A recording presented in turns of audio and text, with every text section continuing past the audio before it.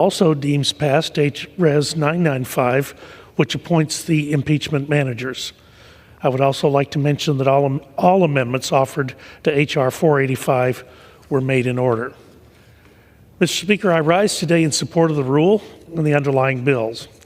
H.Res. 863, impeaching Alejandro Mayorkas, the Secretary of Homeland Security, for high crimes and misdemeanors, and H.R. 485, the Protecting Health Care for All Patients Act of 2023. Today, this body begins consideration of one of its most solemn constitutional duties, the consideration of articles of impeachment against a federal official. House Resolution 863, impeaching Alejandro Mayorkas, Secretary of Homeland Security, for high crimes and misdemeanors, includes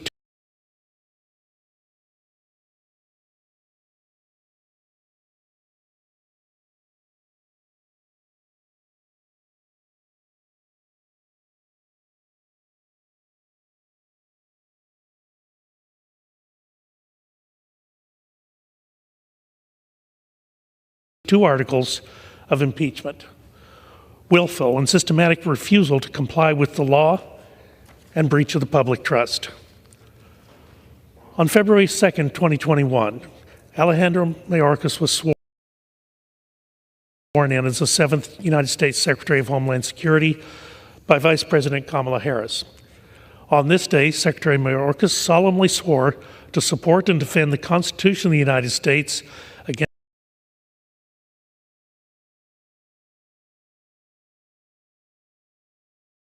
all enemies, foreign and domestic.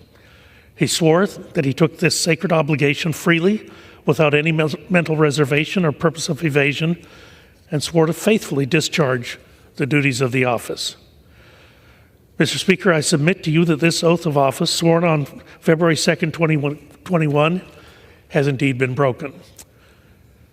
Since President Biden took office, the United States Customs and Border Protection has encountered more than 7 million illegal migrants along the southwest border. 3.3 million have been released into the United States interior, including 312 individuals on the terrorist screening data set. In 2003, Customs and Border Protection encountered over 2.5 million illegal migrants attempting to cross the United States southern border.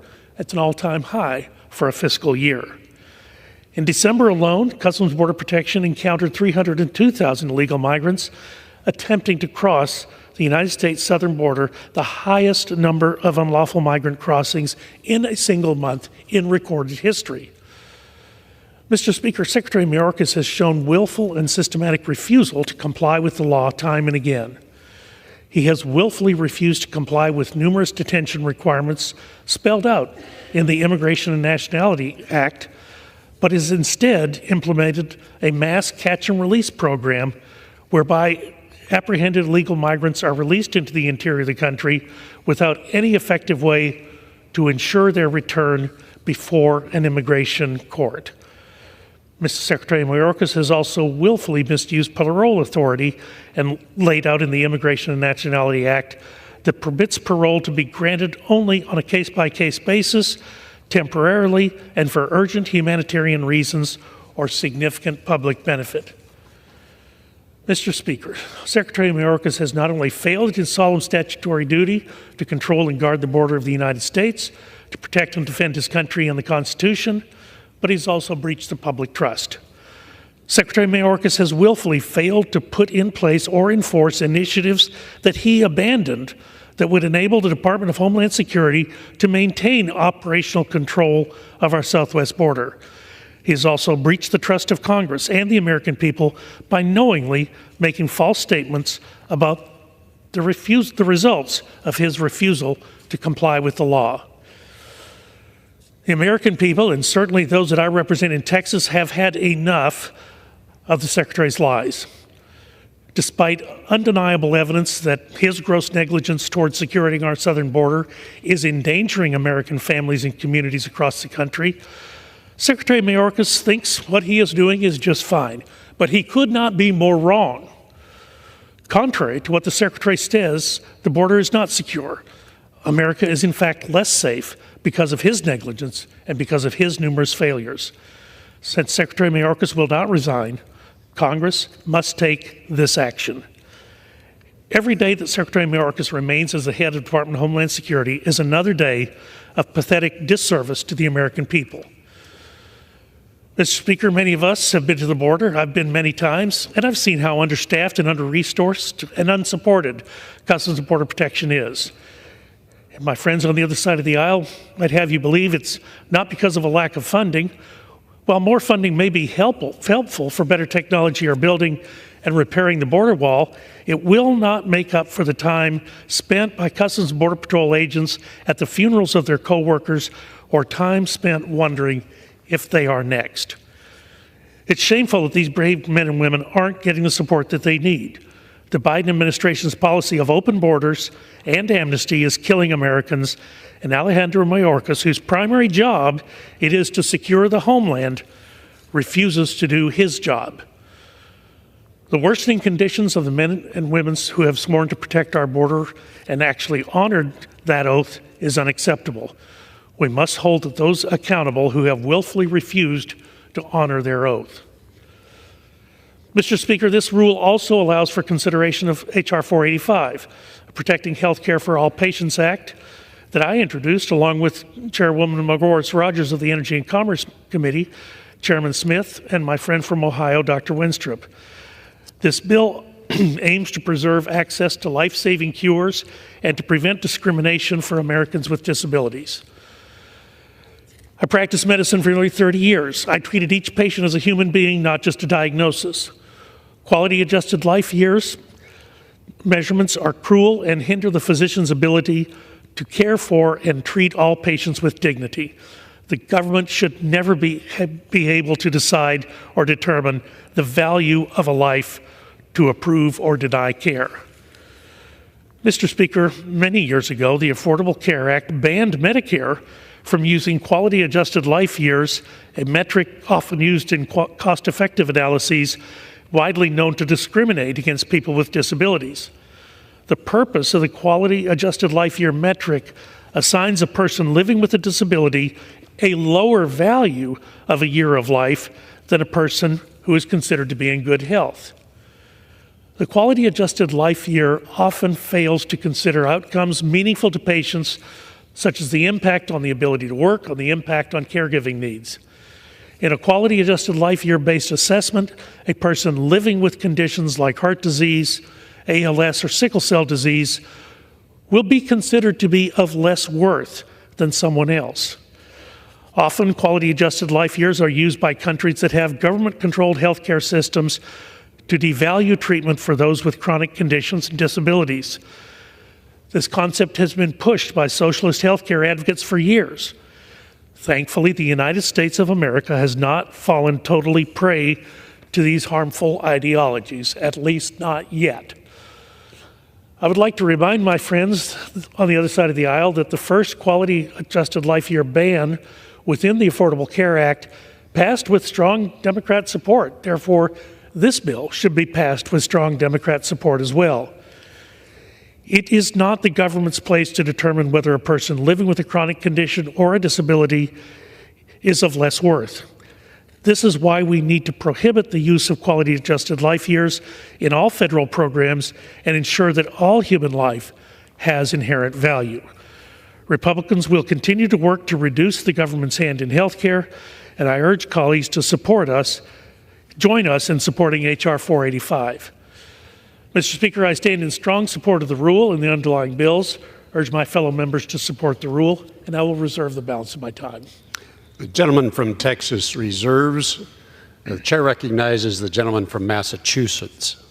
Well, thank you, Mr. Speaker, and I want to thank the gentleman from Texas for yielding me the customary 30 minutes, and I yield myself such time as I may consume. This impeachment resolution was supposed to be our second rule of the day. We had an emergency meeting last week in the Rules Committee about fixing SALT. Everybody hurry up, it's an emergency. Better do it right away so we can vote quickly. And then, get this, then last night, a change was made to pull their emergency bill from the schedule. It was such an emergency that Republicans decided it's not an emergency at all. So not only did their bill not even fix the problem that they themselves created, it's not even going to come to the floor now because of their inability to govern. This majority is so incompetent, they couldn't even manufacture a fake vote to pretend New York Republicans are good at legislating. We wasted hours last Thursday at the Rules Committee debating a rule that's now been pulled from consideration. And for what? Will the gentleman from Texas tell us next time? Will the gentleman from Texas tell us next that he's glad he had to sit through a hearing on a rule his leadership can't even bring up because they're so bad at governing? This Republican-led House is an unmitigated disaster. I would say it's a clown show, but that would be a disservice to actual working clowns. And that brings us to the second emergency rule. Mr. Speaker, impeachment is one of the most solemn, serious, somber things that we can do in this body. It's not something that ought to get thrown around lightly or invoked when you disagree with someone, or you don't like their policies, or you think they're doing a bad job.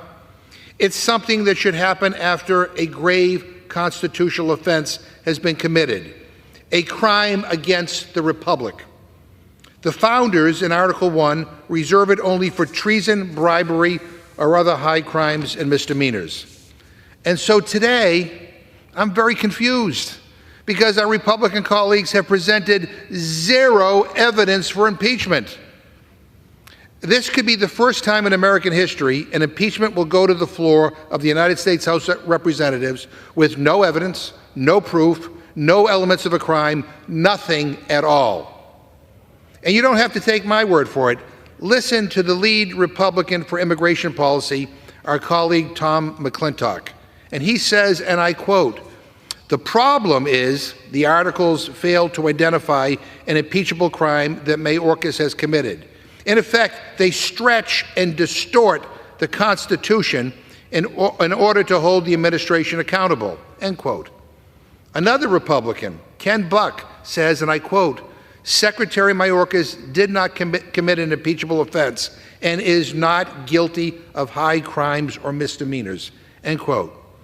These are not my words. These are your fellow colleagues, Mr. Speaker, openly admitting that these vague, unprecedented articles of impeachment trivialize this process and make a total mockery of this institution. And what does this impeachment have to do with fixing our challenges at the border? Nothing at all. They say this is about securing the border. And their plan to secure the border is to impeach the guy responsible for securing the border and replace him with, now wait for this, wait for it, they aren't sure.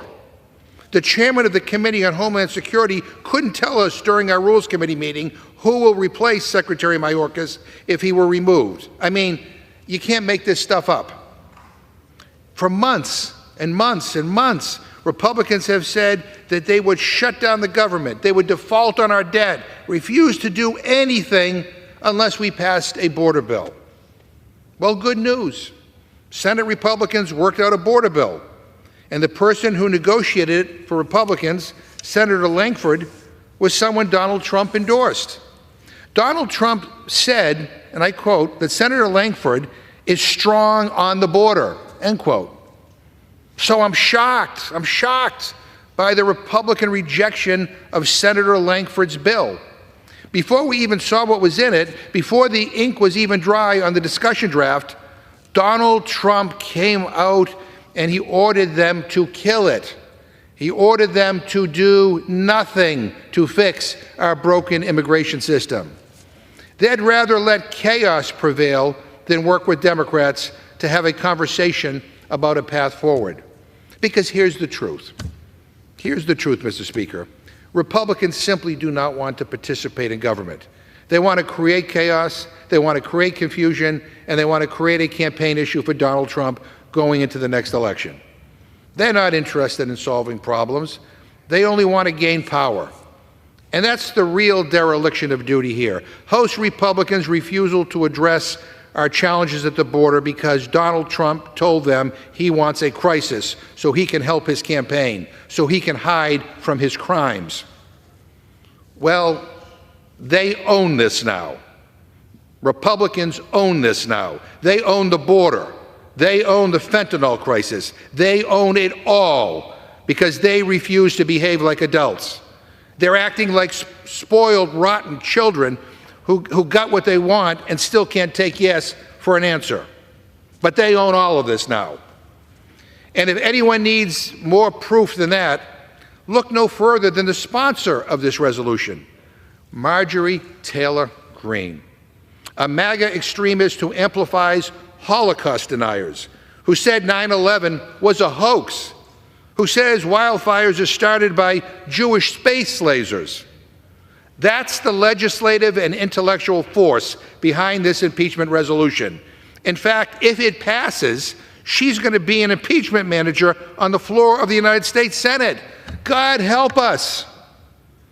It's just more proof that this is fraudulent, unconstitutional garbage.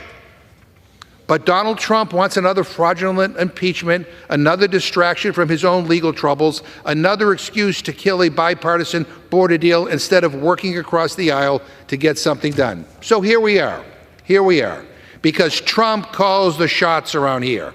He directed Speaker Johnson and extreme MAGA Republicans not to work with Democrats to address challenges at the border. And you know, one thing we know, Republicans work for Trump, not for you, the voters. They worship and they work for Donald Trump, who doesn't care about anybody but himself. They are frightened to death of the former president. Secretary Mayorkas, Mr. Speaker, is a good man, a decent man, someone who is trying to do his job, despite the fact that Republicans refuse to give him the tools needed to do what they're asking him to do. He's an honorable public servant who respects law enforcement and takes seriously his oath of office and his obligation to uphold and enforce the law. And in smearing his good name, Republicans are only impeaching themselves and showing what all their rhetoric about the border has been nothing more than a bunch of BS. And with that, Mr. Speaker, I reserve my time. Gentleman reserves. The gentleman from Texas is recognized. Thank you, Mr. Speaker. At this time, I'd like to recognize a fellow member of the Rules Committee, fellow Texan, Mr. Chip Roy, for 10 minutes. For 10 minutes. The gentleman from Texas is recognized for 10 minutes. Well, I thank my friend from Texas, and I get no great joy of being on the floor of the House of Representatives and talking about something as important and solemn as the removal of a secretary of one of our departments, particularly one as important as the department that is in charge of Homeland Security. This is an individual who was appointed and then confirmed by the United States Senate. And this is one of the highest charges we have as members of the United States House of Representatives. The charge by my colleagues on the other side of the aisle, particularly the ranking member on the Rules Committee, that this is a political exercise or that there are individuals taking, quote, orders from former President Trump, I think indicates the extent to which my colleagues on the other side of the aisle desperately want to make this political. My colleagues on the other side of the aisle desperately want to take the abject and total failure of Democrat leadership on the southern border, resulting in death and destruction of the American people, the undermining of economic activity, the death of our children, fentanyl pouring into schools, ranchers who are getting absolutely decimated, the empowerment of cartels, the empowerment of China. This has all happened at record levels, record numbers, and my colleagues on the other side of the aisle know this. So they're desperately trying to deflect to legislation that was political and never had a chance to move from the Senate to the House, never had a chance to move, but they want to be able to deflect. They want to deflect an entire conversation about the failures of President Biden and the failures of Secretary Mayorkas to secure the border by not having a serious conversation about why we would be bringing articles of impeachment against a sitting secretary. The reason is simple. The Secretary of Homeland Security has blatantly ignored the laws of the United States, he is charged to faithfully execute. He has done so with reckless abandon. He has done so in a way that has led directly to the death of American citizens, to the death of the very migrants that the Secretary suggests they want to try to help. 1,000 migrants along the southwest border last year dead. 53 migrants in a tractor trailer in San Antonio last year in the district where I represent. 75,000 Americans dead from fentanyl poisonings last year. These numbers are off the charts at levels we've never seen before, and they are the direct result of the policies enacted by the Biden administration, but very specifically by the Secretary of Homeland Security. It is his leadership of that department that has led to an abject failure of the department to secure the border. It is not the line men and women of the Border Patrol or ICE who are out there trying to do their job, but they're being denied the ability to do their job because the Secretary won't let them. The Secretary has turned them into processing machines. He's done so intentionally to flood the zone, and they basically acknowledged that. He's turned the law upside down, that the basic law of requiring that they have operational control of the border, that we stop the flow, that you have papers coming to the United States, has been turned upside down. And in its place, the administration, and specifically Secretary Mayorkas, has used exceptions to swallow the rule. Exceptions for asylum, exceptions under parole that are supposed to be on a case-by-case basis, based on our benevolence as human beings to try to help people, bipartisan desire to do so, has been made to swallow the rule of actual border security. And as a result, the numbers have been astounding. And a key consideration, of course, are the types of individuals that are coming into the United States. We're not talking about some workers who want to go from Nuevo Laredo to Laredo or Juarez to El Paso. We're talking about dangerous individuals from all over the globe, including 331 that have been encountered that are associated with terrorist organizations under this administration, under Mayorkas' watch, which compares to 11 under President Trump. Now you say, well, aren't they doing their job? They encountered them. No. Those numbers indicate who we're finding, not the 50,000 a month or so gotaways that are pouring into the United States. Now we see cops being beaten in the streets of New York by people who are here illegally, walking out of the court with no bail and flicking off the American people. We have a woman being dragged out of a parking garage in New York by migrant gangs, dragged through the streets of New York. We have all sorts of danger to the American people. People like a cheerleader getting killed in Texas by somebody here illegally. An illegal who posed as an unaccompanied child who lived with a family in Florida and then killed the family. That's what we have happening in the United States of America, and it is directly a consequence of a Secretary of Homeland Security who is failing to secure the homeland, as he is charged to do when he takes an oath to fulfill his duty to carry out the laws of the United States. If the Attorney General just went out and ordered all the United States attorneys and prosecutors and assistant U.S. attorneys to stop enforcing the law, allow reckless abandon, he should be impeached. That is, in fact, a high crime and misdemeanor. And this is where I disagree with my colleagues on the other side of the aisle, and a few, I think, on my side of the aisle. This notion of high crimes and misdemeanors and what it includes or does not include, but it most certainly includes officials in the administration, the executive branch, who are completely refusing to carry out their duty. It's literally his job is to secure the homeland, and he's refusing to do it. The fact of the matter is, some of my colleagues that have concerns about issues of maladministration and so forth, if you believe this is maladministration, I do not. I think it goes beyond maladministration. It is the purposeful, willing ignoring of the law to endanger the American people that goes beyond maladministration. But even if you accept the notion that it is maladministration, I keep hearing people say, well, the founders rejected maladministration. Well, the fact of the matter is, Colonel Mason put it forward, Mr. Gary put it forward, he seconded it. Mr. Madison raised a concern. He said a term would be equivalent to a tenure during pleasure of the Senate. There was some debate. Governor Morris, Colonel Mason withdrew maladministration. There was no vote. There was no affirmative rejection of it. There was a debate. They withdrew. And instead, in its place, he substituted, the language was not there at the time, other high crimes and misdemeanors. Okay, now you go back and say, well, what does that mean? Well, I wasn't there.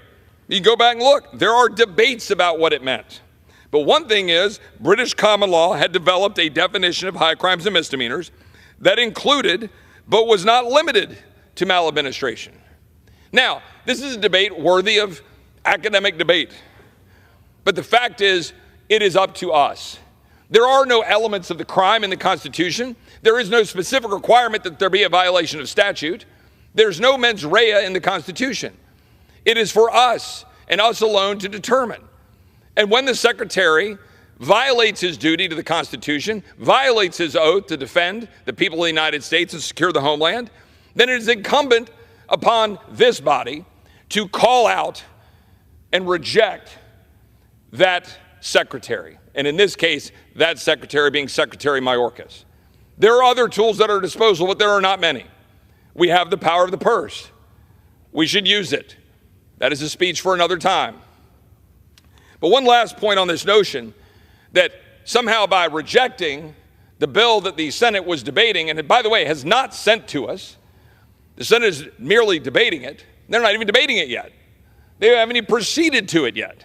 They haven't even gotten past cloture on proceeding to it yet. Why? Because it is fundamentally flawed. The bill does not do what my colleagues on the other side of the aisle were suggesting it does. So I'm sorry, you're getting punched in the head 10 times. My colleagues on the other side of the aisle want to say, well, sorry, we'll just start punching you in the head 5 times. Why won't you take that half a loaf? I'm sorry, that's not how that works. That's not what we're here to do. We're here to actually stop the flow. And that bill was flawed. It would have set essentially in permanent stone, effectively, mass migration. It has 250,000 visas, 250,000 work permits. It ensconces alternatives to detention as part of how the releases would work for asylum claims. It would spend $4 billion to hire up new asylum officers by this administration, by this secretary, who has the power right now to stop this flow but refuses to use it. The President of the United States could use 212F right now and stop the flow. The Secretary could apply the laws the way they're supposed to be applied with respect to asylum and parole, and he could stop it right now but refuses to do so. We're here to defend the people of the United States who don't have a voice. We're here to stand up for the forgotten men and women of this country who are tired of getting rolled over. That's why we're here, and the Secretary of Homeland Security deserves to be held to account. I rise in support. I yield back. The gentleman yields back. The gentleman from Texas reserves. Chair recognizes the gentleman from Massachusetts. Yeah, Mr. Speaker, the gentleman from Texas just took almost 10 minutes of my life, which I'll never get back, and still didn't get it right, which is basically that this move to impeach Secretary Mayorkas is a sham. There's no basis for this. And just because you don't like the guy, you disagree with the policies of this administration, is not a reason, is not a high crime misdemeanor, is not a reason to move forward on impeachment. And I'm listening to the gentleman and also my colleague from Texas. Republicans are really good about complaining about things, about talking about what the problems are. We agree with some of the things that have been highlighted that they are problems. What my Republican friends are not really good at is actually solving a problem or getting to yes on anything. The gentleman from Texas said, we were asked to consider a Senate bill that the Senate hasn't acted on yet. But wait a minute, the Speaker of this House of Representatives has already said we will not have a vote on in this House no matter what happens in the United States Senate. And Donald Trump, the guy you're all afraid of, has been making calls saying you better not do this. You better not do this. And the author of this Senate bill, again, I haven't read it all. There's lots of stuff in it that give me heartburn from what I can tell. But the guy who wrote it was a senator from Oklahoma who Donald Trump says is strong on the border. And so I will repeat what I said before. What we are doing today does nothing to help anything at the border. Not a thing. Not one thing. Any opportunity to do something requires working in a bipartisan way to move a bill forward, which apparently my Republican friends here in the House do not want to do. And that's a shame. But here's the deal. You now own this. This is a problem that you are maintaining, that you have deliberately decided that you will own, because you will do nothing. You are blocking any attempt for any kind of legislation to come to this floor that has a chance of passing in a bipartisan way and getting signed into law. You are doing, even the Border Patrol Union has endorsed what the Senate's doing. Again, I haven't read the whole thing yet. I bet you none of you have either. But even before the ink was dried on the draft copy, Trump gave you the orders to kill it. And that's where we are. So, complaining about a problem, I get it. Maybe it used to be good politics, but here's what I'm predicting. The American people are watching. They're now seeing how this works. If we want a bill, we want to work in a bipartisan way, then there is a bipartisan coalition that develops in the Senate, led by a very conservative Republican senator, and they come up with a bill, and as soon as they do, no, we don't want to solve the problem. We want to continue the problem for political purposes. So now you own all of this. You own all of this.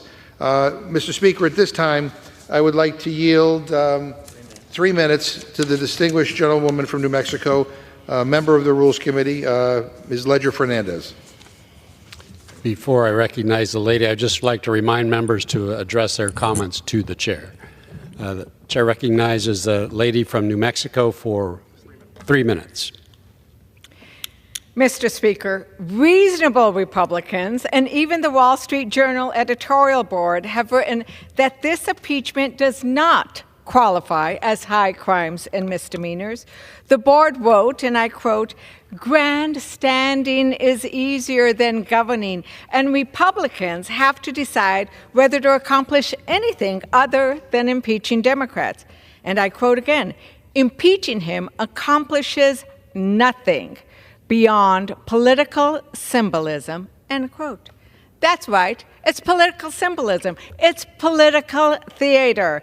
Our immigration system is broken. We've been saying it, and we have been offering up bipartisan solutions that Republicans have refused to take up.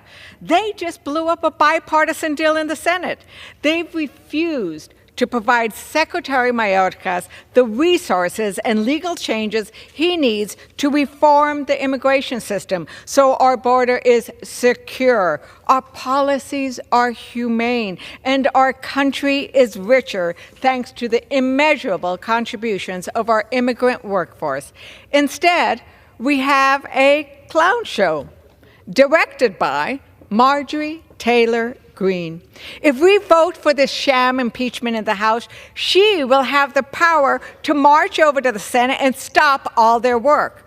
She'll stop work on a budget that we need to keep our government open.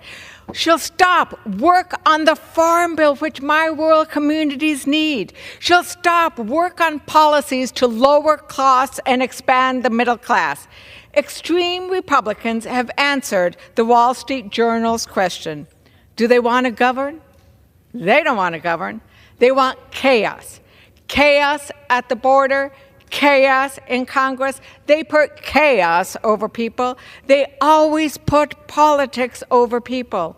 We cannot trust them to reform our immigration system in a bipartisan manner. They continue to use immigration as a political bulldozer to destroy and divide. Their abuse of the solemn impeachment process shows us we cannot trust them with our Constitution. We cannot trust them. I yield back.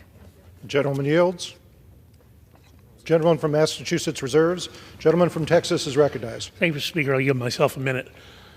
Gentleman is recognized. What is needed is border security. What is needed is border protection. Immigration reform can come later, after border security is established. So the discussion about what's happening over in the Senate, to me, until you get the border secured, you have no opportunity to discuss any type of immigration reform. I'll reserve the balance of my time. Reserves. Gentleman from Massachusetts is recognized.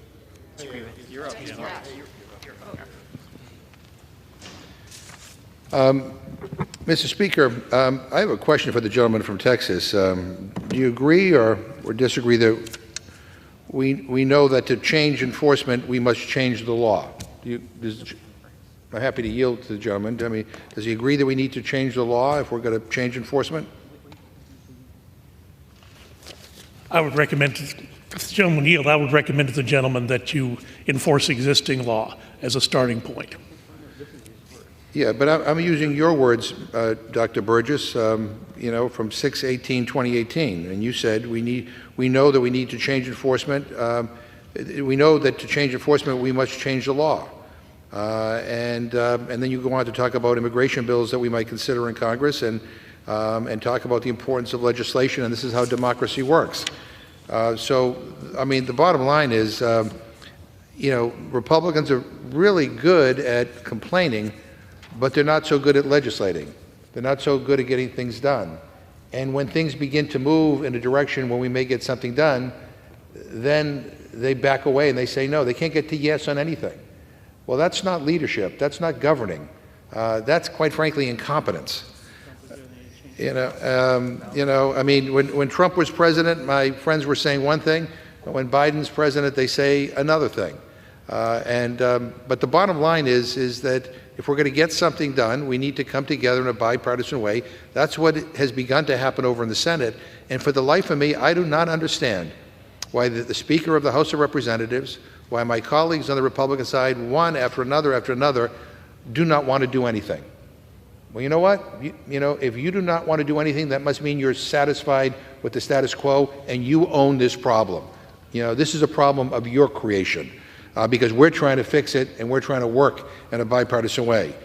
Mr. Speaker, if we defeat the previous question, I'll offer an amendment to the rule to bring up H.R. 12, a bill that would ensure every American has full access to essential reproductive health care, including abortion care. Far too many states have enacted laws to either ban some or all abortions, which many Republicans have declared numerous times is their goal. Mr. Speaker, I ask unanimous consent to insert the text of my amendment into the record along with any extraneous material immediately prior to the vote on the previous question. Without objection. And to discuss our proposal, I yield 2 minutes to the gentlewoman from Florida, Ms. Sherfilis McCormick. The gentlewoman from Florida is recognized for 2 minutes. Thank you. Mr. Speaker, I rise today in support of H.R. 12, the Women's Health Protection Act of 2023. As a woman, a mother of 2 teenagers, and as a member of Congress, I was proud to co-sponsor this legislation and look forward to the day when we as a Congress enshrine a federal law to reestablish a nationwide right to abortion. Abortion is health care, and access to health care saves many lives. In Texas, Kat Knox was forced to flee her home state to receive life-saving care after the Texas Supreme Court decided she wasn't close enough to dying to receive an abortion, despite 4 emergency room visits, elevated vitals, and a risk of uterine rupture. In my home state of Florida, Deborah Dobert was forced to give birth to her son, who died in her arms shortly after he was born, just as doctors predicted. For an agonizing 13 weeks, Deborah was forced to carry a baby she knew would die, which left her with severe anxiety and depression. In Ohio, Brittany Watts, a black woman, was criminally charged after having a miscarriage at home after doctors found that her water broke prematurely and the fetus she was carrying would not survive. In the wake of the Supreme Court overturning half a century of precedent, we have women nationwide who are at risk of losing their lives every single day. Women in states with abortion bans are nearly 3 times more likely to die from childbirth, and black women have the highest maternal mortality rates in the U.S., 3 times higher than their white women. Being forced to give birth means black women will die, and if they don't die, they will be jailed for miscarrying an unviable fetus. This could be your wife, your daughter, your sister, or even me, whose life is at risk unless we receive an abortion. How can any doctor tell a woman that her life cannot be saved when we know it can? This is reprehensible. Congress must pass H.R. 12, the Women's Healthcare Protection Act of 2023. With that, Mr. Speaker, I thank Representative Chu, and I yield back. Thank you. Gentlewoman from Florida yields. Gentleman from Massachusetts reserves. The gentleman from Texas is recognized. Thank you, Mr. Speaker. Mr. Speaker, can I inquire how much time I have left? The gentleman from Texas has 10 minutes remaining. Thank you. My further inquire is engaging in personalities or destruction of personalities. Is that something we're now doing on the floor of the House? The chair is not going to respond to hypotheticals or provide advisory opinions, but well, it wasn't a hypothetical. What was said on the other side? All members are reminded that remarks should be addressed to the chair and not to engage in personalities. Thank you, Speaker. I'll yield myself a minute. Gentleman is recognized. We can talk about existing authority that the president has today that he could use to solve the problem at our southern border. He could end catch and release, reinstate the Remain in Mexico policy, enter into asylum cooperative agreements with other countries, end parole abuses, detain inadmissible aliens, use expedited removal, rein in taxpayer-funded benefits for people who are in the country without the benefit of who are in the country illegally, and issue a proclamation to suspend or restrict entry. All of those are available to the president right now, today, to solve this problem. I'll reserve the balance of my time. The gentleman from Texas reserves. The gentleman from Massachusetts is recognized. Mr. Speaker, again, the gentleman from Texas confuses me because not too long ago, and I'll use one of his quotes, he said, President Trump has presented a clear path forward. However, he cannot solve this crisis alone. That's the gentleman's words. Congress must stand ready to put partisan politics aside and pass meaningful solutions. But now, all of a sudden, Joe Biden could do it alone? When Trump was president, he needed Congress, according to the gentleman, to give him the ability to be able to do what he wanted on the border. And now, all of a sudden, it's a different story because there's a different president. And Mr. Speaker, let me also address something that the other gentleman from Texas mentioned in his 10 minutes of remarks when he said something that, this isn't about politics. I want to point out that in April of 2023, Chairman Green, who's the chair of the Homeland Security Committee, promised Republican donors that he would produce an impeachment case against Secretary Mayorkas before donors. And according to a recording of Chairman Green's remarks to campaign contributors, he said, quote, on April 19th, next week, get the popcorn. Alejandro Mayorkas comes before our committee, and it's got to be fun, end quote. Chairman Green also said, and I quote, that'll really be just the beginning for him, end quote. The chairman said those things 2 months prior to the committee formally announcing its so-called investigation. 2 months prior. He already promised his Republican donors that he would deliver impeachment charges. To be clear, this entire impeachment process has had a predetermined outcome. This has nothing to do with a legitimate case for impeachment, but it has everything to do with Republicans' mission to distract, deflect, and exact revenge for President Biden winning the 2022 presidential election. I request unanimous consent to insert into the record a New York Times article entitled, Key Republican Tells Donors He Will Pursue Impeachment of Mayorkas.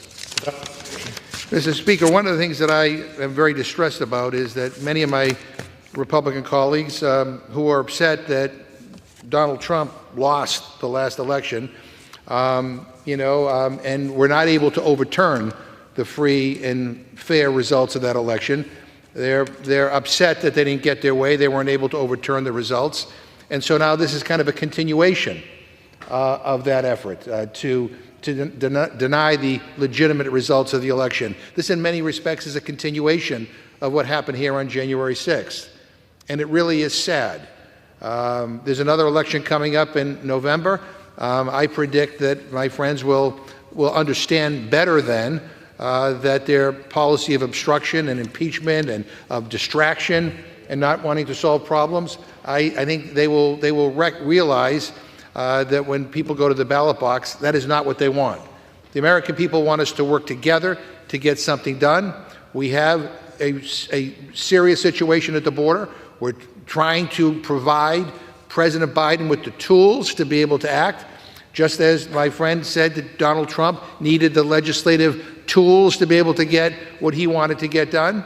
And unfortunately, notwithstanding some very impressive bipartisan cooperation in the Senate, my friends here have decided to reject anything that might solve the problem, anything that might ease the situation at the border, anything that might help our Border Patrol agents, anything that will do anything to be able to solve this problem, they are against. It is pathetic that is the state that we are in right now, and I reserve my time. Gentleman from Massachusetts reserves. The gentleman from Texas is recognized. Yield myself a minute. Gentleman is recognized. So the difficulty that we have is that President Biden will not use any of the tools he has in his toolbox, and now is asking for additional tools. The other problem is codifying 5,000 illegal immigrants a month, 5,000 illegal immigrants a day, 2 million a year, is not, in anyone's estimation, a solution to a problem. I'll reserve. The gentleman from Texas reserves. The gentleman from Massachusetts is recognized. So, Mr. Speaker, it's clear that this is not about Secretary Mayorkas or a high crime misdemeanor. It's about a policy disagreement with President Biden. But again, it's just interesting to point out when Trump was president, he couldn't do things because Congress didn't give him the tools. Biden's asking for more tools, and my Republican friends don't want to do anything. Mr. Speaker, I have a memo here released today on the arguments regarding impeaching Secretary Mayorkas, authored by the chairman of the Judiciary Committee, Subcommittee on Immigration, Integrity and Security, and Enforcement, Mr. McClintock. And listening to my friends on the other side of the aisle, surely you would assume that the chairman of the Immigration Subcommittee, the lead Republican on immigration issues, would conclude in his memo that this impeachment is necessary and warranted. But no, you would be wrong. In fact, he concludes the exact opposite, and Mr. McClintock has said he will vote no on impeaching the Secretary. Now, I would like to request unanimous consent to put the entire memo into the record, but it is so exhaustive in its analysis of how this impeachment is a bunch of garbage that the memo exceeds the page limit for the congressional record. So let me just read a quick excerpt instead. He writes, quote, "The problem is the articles fail to identify an impeachable crime that Mayorkas has committed.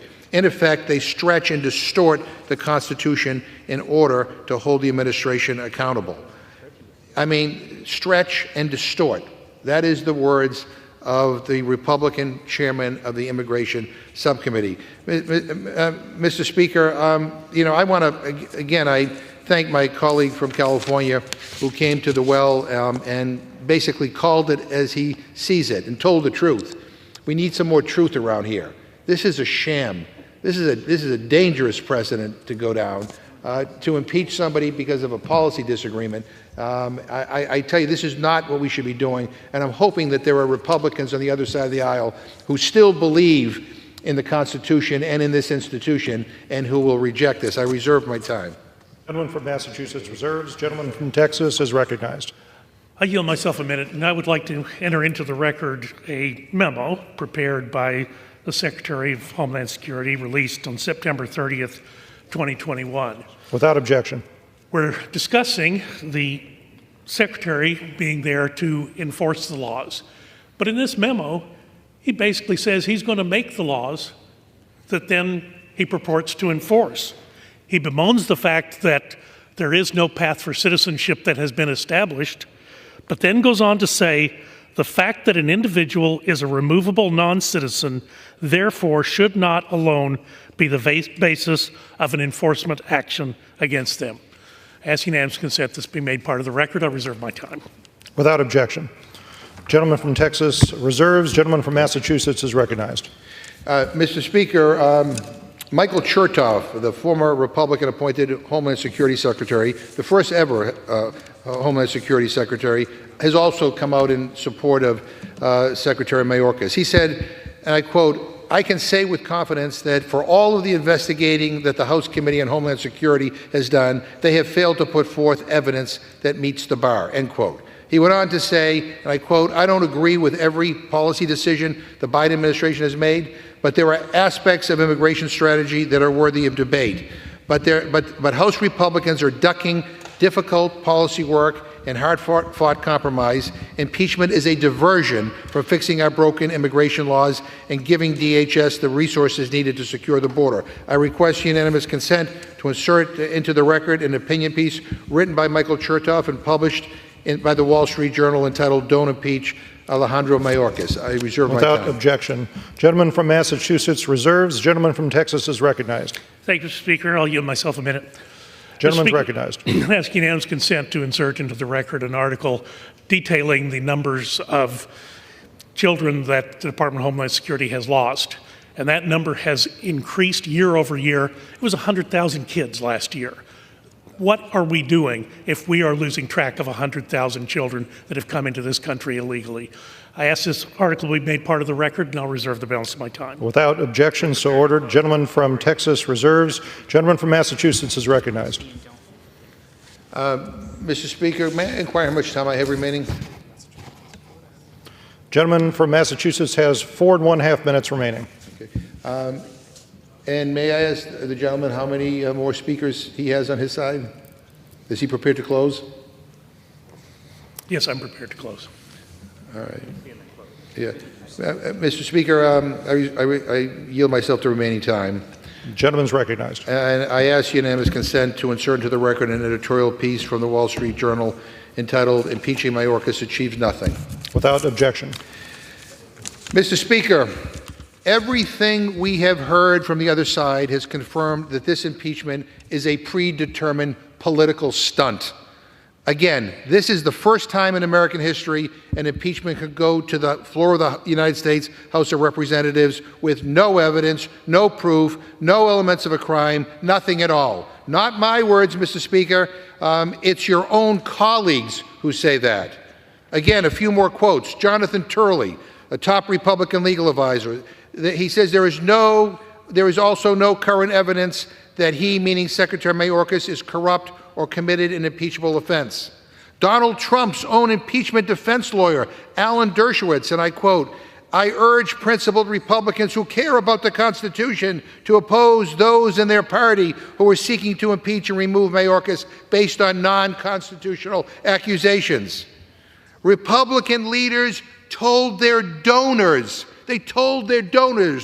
behind closed doors that they were going to impeach Mayorkas before they even began their sham investigation. They raised money off of this. They promised Marjorie Taylor Greene last year that they were going to impeach no matter what in order to help Donald Trump to distract from his legal troubles and their own incompetence. And I get why they need to change the subject. Trump was the worst president in my lifetime, probably in history. He tried to overturn the election results when he lost. He said he wants to be a dictator, quote, on day one. And he invokes Adolf Hitler, saying immigrants, quote, poison the blood of our country. The worst jobs record since the Great Depression. Told everyone to drink bleach and take horse medicine during COVID. Has been indicted more times than elected. And is currently in trial for 91 felony charges. And that's after being ordered to pay $83 million after a jury of his peers decided he was a rapist. That's the leader of the Republican Party. That's who this impeachment is about, Donald Trump. Not Secretary Mayorkas, a good, honorable, decent man. Donald Trump, a corrupt, dishonorable, disgraceful man. This is all about helping Republicans rile up MAGA voters and distracting from their inability to govern and address the critical issues facing our country. Instead of legislating, they are being led by Marjorie Taylor Greene and the extreme MAGA chock-full-of-nuts caucus to pursue their baseless, extreme, and harmful impeachment charade that distracts from actually securing the border. Do we have a problem at the border? Absolutely.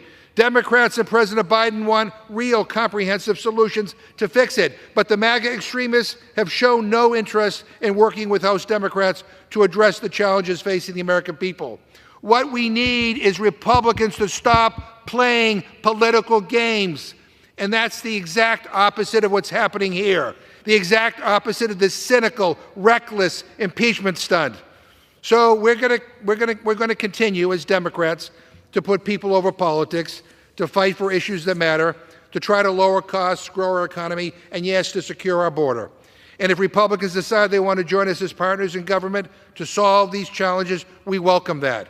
And if they don't, there's an election coming up in November. But I would say history is going to judge this Republican majority. But I don't think we need to wait for that. The voters are going to judge us all in November. And I think people are going to look at this fraudulent impeachment, and they're going to look at Republicans' lack of accomplishments, and they are going to vote them out because of their incompetence, their extremism, and their refusal to work with Democrats to address the challenges our country faces, including the border. And as I said before, this entire impeachment stunt is an absurd, cynical exercise in extremism. I strongly, strongly urge a no vote on this rule and a no vote on the underlying resolution. And with that, Mr. Speaker, I yield back. Gentleman from Massachusetts yields back. Gentleman from Texas is recognized. Thank you, Mr. Speaker. May I inquire as to how much time I have remaining? The gentleman from Texas has 8 minutes remaining. Thank you, Mr. Speaker. I'll yield myself the balance of our time. The gentleman's recognized. Well, I think we've just seen one of the worst cases of Trump derangement syndrome ever recorded. And Mr. Speaker, I would just remind people that I am not running for re-election, so I am not beholden to anyone. As I told the gentleman last week, I'm bulletproof. I'm only beholden to the constituents that I represent. And the constituents I represent do not understand why Texas has had to endure basically an invasion during the tenure of this Secretary of Homeland Security. Why has he not enforced the laws that he swore an oath to uphold and enforce? And he won't do it. So what are we left to do when we have someone who is charged with protecting our country, charged with enforcing our laws, and he says, it's too much trouble, I can't do it?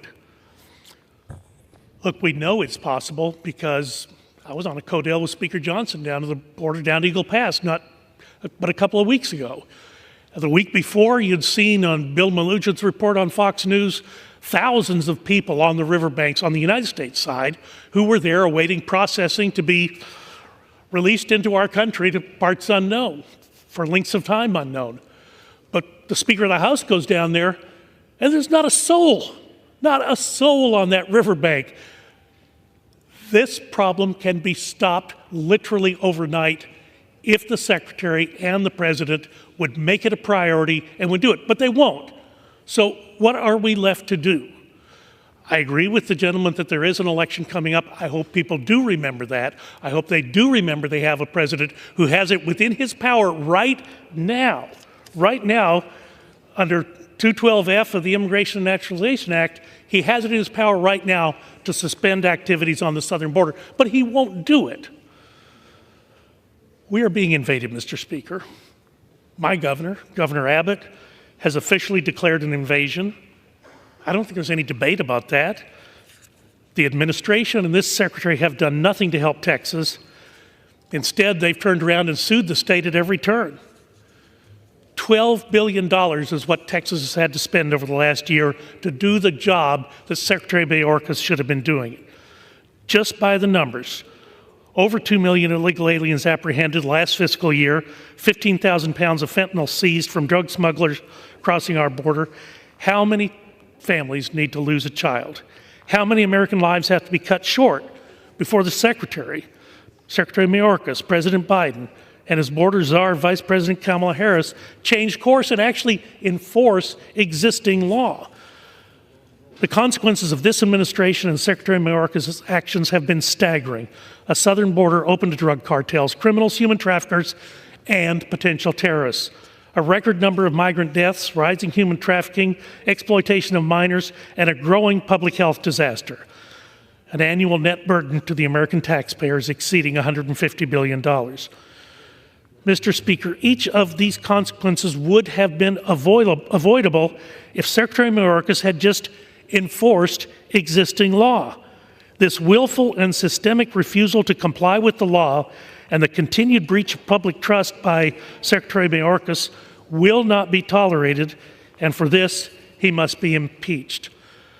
I also want to thank Chairwoman McMorris Rodgers for her leadership in bringing H.R. 485 to the floor, and the Chairman of Homeland Security, Mark Green, for his work on a proper and thorough investigation leading for consideration of HRES 863.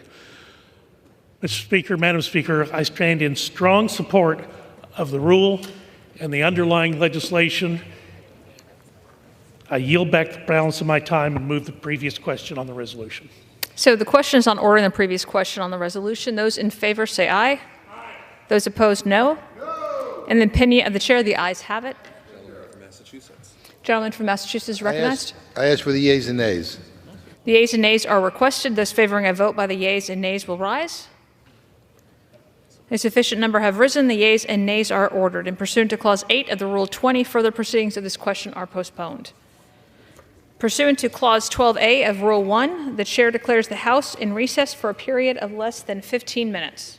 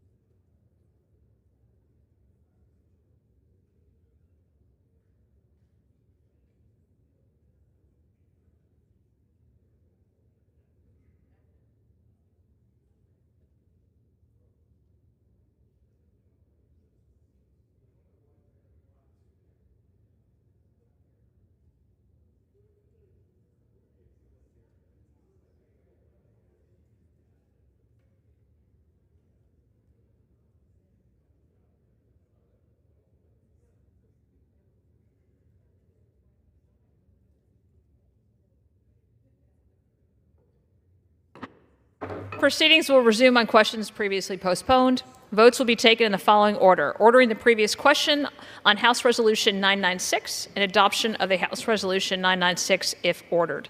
The first electronic vote will be conducted as a 15-minute vote. Pursuant to Clause 9 of Rule 20, remaining electronic votes will be conducted as 5-minute votes. Pursuant to Clause 8 of Rule 20, the unfinished business is the vote on ordering the previous question on House Resolution 996, on which the yeas and nays are ordered. The clerk will report the title of the resolution. House Calendar Number 62, House Resolution 996, Resolution providing for consideration of the resolution House Resolution 863, impeaching Alejandro Nicholas Mayorkas, Secretary of Homeland Security, for high crimes and misdemeanors, and providing for consideration of the bill H.R. 485 to amend Title 11 of the Social Security Act to prohibit the use of quality adjusted life years and similar measures and coverage and payment determinations under federal health care programs. The question is on ordering the previous question on the resolution. Members will record their vote by electronic device. This is a 15-minute vote.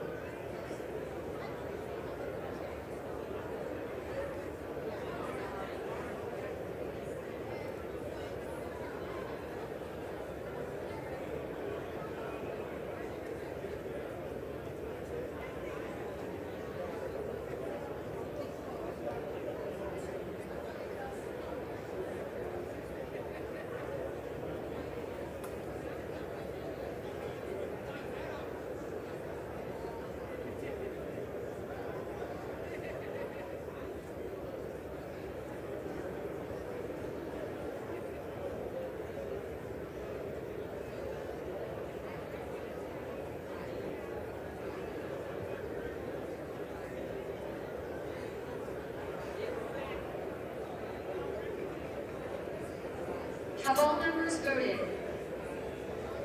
Does any member wish to change a vote?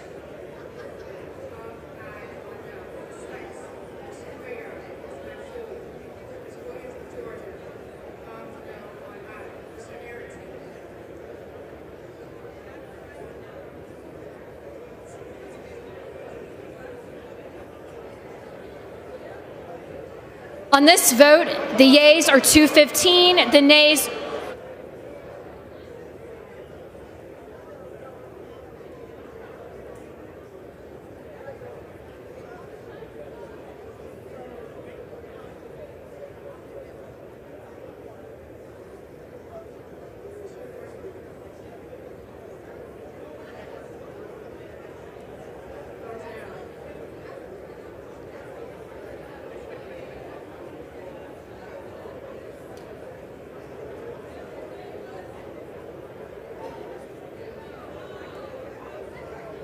This vote, the yeas are 215, the nays are 207. The previous question is ordered. The question is on the adoption of the resolution. Those in favor say aye. Those opposed say no. In the opinion of the chair, the ayes have it. Madam Speaker. For what purpose does the gentleman from Massachusetts seek recognition? I ask for a recorded vote, please. Recorded vote has been requested. Those favoring a recorded vote will rise. A sufficient number having risen, a recorded vote is ordered. Members will record their votes by electronic device. This is a 5-minute vote.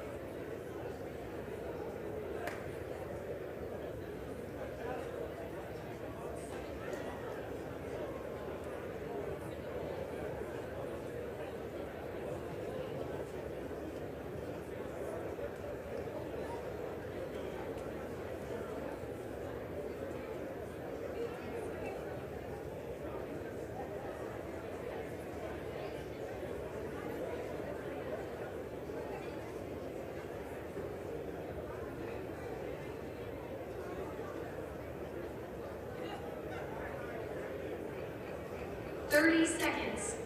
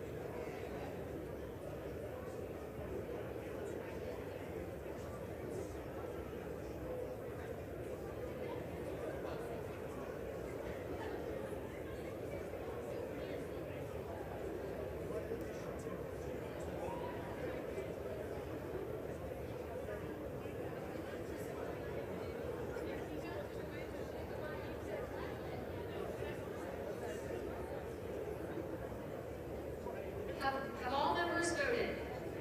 Does any member wish to change a vote? Aye or no is ordered.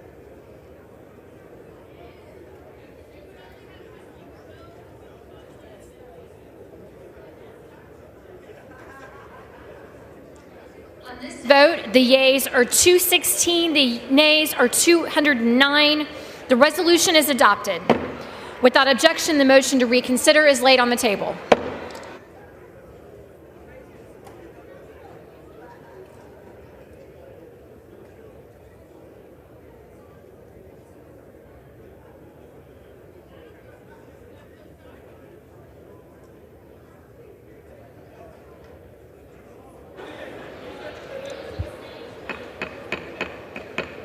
The House will be in order.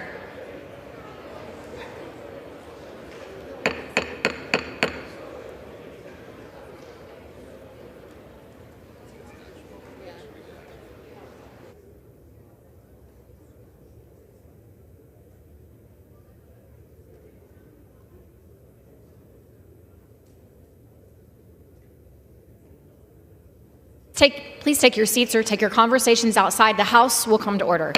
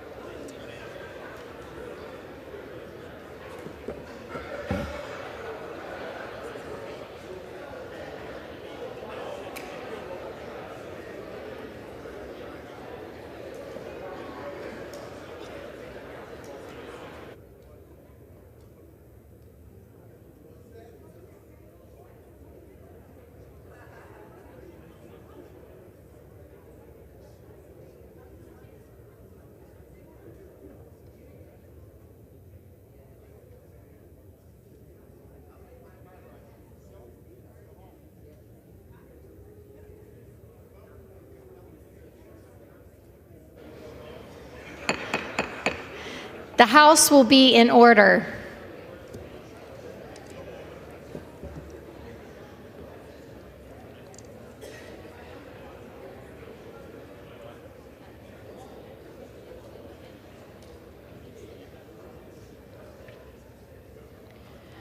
For what purpose does the gentleman from Tennessee seek recognition?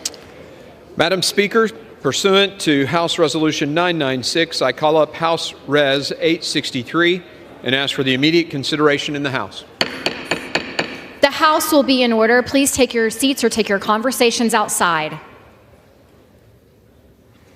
The clerk will report the resolution. House Calendar Number 60, House Resolution 863. Resolved that Alejandro Nicholas Mayorkas, Secretary of Homeland Security of the United States of America, is impeached for high crimes and misdemeanors, and that the following articles of impeachment be exhibited to the United States Senate. Articles of impeachment exhibited by the House of Representatives of the United States of America in the name of itself and of the people of the United States of America against Alejandro N. Mayorkas, Secretary of Homeland Security of the United States of America, and maintenance and support of its impeachment against him for high crimes and misdemeanors. Article 1, willful and systemic refusal to comply with the law. The Constitution provides that the House of Representatives shall have the sole power of impeachment, and that the civil officers of the United States, including the Secretary of Homeland Security, shall be removed from office on impeachment for and conviction of treason, bribery, or other high crimes and misdemeanors. In his conduct while Secretary of Homeland Security, Alejandro N. Mayorkas, in violation of his oath to support and defend the Constitution of the United States against all enemies, foreign and domestic, to bear true faith and allegiance to the same, and to well and faithfully discharge the duties of his office, has willfully and systemically refused to comply with federal immigration laws, and that throughout his tenure as Secretary of Homeland Security, Alejandro N. Mayorkas has repeatedly violated laws enacted by Congress regarding immigration and border security.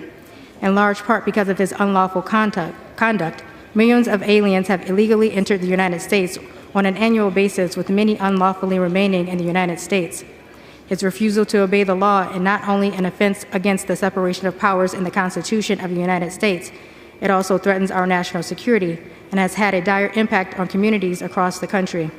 Despite clear evidence that his willful and systemic refusal to comply with the law has significantly contributed to unprecedented levels of illegal entrance, the increased control of the southwest border by drug cartels, and the imposition of enormous costs on states and localities affected by the influx of aliens, Alejandro N. Mayorkas has continued in his refusal to comply with the law, and thereby acted to the grave detriment of the interests of the United States. Alejandro N. Mayorkas engaged in this scheme or course of conduct through the following means. 1. Alejandro N. Mayorkas willfully refused to comply with the detention mandate set forth in Section 235B2A of the Immigration and Nationality Act, requiring that all applicants for admission who are not clearly and beyond a doubt entitled to be admitted shall be detained for a removal proceeding. Instead of complying with his requirement, Alejandro N. Mayorkas implemented a catch and release scheme whereby such aliens are unlawfully released, even without effective mechanisms to ensure appearances before the immigration courts for removal proceedings or to ensure removal in the case of alien ordered removed.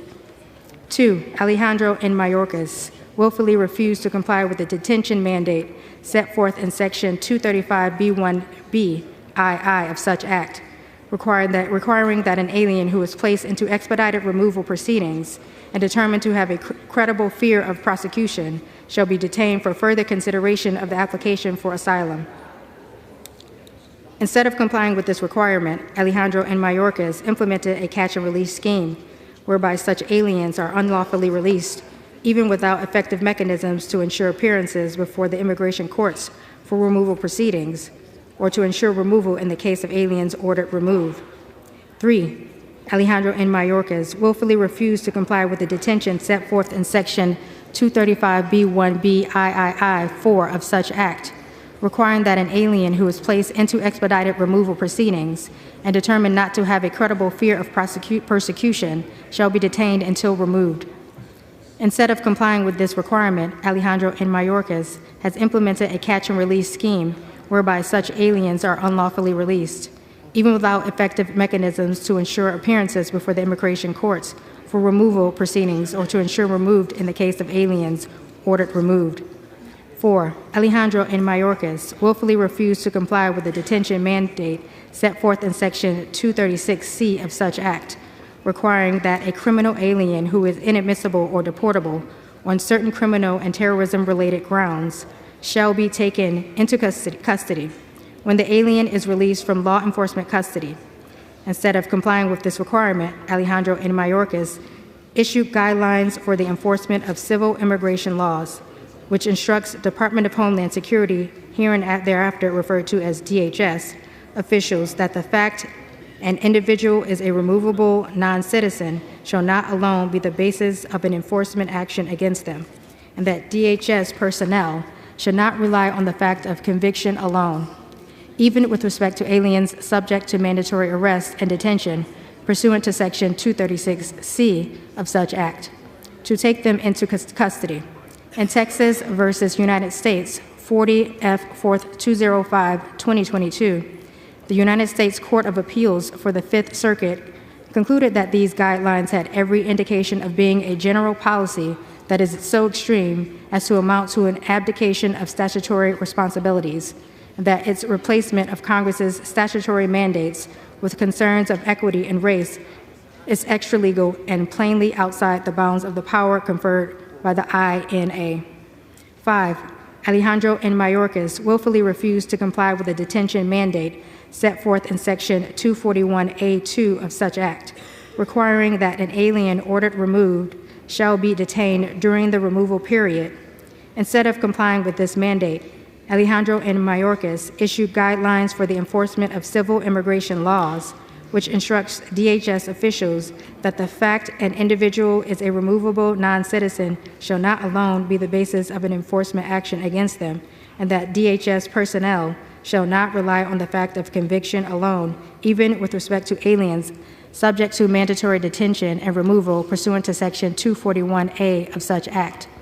6. Alejandro N. Mayorkas willfully exceeded his parole authority set forth in Section 212D5A of such act that permits parole to be granted only on a case-by-case basis, temporarily and for urgent humanitarian reasons or significant public benefit, in that A. Alejandro and Mayorkas paroled aliens en masse in order to release them from mandatory detention, despite the fact that, as the United States Court of Appeals for the Fifth Circuit concluded in Texas versus Biden, 20 F. 4th 928, 2021, paroling every alien, DHS cannot detain in the opposite of the case-by-case basis determines required by law, and DHS's pretended power to parole aliens while ignoring the limitations Congress imposed on the parole power is not non-enforcement.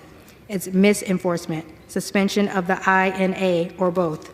B. Alejandro and Mayorkas created, reopened, or expanded a series of categorical parole programs never authorized by Congress for foreign nationals outside of the United States, including for certain Central American minors, Ukrainians, Venezuelans, Cubans, Haitians, Nicaraguans, Colombians, Salvadorians, Guatemalans, Hondurans, which enabled hundreds of thousands of inadmissible aliens to enter the United States in violation of the laws enacted by Congress.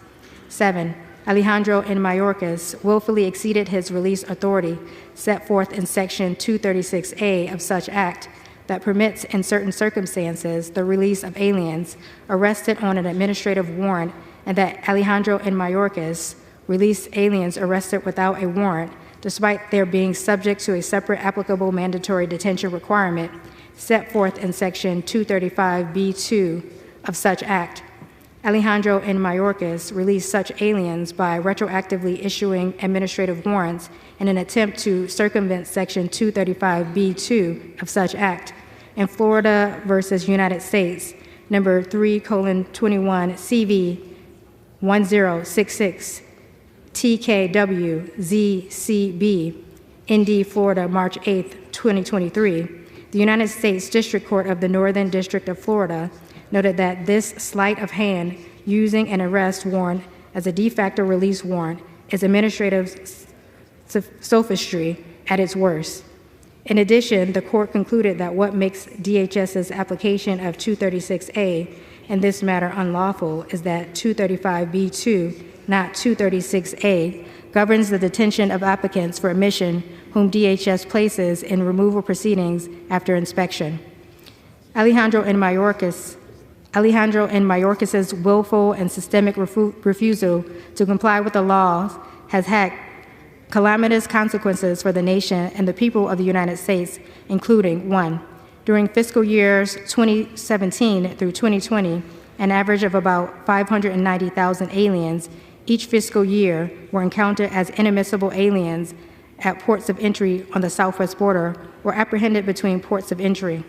Therefore, during Alejandro and Mayorkas' tenure in office, that number skyrocketed to over 1,400,000 in fiscal year 2021, over 2,300,000 in fiscal year 2022, and over 2,400,000 in fiscal year 2023. Similarly, during fiscal year 2017 through 2020, an average of 130,000 persons who were not turned back were apprehended after making an illegal entry were observed along the border each fiscal year. During Alejandro and Mayorkas' tenure in office, that number more than trebled to 400,000 in fiscal year 2021, 600,000 in fiscal year 2022, and 750,000 in fiscal year 2023. 2, American communities, both along the southwest border and across the United States, have been devastated by the dramatic growth in illegal entries, the number of aliens unlawfully present, and substantial rise in the number of aliens unlawfully granted parole, creating a fiscal and humanitarian crisis and dramatically degrading the quality of life of the residents of those communities. For instance, since 2022, more than 150,000 migrants have gone through New York City's shelter intake system. Indeed, the mayor of New York City has said that we are past our breaking point and that this issue will destroy New York City. In fiscal year 2023, New York City spent $1.45 billion addressing Alejandro and Mayorkas' migrant crisis, and city officials fear it will spend another $12 billion over the following 3 fiscal years, causing painful budget cuts in important city services. 3, Alejandro and Mayorkas' unlawful mass release of apprehended aliens and unlawful mass grant of categorical parole to aliens have enticed an increasing number of aliens to make the dangerous journey to our southwest border. Consequently, according to the United Nations International Organization for Migration, the number of migrants intending to illegally cross our border who have perished along the way, either en route to the United States or at the border, almost doubled during the tenure of Alejandro and Mayorkas as Secretary of Homeland Security, from an average of about 700 a year during the fiscal years 2017 through 2020 to an average of about 1,300 a year during fiscal years 2021 through 2023. 4, alien smuggling organizations have gained tremendous wealth during Alejandro and Mayorkas' tenure as Secretary of Homeland Security, with their estimated revenues rising from about $500 billion in 2018 to approximately $13 billion in 2022. 5, during Alejandro and Mayorkas' tenure as Secretary of Homeland Security, the immigration court backlog has more than doubled from about 1,300,000 cases to over 3 million cases. The exploding backlog is destroying the court's ability to administer justice and provide appropriate relief in a time frame that does not run into years or even decades. As Alejandro and Mayorkas acknowledge, those who have a valid claim to asylum often wait years for a decision. Likewise, non-citizens who will ultimately be found ineligible for asylum or other protection, which occurs in the majority of cases, often have spent many years in the United States prior to being ordered removed. He noted that of aliens placed in expedited removal proceedings and found to have a credible fear of persecution, and thus referred to immigration judges for removal proceedings, significantly fewer than 20% were ultimately granted asylum, and only 28% of cases decided on their merits are grants of relief. Alejandro and Mayorkas also admitted that the fact that migrants can wait in the United States for years before being issued a final order denying relief and that many such individuals are never actually removed, likely incentivizes migrants to make the journey north. 6. During Alejandro N. Mayorkas' tenure as Secretary of Homeland Security, approximately 450,000 unaccompanied alien children have been encountered at the southwest border, and the vast majority have been released into the United States. As a result, there has been a dramatic upsurge in migrant children being employed in dangerous and exploitive jobs in the United States. 7. Alejandro N. Mayorkas' failure to enforce the law, drawing millions of illegal aliens to the southwest border, has led to the reassignment of U.S. Border Patrol agents from protecting the border from illicit drug trafficking to processing illegal aliens for release. As a result, during Alejandro N. Mayorkas' tenure as Secretary of Homeland Security, the flow of fentanyl across the border and other dangerous drugs, both at and between ports of entry, has increased dramatically. U.S. Customs and Border Protection seized approximately 4,800 pounds of fentanyl in fiscal year 2020, approximately 11,200 pounds in fiscal year 2021, approximately 14,700 pounds in fiscal year 2022, and approximately 27,000 pounds in fiscal year 2023. Over 70,000 Americans died from fentanyl poisoning in 2022, and fentanyl is now the #1 killer of Americans between the ages of 18 and 45. 8. Alejandro N. Mayorkas has degraded public safety by leaving wide swaths of the border effectively unpatrolled as U.S. Border Patrol agents are diverted from guarding the border to processing unlawful release, the heightening waves of apprehended aliens, many who now seek out agents for the purpose of surrendering with the now reasonable expectation of being released and granted work authorization. And federal air marshals are diverted from protecting the flying public to assist in such processing. 9. During Alejandro N. Mayorkas' tenure as Secretary of Homeland Security, the U.S. Border Patrol has encountered an increasing number of aliens on the terrorist watch list. In fiscal year 2017 through 2020 combined, 11 non-citizens on the terrorist watch list were caught attempting to cross the southwest border between ports of entry. That number increased to 15 in fiscal year 2021, 98 in fiscal year 2022, 169 in fiscal year 2023, and 49 so far in fiscal year 2024. Additionally, in United States versus Texas 599 U.S. 670, 2023, the United States Supreme Court heard a case involving Alejandro N. Mayorkas' refusal to comply with certain federal immigration laws that are at issue in this impeachment. The Supreme Court held that states have no standing to seek judicial relief to compel Alejandro N. Mayorkas to comply with certain legal requirements contained in the Immigration and Nationality Act. However, the Supreme Court held that even though the federal courts lack Article III jurisdiction over this suit, other forums remain open for examining the executive branch's enforcement policies.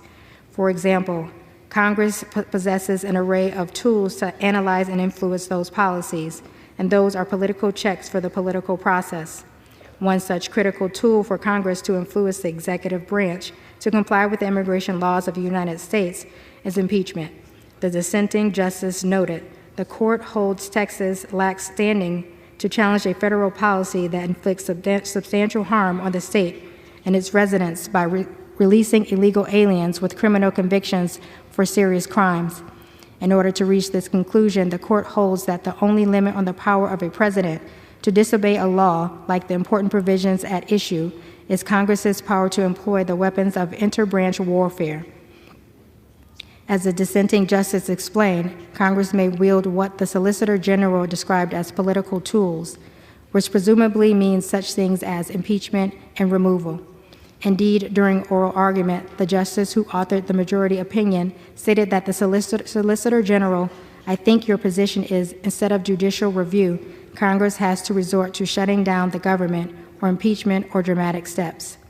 Here, in light of the inability of injured parties to seek judicial relief to remedy the refusal of Alejandro N. Mayorkas to comply with federal immigration laws, impeachment is Congress's only viable option.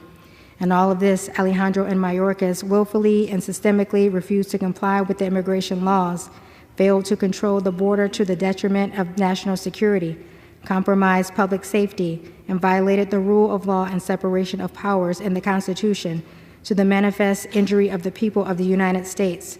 Wherefore, Alejandro N. Mayorkas, by such conduct, has demonstrated that he will remain a threat to the national and border security, the safety of the United States people, and the Constitution if allowed to remain in office, and has acted in a manner grossly incompatible with his duties and the rule of law. Alejandro N. Mayorkas thus warrants impeachment and trial, removal from office, and disqualification to hold and enjoy any office of honor, trust, or profit under the United States. Article 2, breach of public trust. The Constitution provides that the House of Representatives shall have the sole power of impeachment, and that civil officers of the United States, including the Secretary of Homeland Security, shall be removed from office or impeachment for and conviction of treason, bribery, or other high crimes and misdemeanors. In his conduct while Secretary of Homeland Security, Alejandro N. Mayorkas, in violation of his oath to well and faithfully discharge the duties of his office, has breached the public trust, and that Alejandro N. Mayorkas has knowingly made false statements and knowingly obstructed lawful oversight of the Department of Homeland Security, herein thereafter referred to as DHS, principally to obfuscate the results of willful and systemic refusal to comply with the law. Alejandro N. Mayorkas engaged in this scheme or course of conduct through the following means. 1. Alejandro N. Mayorkas knowingly made false statements to Congress that the border is secure, that the border is no less secure than it was previously, that the border is closed, and that DHS has operational control of the border, as that term is defined in the Secure Fence Act of 2006. 2. Alejandro N. Mayorkas knowingly made false statements to Congress regarding the scope and adequacy of the vetting of the thousands of Afghans who were airlifted into the United States and then granted parole following the Taliban takeover of Afghanistan after President Biden's precipitous withdrawal of United States forces. 3. Alejandro N. Mayorkas knowingly made false statements that the apprehended aliens with no legal basis to remain in the United States were being quickly removed. 4. Alejandro N. Mayorkas knowingly made false statements supporting the false narrative that U.S. Border Patrol agents maliciously whipped illegal aliens. 5. Alejandro N. Mayorkas failed to comply with multiple subpoenas issued by congressional committees. 6. Alejandro N. Mayorkas delayed or denied access of DHS Office of Inspector General, hereinafter referred to as OIG, to DHS records and information hampering OIG's ability to effectively perform its vital investigations, audits, inspections, and other reviews of agency programs and operations to satisfy the OIG's obligations under Section 402B of Title V, United States Code, in part to Congress.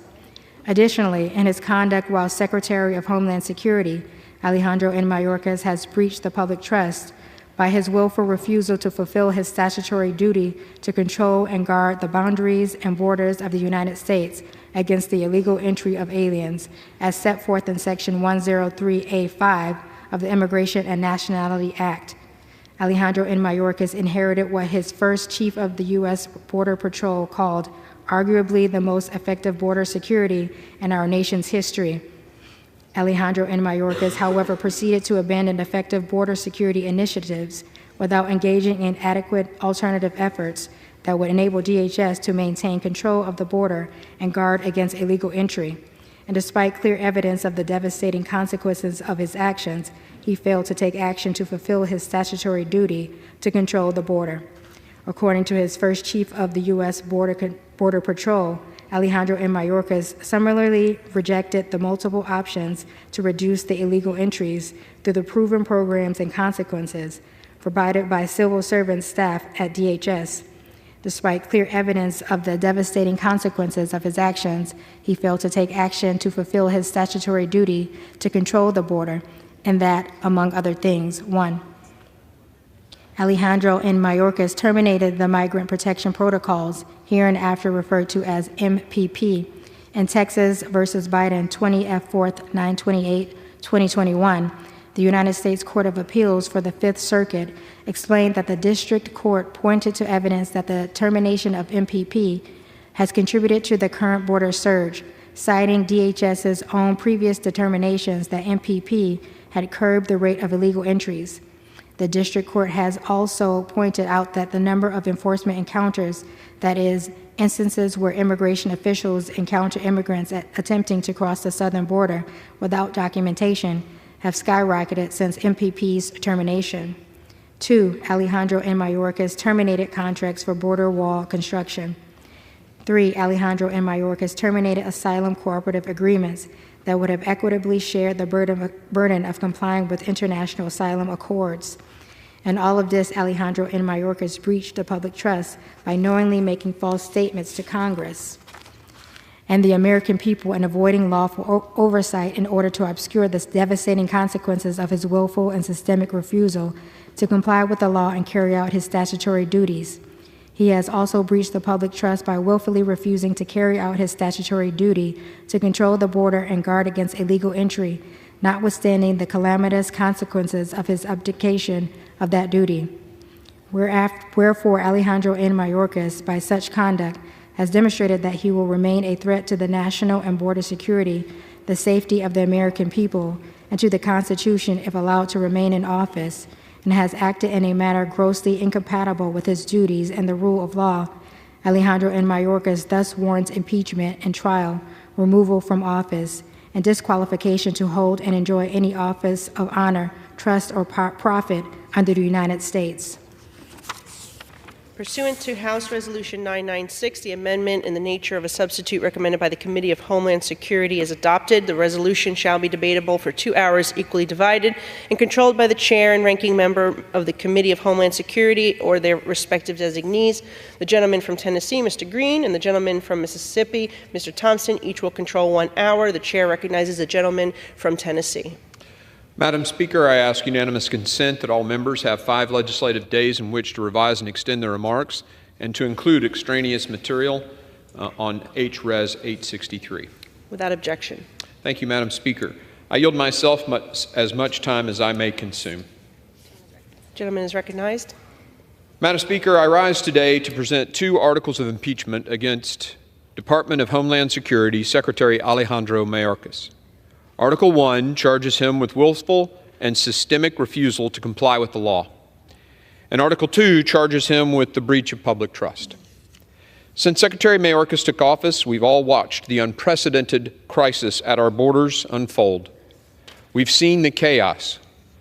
Under Secretary Mayorkas' watch, CBP has reported more than 8.5 million encounters at our borders, including more than 7 million apprehensions at the southwest border. Even more terrifying is the approximate 1.8 million known gotaways that Border Patrol agents detect but are unable to apprehend. Millions of those inadmissible aliens who are encountered are eventually released into our communities. This has never happened before in the history of the country, and it doesn't happen by accident. For nearly a year, the House Committee on Homeland Security conducted a thorough, fair, and comprehensive investigation into the causes, costs, and consequences of the border crisis. Our members saw firsthand numerous parts of the southwest border, spent time with law enforcement officers on the front lines, and spoke with real Americans about how the crisis is affecting them. We also conducted a field hearing and roundtable on the border that our Democrat colleagues refused to attend, burying their heads in the sand as if there wasn't a crisis. We published 7 total reports, totaling nearly 400 pages, to which Democrats never had a single substantive response. Instead, their only response was to simply shout MAGA louder and louder. And if that's a meaningful response to the millions of Americans suffering from, response to the millions of Americans suffering from this crisis. We held many hearings at the subcommittee and full committee level, and we heard from a variety of witnesses, including former senior DHS enforcement officials, state attorneys general, and victims who've been impacted by Secretary Mayorkas' border crisis. Democrats consistently claimed these hearings were a waste of time. Tell that to the families of 150,000 Americans who died from fentanyl poisoning in 2021 and 22 alone. Throughout this investigation, our subsequent impeachment proceedings, we found that Secretary Mayorkas' willful and systemic refusal to comply with the law and his breach of public trust are responsible for this historic crisis. However, for almost a year, Democrats have turned a blind eye to the victims of the border crisis while berating us for spending what they believed was too much time investigating Secretary Mayorkas' lawless handling of our sovereign borders. Keep that in mind when you hear them claim now this impeachment is somehow rushed. The truth is this process has been painstakingly thorough. Unlike House Democrats, we take the use of impeachment extremely seriously. While I do not wish to be standing here presenting these articles today, we have exhausted all other options. Our oath to the Constitution now requires us to exercise this solemn duty. Secretary Mayorkas has explicitly refused to comply with the law. He has refused to obey the law. His refusal to obey the law has led to the death of our fellow citizens, and he no longer deserves to keep his job. What's unique here in the history of impeachments is that the Supreme Court just this summer denied the effective state's judicial review on many of these issues, but with the understanding that the result of doing so could mean the impeachment of a secretary. In oral argument, Justice Kavanaugh explained how he understood the position of the Biden administration if judicial review was denied, saying, and I quote, "I think your position is instead of judicial review, Congress has to resort to shutting down the government or impeachment or dramatic steps if some administration comes in and says we're not going to enforce laws, or at least not going to enforce the laws to the degree that Congress, by law, has said the laws should be enforced," end quote. In response, the Biden administration's Solicitor General agreed, saying, quote, "Well, I think that if those dramatic steps would be warranted, it would be in the face of a dramatic abdication of statutory responsibility by the executive," end quote. Today's articles of impeachment outline exactly that, a dramatic abdication of statutory responsibility by Secretary Mayorkas has occurred. Of the article's 20 pages, 6 are solely dedicated to the laws Secretary Mayorkas has violated, while 4 more document his lies to Congress and the American people, and the violation of his statutory duty to control and guard our borders. We identify numerous unambiguous provisions of the Immigration and Nationality Act he has refused to enforce, laws requiring him to detain inadmissible aliens and limit his ability to grant people parole. We also highlight how programs he has created, such as various mass parole programs, are void of congressional authority. Secretary Mayorkas is the very type of public official the framers feared, someone who would cast aside the laws passed by a co-equal branch of government and replace those with his own preferences, hurting his fellow Americans in the process. He has directed the release of millions of inadmissible aliens into the country in violation of the INA, which requires them to be detained. He has abused the statute limiting parole to be issued only on a case-by-case and temporary basis for very specific limited reasons, instead overseeing more than 1.5 million paroles. He has created new categorical parole programs in defiance of the statute to further his mass release agenda. And he has directed Immigration and Customs Enforcement personnel not to detain all manner of illegal aliens, including criminal aliens. In his September 2021 enforcement guidance, the Secretary even directed that unlawful presence in the country was no longer sufficient grounds for removal, and that criminal convictions alone were not enough to warrant ICE attention. This is not about policy differences. We certainly object to Secretary Mayorkas' policies, but this goes far deeper.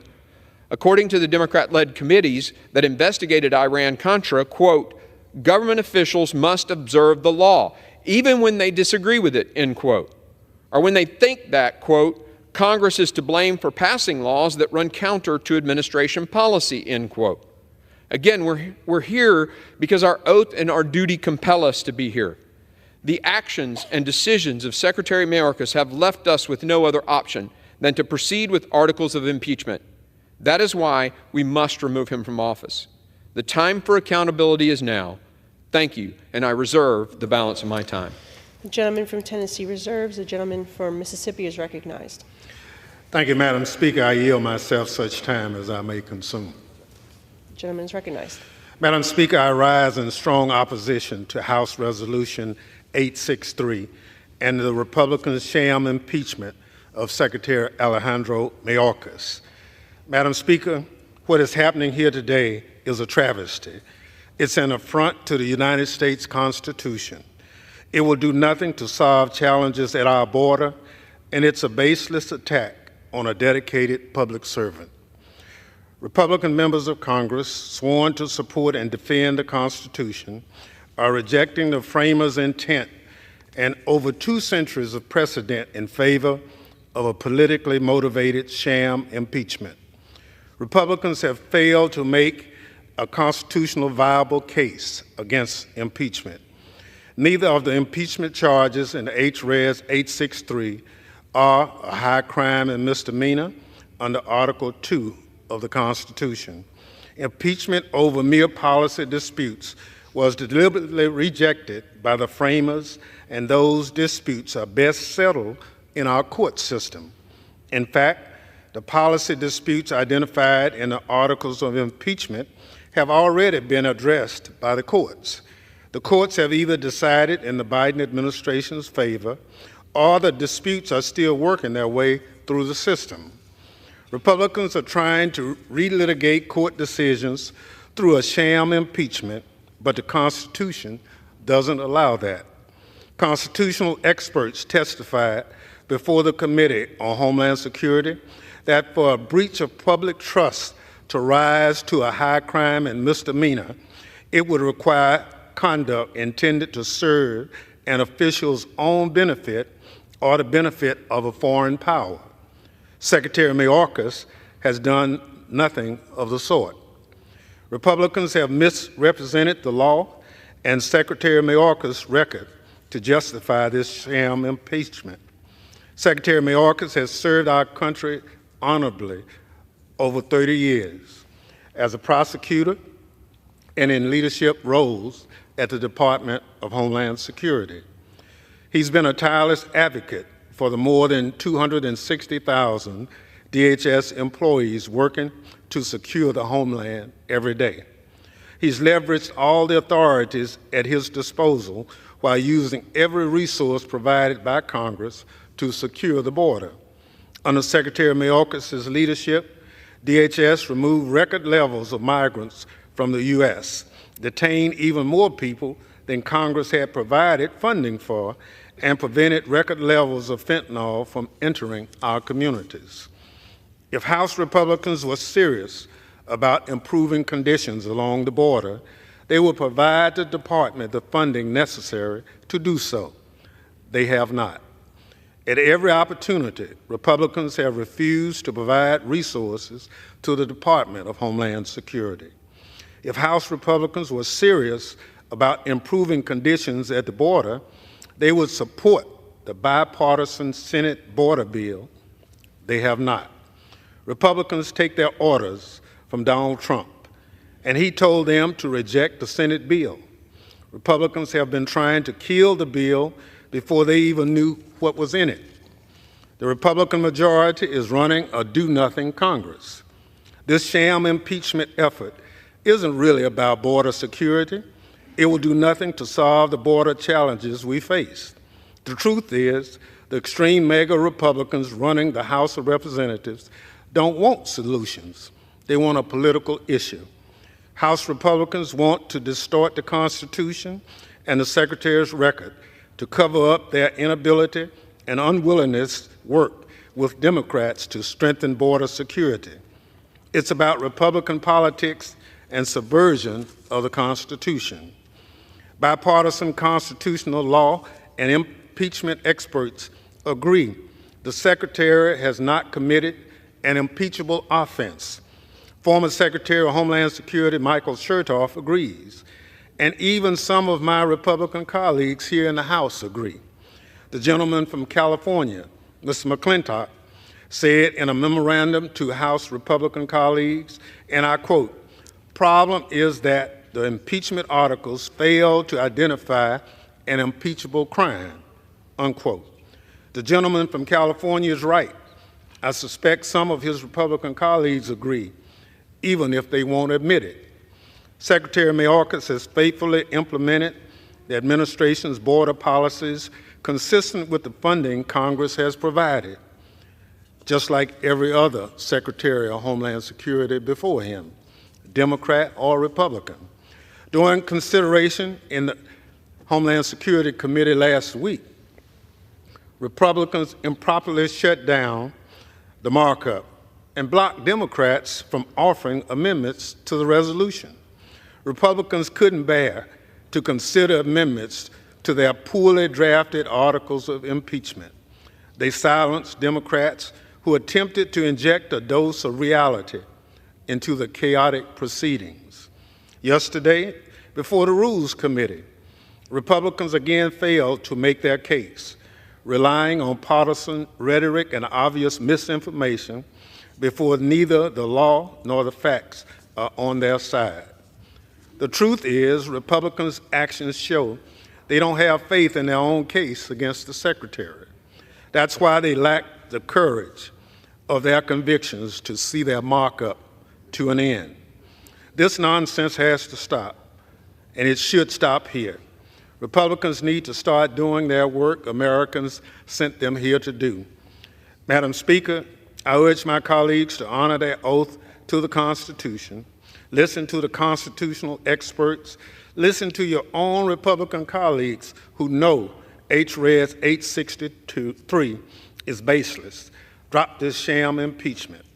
I reserve the balance of my time. Gentleman reserves. The gentleman from Tennessee is recognized. Madam Speaker, I yield 3 minutes to the gentlelady from Georgia, Mrs. Green. Gentlewoman is recognized for 3 minutes. I thank the chairman. Madam Speaker, I rise in strong support of H.Res. 863, impeaching Secretary Alejandro Mayorkas. Alejandro Mayorkas is guilty of aiding and abetting the complete invasion of our country by criminals, gang members, terrorists, murderers, rapists, and over 10 million people from over 160 countries into American communities all across the United States. His willful refusal to secure the border has bankrupted communities, closed down U.S. schools that our children attend, drowned hospitals, and incapacitated law enforcement while empowering criminal cartels and illegal aliens. My Democrat colleagues argue that one cannot be impeached over policy differences. Well, I argue that breaking our laws is more than just policy differences. 300 dead Americans every day from fentanyl poisoning is more than just a policy difference, it's murder. Today in my own office, narcotics law enforcement officers from Georgia told me that 7 out of 10 Oxycontins or Percocets sold on the street are laced with fentanyl, and that comes directly across the border from Mexico. Secretary Mayorkas has violated numerous provisions in the Immigration and Nationality Act, including unlawfully directing DHS to mass parole illegal aliens into the U.S. when federal law specifically prohibits this, and unlawfully implementing catch-and-release policies when federal law specifically mandates the detention and removal of inadmissible aliens. In fact, detention facilities under Mayorkas have been mostly vacant because of such unlawful policies. The largest detention facility in California, which can house almost 2,000 illegals, is currently housing only 6 illegal aliens. He has violated his oath of office and breached the public trust by willfully refusing to ensure the laws passed by Congress and signed into law by the President are faithfully executed as required by Article 2 of the Constitution. He has allowed over 10 million illegal border crossers to invade our country, approximately 2 million of whom are known gotaways. These are people who have completely evaded U.S. authorities and are roaming the interior of the American communities, assaulting, raping, and murdering Americans. And God help us if we have a terrorist attack on our land. His subversion of the law has resulted in the highest number of illegal alien encounters in a single day, in the highest number of illegal alien encounters in a single month, and the highest number of illegal alien encounters in a single year, surpassing every national record on each account. Gentlewoman's time has expired. I yield the lady an additional 15 seconds. His willful refusal to enforce the law has resulted in the most egregious national security crisis in the history of our country. Democrats are in a quandary. Either they must own the policies of murder and crime of American citizens, or they can admit Secretary Mayorkas has broken federal laws and vote to impeach Secretary Mayorkas. Gentlewoman's time has expired. I reserve. Gentleman reserves. Gentleman from Mississippi is recognized. Thank you, Madam Speaker. Though she sits on the Homeland Security Committee, Representative Margaret Taylor Greene has raised doubts about 9/11 to the false assertion that 9/11 was done by our own government. She said that's all true. She also thinks Jewish space lasers cause wildfires. She fundraises off defunding the FBI. She's the person whose advice Republicans are taking today on this impeachment. I now yield 1 minute to the gentleman from California, Mr. Schiff. The gentleman is recognized. Welcome, my colleagues, to another week of Impeachment Unlimited. Having no legislative accomplishments to show for their 14 months in power, Republicans are voting on yet another pointless resolution. Unable to provide any evidence against President Biden, they have now decided to impeach someone else instead. We have serious challenges at the border, no one denies that, but these are not serious people. By this standard put forward by this hapless majority, every single DHS secretary would have been impeached. This is a policy and political dispute, not a high crime or misdemeanor. When an administration official tries to extort a foreign leader into helping them cheat in an election or leads an insurrection against our government, then impeach them. But until then, stop wasting everyone's time. I've known Ali Mayorkas since we were prosecutors together. He is a person of great integrity and devotion to this country.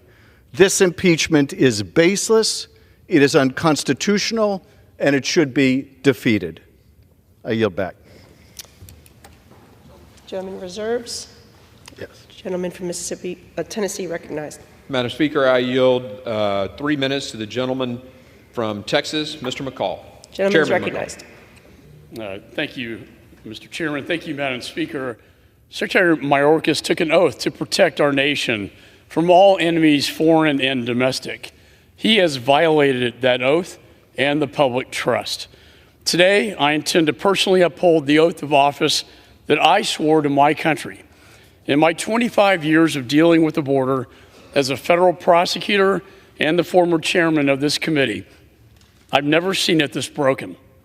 That's because of one man's actions, his refusal to enforce the law, his rescission of successful policies like Remain in Mexico, his breach of public trust, his dereliction of duty has led to 8 million encounters, 300 on the terror watch list, 2.3 million aliens released into the interior, enough to fill 13 states. 200,000 young Americans have died due to fentanyl poisoning. These numbers are clear. Secretary Mayorkas is the architect of destruction, and the legal justification for his impeachment is strong. In the Supreme Court decision, the United States versus the state of Texas, the court examined a statute that mandated, quote, the government shall take into custody any alien that has committed an aggravated felon. It's not discretionary, it's mandatory. By failing to uphold this law, he has released dangerous and violent criminals into our communities and has put every American life at risk. Supreme Court Justice Story in 1833 said, quote, where a Lord Admiral has neglected to safeguard the seas, that shall be deemed an impeachable offense. That's exactly the case we have here. Secretary Mayorkas, charged with defense of air, land, and sea, has failed to defend our borders. The founders clearly believed impeachable offenses included neglect of duty, violation of public trust, injury to society. When asked before the Supreme Court if impeachment is a proper remedy, President Biden's own Solicitor General said, quote, in the face of a dramatic abdication of statutory responsibility by the executive branch, such steps would be warranted, end of quote. Secretary Mayorkas is guilty of those impeachable offenses. He is destroying the fabric of this nation, and Americans agree. So today I will proudly stand up for our nation by voting to remove him from office, and I yield back. Reserve. The gentleman reserves. The gentleman from Mississippi is recognized. Madam Speaker, Secretary Mayorkas has invested significantly in stopping dangerous drugs like fentanyl entering the country and launched several efforts targeting smugglers, gangs, and cartels. Under Secretary Mayorkas' leadership, we've more personnel, technology, infrastructure, and resources on our borders than ever. I now yield 1 minute to the gentlelady from Nevada, Ms. Titus. The gentlewoman is recognized. Thank you very much. You know, considering this impeachment resolution is the fastest I've seen the House GOP move all session. That's because there's been no collection of evidence, only the manipulation of it.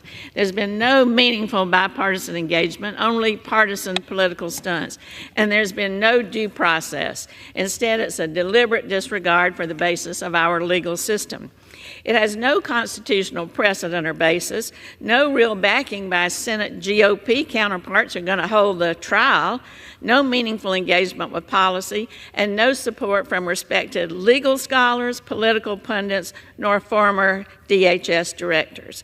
History will remember this for what it is, an appeasement of the most extreme members of the MAGA base, and put very simply, the brown-nosing of a man with 91 indictments, several convictions, and 2 impeachments. And I yield back.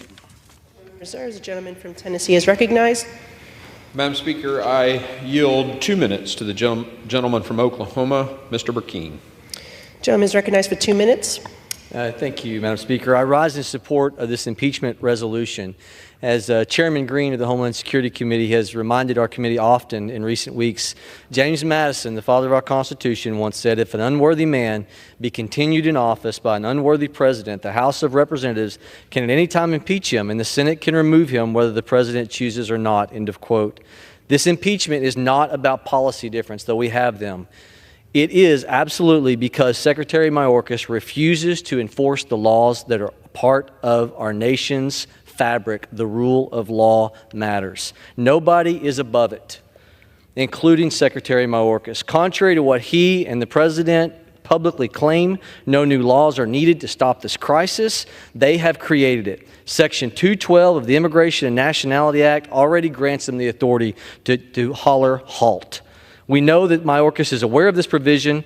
On day 5 of the Biden administration, the President suspended entry by those coming from UK, Ireland, Brazil, and South Africa.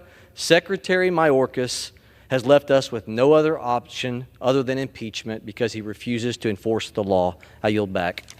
Gentleman reserves. Gentleman from Mississippi is recognized. Thank you very much. Madam Speaker, Republicans say this impeachment is not about policy disagreements, but every argument they make is about policies. Secretary Mayorkas has taken action to secure the border, but he's used different, more humane policies that are not practical, impeachable. I now yield 3 minutes to the gentlewoman from Massachusetts, our Democratic whip, Ms. Clark. Gentlewoman is recognized for 3 minutes. Thank you, Madam Speaker, and I thank the gentleman for yielding. We all agree something needs to be done to fix our broken immigration system. But when it comes to doing the work, finding the solutions, House Democrats have come to the table. President Biden has come to the table. The Senate has come to the table. But then there's the House GOP. As the MAGA extremists hold up our national security priorities, our commitment to our allies and to our own readiness, supposedly to strike a deal on immigration. The president says, let's get it done. And then he did. Instead of pursuing a bipartisan compromise, instead of strengthening the security of our border, advancing humane solutions, and doing their jobs, they're now impeaching the Secretary of Homeland Security without a single allegation of any impeachable crime? Not one. Impeaching a cabinet member without any evidence of high crimes or misdemeanors, that is the breach of public trust here. So the plan is to impeach the secretary, and then what?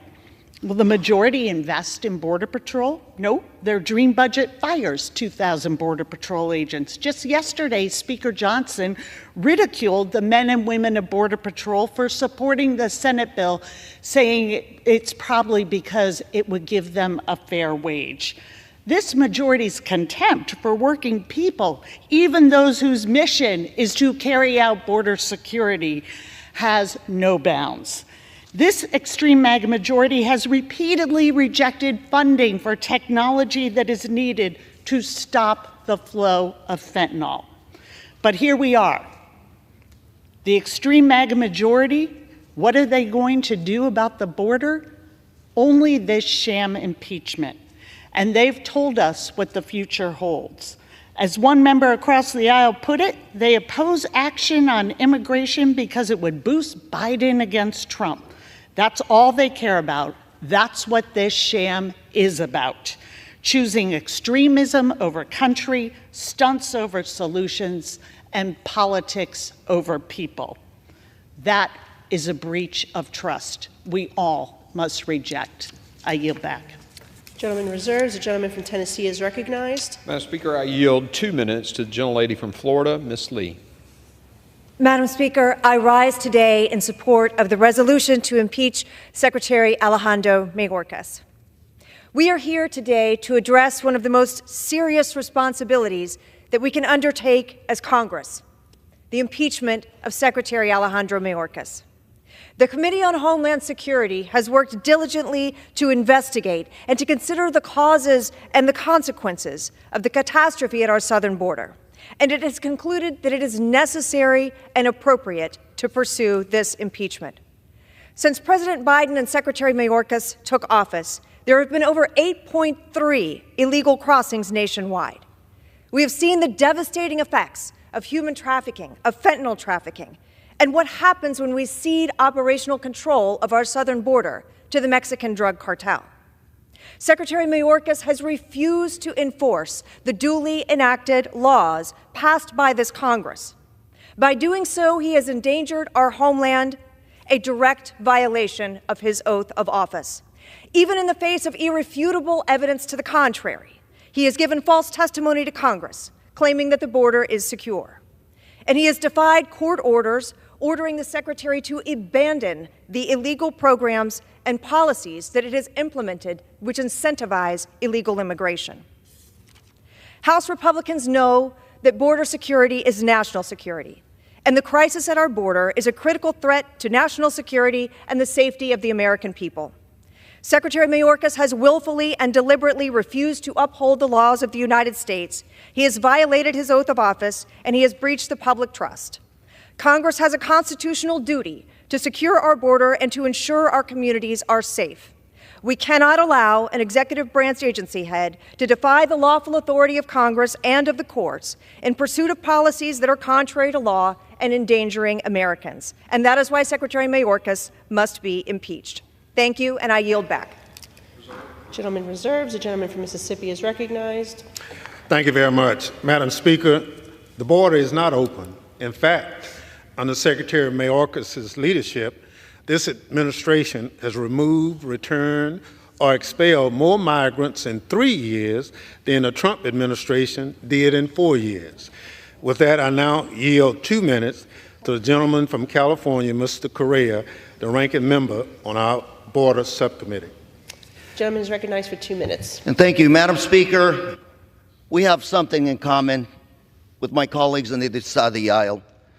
This country, Main Street, every one of our districts has a challenge with fentanyl. We've all witnessed the deaths in our communities, good young men and women, from fentanyl, from this scourge. But Secretary Mayorkas is doing his job. I want you to look at this graph. The seizures at the border of fentanyl, 2019, 2,800 pounds. 2023, 27,000 pounds of fentanyl seized. Ladies and gentlemen, I just got back again from visiting the border. I went to San Isidro, and again I asked the men and women in uniform, again I asked them, what do you need from us to double these numbers? Simple answer, we want more resources, we want more personnel, more drug-sniffing dogs, we want more equipment. Some of those agents were struggling. They were working double shifts. Women, moms, men, fathers saying, we don't have time for our families. We're going to have to find another job. And right now, we have a solution. We have legislation that the Senate has worked on with Senate Republicans, Senate Democrats, and the President supporting a solution that will bring resources to the border. And the majority party here refuses to bring that legislation forward for a vote. Who's derelict on their duty? We must step up and make sure that we protect Main Street and we help Secretary Mayorkas do his job and double these numbers. Thank you. I yield. Gentleman reserves. Gentleman from Tennessee is recognized. Madam Speaker, I yield 1 minute to the gentleman from Alabama, Mr. Strong. Gentleman is recognized for 1 minute. Thank you. Today is about delivering accountability on behalf of the local and state leaders unable to bear the weight of thousands of illegal immigrants flooding their communities, hospitals, and schools. On behalf of the thousands of families who have lost loved ones at the hands of illegal immigrants. On behalf of hundreds of Border Patrol agents stripped of their tools to do their job. The situation at the border cannot continue. I've seen it firsthand during my trips to the southern border. Mayorkas' refusal to enforce the laws of our nation has encouraged millions of illegal aliens from 160 different countries to cross the border. Over 85% of them are being released into the United States. This is in clear violation of federal immigration law. Failure to act is not an option. The year-long investigation held by the committee confirmed what every American already knew to be true. The actions that we will take today against Secretary Mayorkas are warranted and utterly urgent. Our country is under attack, and the Secretary of Homeland Security is working against America. I urge my colleagues to act on this critical time. Gentleman reserves. The gentleman from Mississippi is recognized. Thank you very much. Madam Speaker, if my Republican colleagues were serious about the border, they'd drop this baseless impeachment and bring up the Senate bipartisan border agreement for debate. But they aren't serious about reform. Speaker Johnson made it clear the bill was dead on arrival before he saw the text of the bill. I now yield 1 minute to the gentlewoman from Illinois, Ms. Ramirez. The gentlewoman is recognized for 1 minute. Thank you, Ranking Member. On our first Homeland Security Committee hearing, Professor Bowman, an expert in impeachments, made it clear that policy differences are not a legitimate basis for impeachment.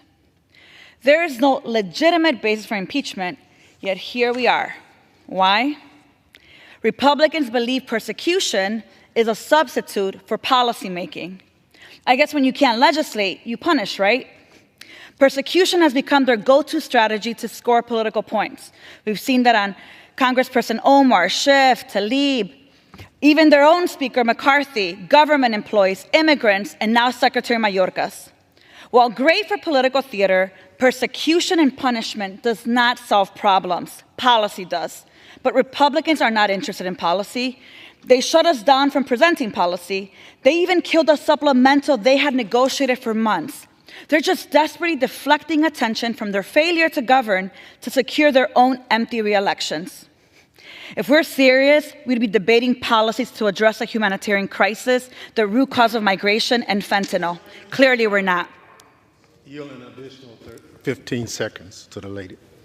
Clearly, we are not serious about solutions, just chaos.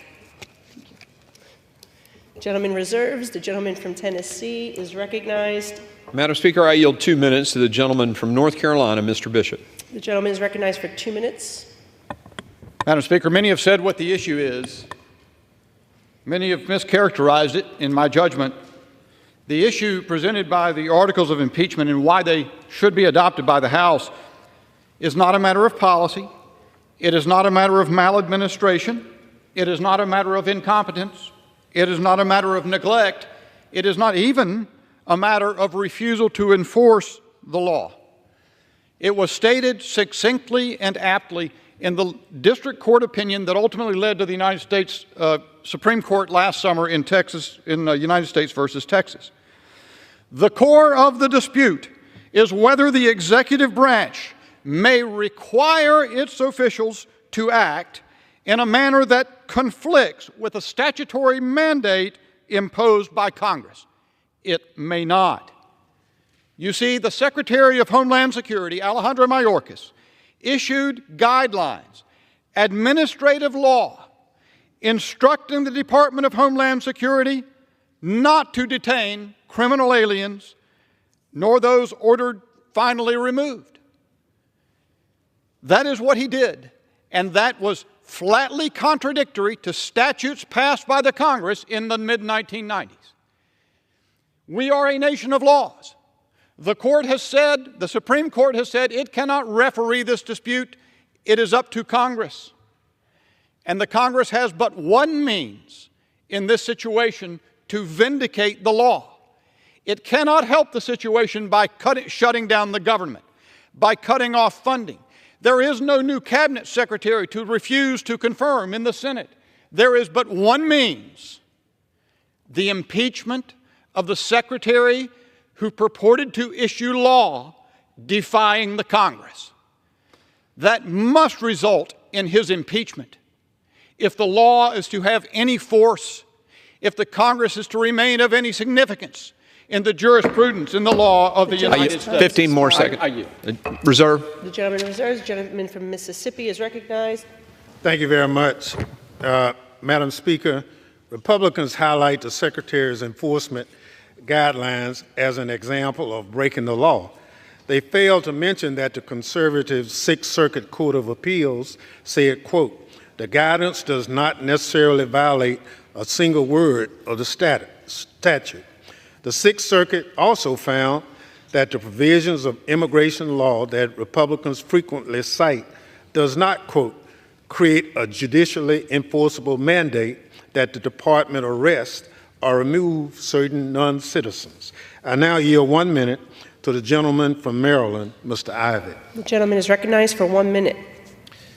I thank my colleague for yielding. The power to impeach is one of the greatest constitutional powers granted to the House of Representatives. This awesome responsibility should be reserved for high crimes and misdemeanors. But House Republicans have decided to abuse that responsibility for a cheap political stunt. House Republicans have not even alleged an impeachable offense. Policy disagreements are not impeachable. Even if you strongly believe border security should be improved, that does not provide grounds to remove a cabinet official. That is why former Republican Secretary Michael Chertoff said Mayorkas hasn't committed an impeachable offense. Even law professor Jonathan Turley has said Secretary Mayorkas' alleged actions are not impeachable and fail to, quote, "amount to high crimes and misdemeanors warranting his impeachment." Republicans offered no constitutional scholars as witnesses during their 2 impeachment hearings, but rather relied on Republican states' attorney general's testimony, one of which didn't even mention the word impeachment in his prepared testimony. I yield the gentleman an additional 30 seconds. I thank my colleague. This unconstitutional impeachment process has been predetermined and unjust since it began. It will lower the constitutional bar for future impeachments, and it will not make our border more secure. Therefore, I urge my colleagues to vote no.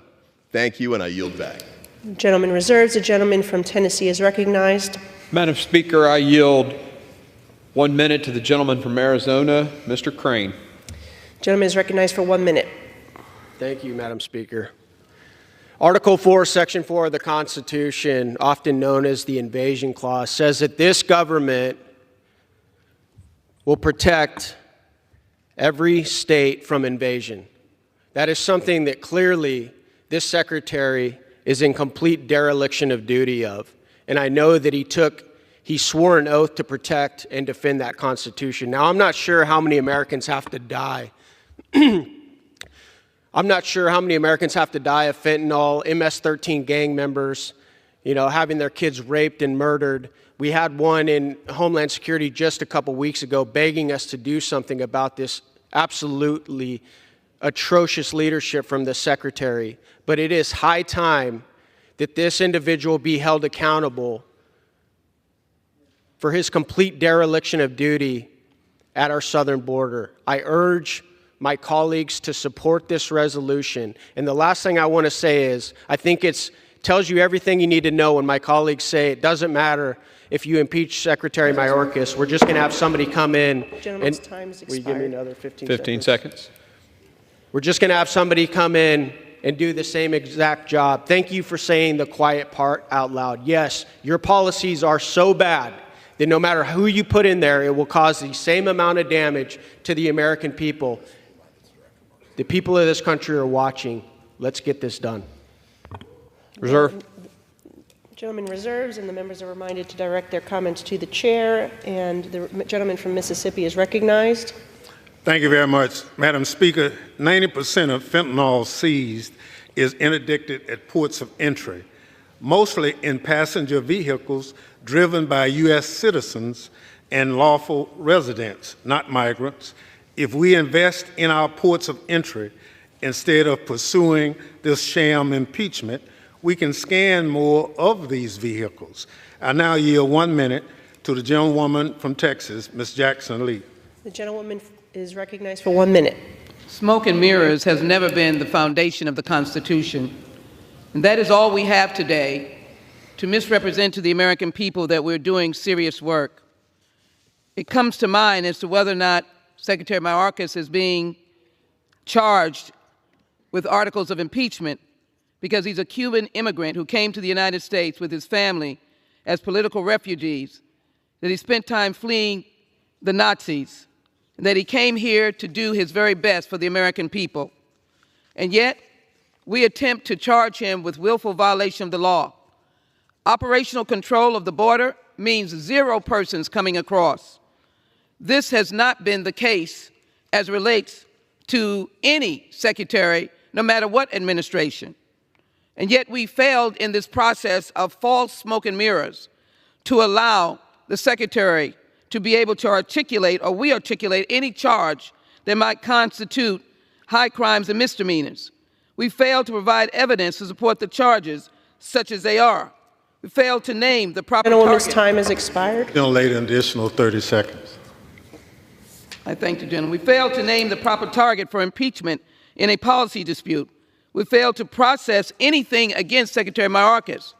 And we could not in any way bring to suggest that he violated the law or that he benefited from any aspect of his work. This secretary has been denied due process. This is smoke and mirrors. The Constitution, the foundation of this land, is truth. There has been no high crimes and misdemeanor or bribery. This is an impeachment that should be immediately dismissed. I ask my colleagues to vote no on the articles of impeachment. I yield back. The gentleman reserves, and the gentleman from Tennessee is recognized. 2 minutes. The gentleman from Texas, Mr. Pfluger. The gentleman is recognized for 2 minutes. Thank you, Madam Speaker. This is a sad day. It's a sad day that we have to be here, but the framers of our Constitution forecasted that this could occur. And while we're going to hear that this is a policy difference, that this is maladministration, this is the systemic refusal to follow the law, to enforce the law. It's the egregious breach of public trust. And there are no other avenues here. There must be a consequence, there must be accountability, and that's why we are moving to impeach Alejandro Mayorkas for endangering our country. You know, anyone with common sense can see that what is being allowed to happen at our border is not only a catastrophe, but it's a national security crisis. 9 million illegal aliens have entered our country since President Biden has been in office. 300 people have matched the terror watch list. It took less than 20 people to orchestrate the attacks on 9/11, which sent me into 20 years of service to this country to protect us overseas. And yet we're letting the Trojan horse into our country that threatens us.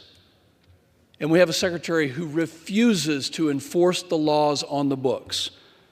It is Congress's duty to ensure that the Department of Homeland Security is led by individuals committed to upholding the rule of law, protecting our borders.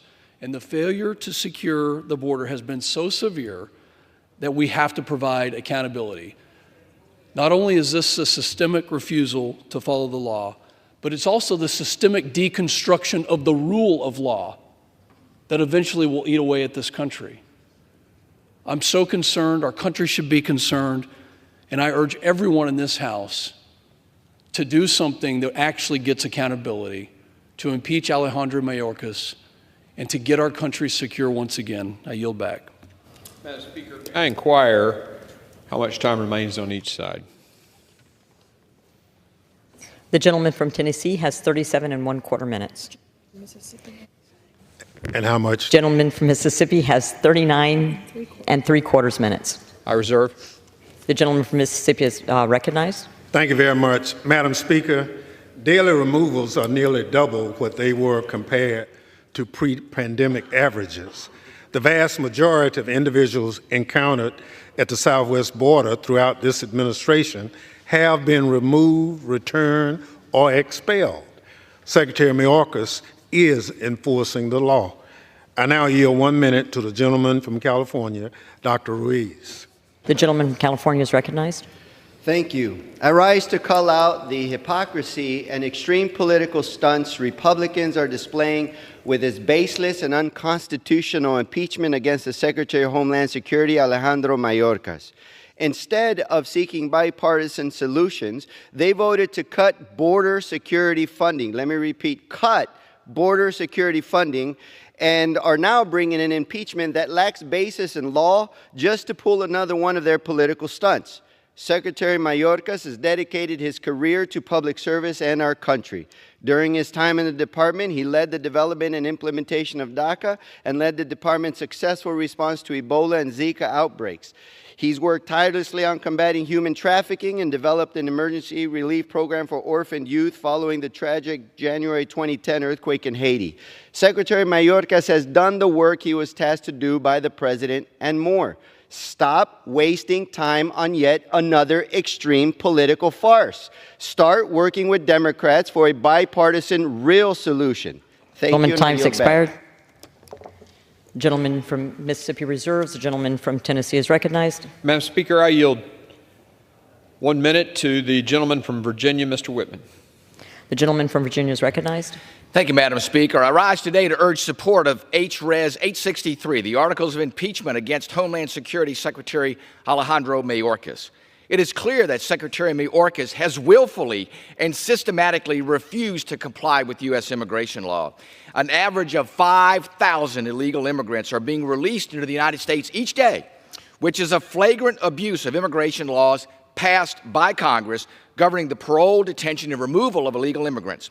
For 3 years, Secretary Mayorkas has refused to enforce the laws passed by Congress, abused his authority as a cabinet secretary, and misled Congress and the American people about the crisis and the role his actions and decisions have played in sparking and facilitating it. As a result, we see record amounts of deadly fentanyl flowing into our communities, rising crime across our country, and a massive strain on our locality, schools, and community services. Since Secretary Mayorkas' tenure, over 300 individuals on the terrorist watch list have been apprehended by Border Patrol agents trying to illegally enter the United States at the southern border between ports of entry. Gentleman's time has expired. Cartels in Mexico. The gentleman from Tennessee is recognized. 15 seconds. Thank you. And cartels in Mexico are empowered to expand lucrative human trafficking and smuggling operations across the porous southern border. The actions of Secretary Mayorkas have led to a complete humanitarian and national security catastrophe.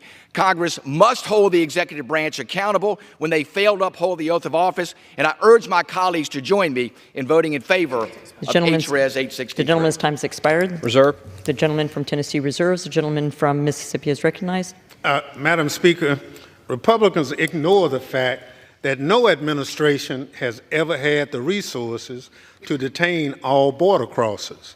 President Trump released over 500,000 people without ever detaining any of them. I now yield 2 minutes to the gentleman from New York, the ranking member on Judiciary, Mr. Nadler. The gentleman from New York is recognized. Madam Speaker, I rise in opposition to the sham impeachment of Secretary Mayorkas. This resolution is filled with false and misleading statements that amount to nothing more than policy disagreements. Even if it were based in truth, however, policy disagreements are not a legitimate basis for impeachment. Impeaching a cabinet secretary is serious. Unfortunately, House Republicans are not. This sham impeachment ran roughshod over due process and completely bypassed the Judiciary Committee, the Committee of Jurisdiction for Impeachment. This is not a serious effort, nor is it a serious resolution. Republicans allege that Secretary Mayorkas should be impeached simply because he failed to meet the impossible standards set out in our laws, standards that no administration, not even President Trump's, has ever come close to meeting. For example, they allege that Secretary Mayorkas has failed to detain everyone that the law requires to be held in mandatory detention. But to do so would require Congress to appropriate over $35 billion a year, a number 10 times higher than President Trump ever requested for detention. That's why the Trump administration released over 500,000 people at the U.S.-Mexico border and released 1.1 million people from immigration detention into the United States. But did we hear calls from the Republicans to impeach Secretaries Kelly, Duke, or Nielsen? Of course not. The resolution also takes aim at the Secretary's use of his parole authority. But Republicans never complained when President Trump used his parole authority for tens of thousands of Cubans and military families. So what's different now? Could it be that it's an election year and Republicans have no record of accomplishments to run on? With no ideas, no agenda, no ability to govern, they are cheapening the serious and awesome power of impeachment to score a few cheap political points. That is shameful. Our immigration system has been broken for decades. Impeaching a cabinet secretary because you do not like their policies will not repair it. Only bipartisan reform can do that. I encourage my colleagues to vote no on this resolution, and I yield back. Gentleman from Tennessee reserves. Gentleman from Mississippi reserves. Gentleman from Tennessee is recognized. Madam Speaker, I yield 1 minute to the gentlelady from Texas, Ms. Van Dyne. The gentlelady from Texas is recognized. Madam Speaker, I rise to support the impeachment of Secretary Mayorkas. His actions support law-breaking and lawlessness and have inflicted a horrific toll on our country. The kind of damage he's done to our cities and our families is something you'd expect from a hostile foreign adversary looking to destabilize and destroy America. Our cities are overrun, forcing vital services to be cut off or reduced, shutting down our schools to house illegal migrants, turning community centers into refugee camps, all while ignoring the needs of our own citizens. There are more than 110,000 dead Americans from fentanyl that is being smuggled by Mexican cartels. We see criminal illegal immigrants committing murder, rape, and beating our police in broad daylight. This is far more than a policy difference. This is the death and destruction of our country and our people. And I will not stand by and just politely ask the Biden administration to please stop the chaos and devastation. In a functioning government, people need to be held accountable when they have deliberately inflicted harm on our nation, and that is exactly what we are doing today. I yield Reserve. back. The gentleman from Tennessee reserves. The gentleman from Mississippi is recognized. Thank you, Madam Speaker. Madam Speaker, if my Republican colleagues were worried about the impacts of migration on our local communities, they should support DHS's Shelter and Services program. This is the only federal program that can provide direct assistance to cities and organizations responding to arriving migrants. Instead, they are trying to gut this program and impeach Secretary Mayorkas, which would accomplish nothing. I now yield 1 minute to the gentleman from California, Mr. Swalwell. The gentleman from California is recognized. This is not about Secretary Mayorkas. This is straight up sabotage. MAGA Republicans have never accepted President Biden as the president from the day they led an insurrection into this chamber to this day where they're trying to sabotage solutions at the border. Any shortcomings with Mayorkas are your fault. You won't give him the authorities that he needs to carry out more security at the border. And all we've heard for years is noun, verb, border. So you get your border deal, led by the second most conservative in the Senate, and you're walking away from it. You're walking away from it because Trump says you can't have it. And this place, with you all in charge, is looking less and less like the House chamber and more like Trump's echo chamber. What we need right now are solutions, not chaos. And with you all in charge, you're a party of followers. And with President Biden's leadership, Democrats continue to show we're a party of leaders. And I yield back. I want to remind members that they are to address their remarks to the chair.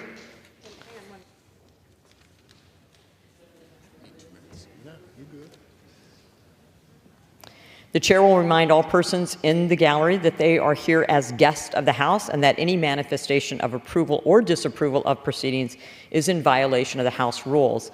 The gentleman from Mississippi reserves. The gentleman from Tennessee is recognized. Madam Speaker, I yield 2 minutes to the gentleman from Texas, Mr. Fallon. The gentleman from Texas is recognized. Thank you, Mr. Chairman, and thank you, Madam Speaker. I find it interesting that how many Democrats or open border caucus members, or I apologize for my redundancy there, are willing to house migrants in their own homes, Madam Speaker? None. Zero. Nada. They seem to all be for providing sanctuary, provided they don't have to provide it.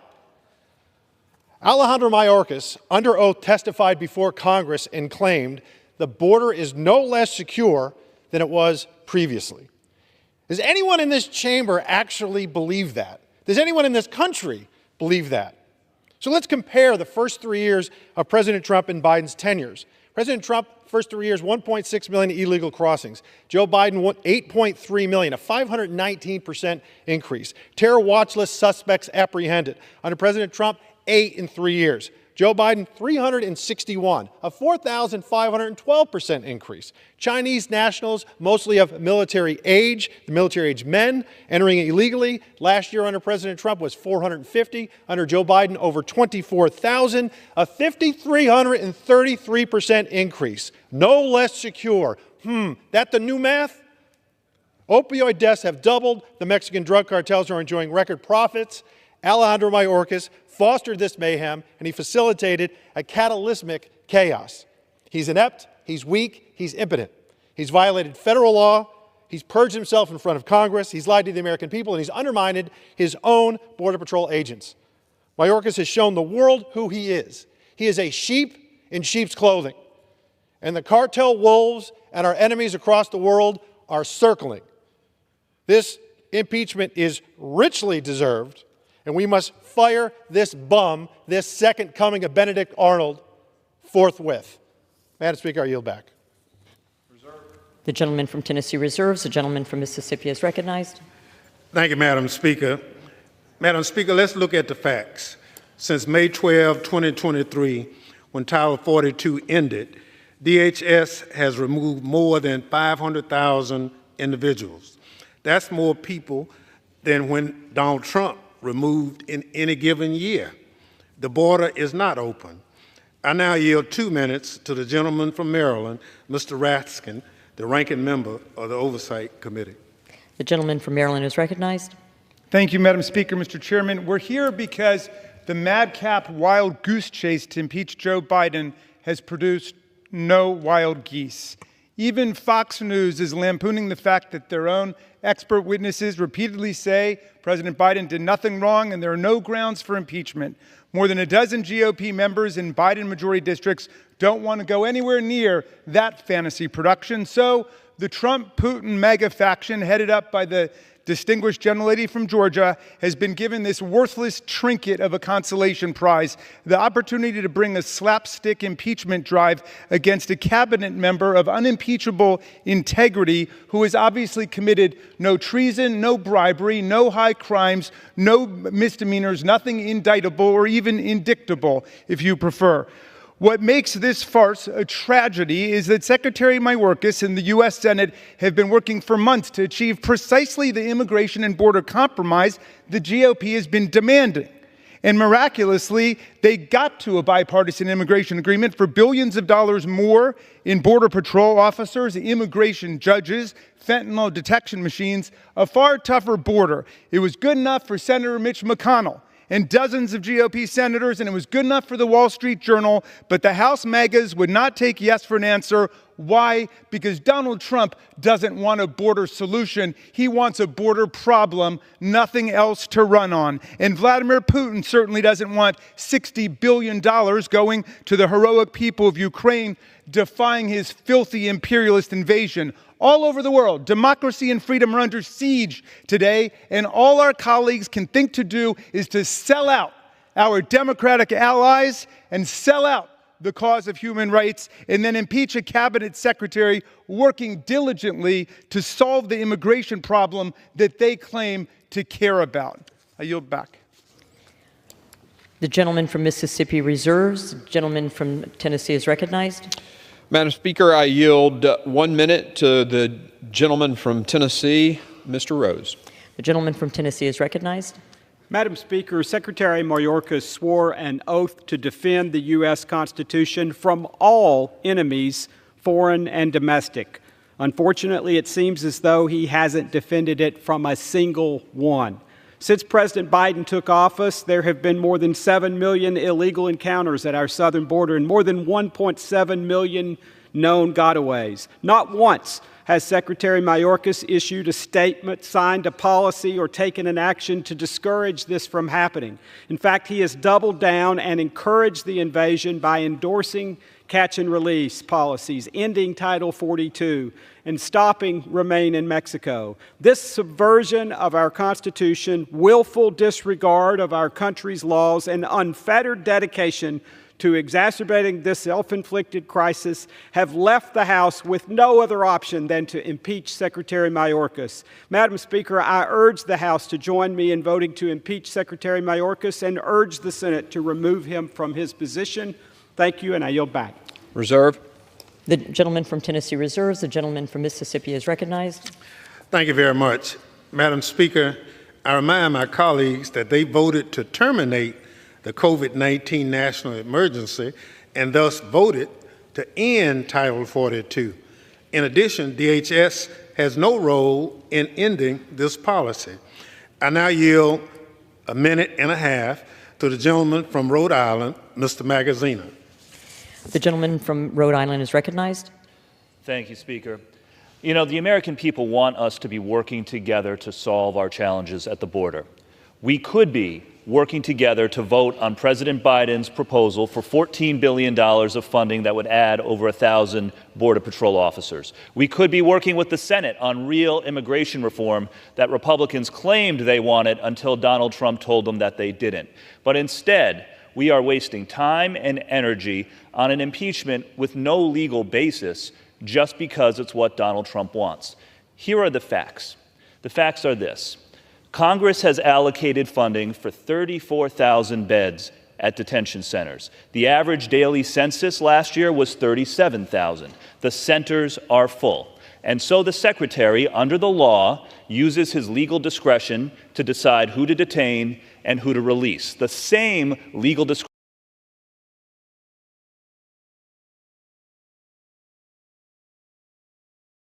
that all of his predecessors have used. In the last 2 years of the Trump administration, 52% of migrants were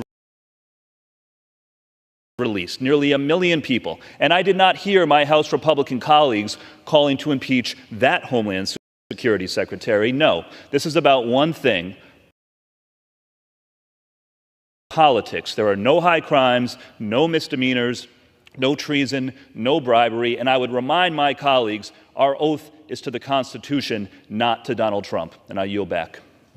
The gentleman from Mississippi reserves. The gentleman from Tennessee is recognized. Madam Speaker, I yield 1 minute to the gentleman from Oregon, Mr. Betts. The gentleman from Oregon is recognized. Thank you, Chair Green. It's been said that Secretary Mayorkas is dishonest, duplicitous, and derelict in his duties, and I agree. However, he has also willfully refused to comply with and enforce our nation's immigration laws and explicitly instructed his employees to not enforce these laws. Additionally, the Secretary has willfully obstructed inquiries of my Judiciary Committee regarding entry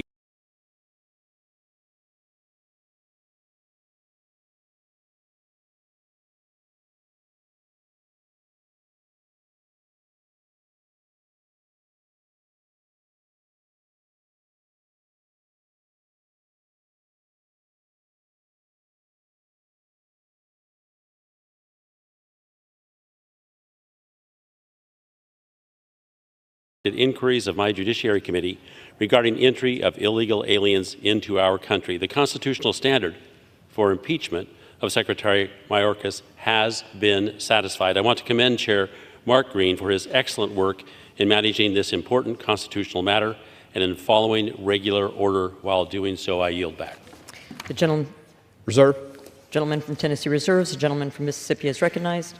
Madam Speaker, despite the Republicans want us to believe, the courts at the highest level have not found that Secretary Mayorkas is violating the law, and courts are where we go to determine whether a cabinet secretary is following the law Congress wrote, not a partisan impeachment.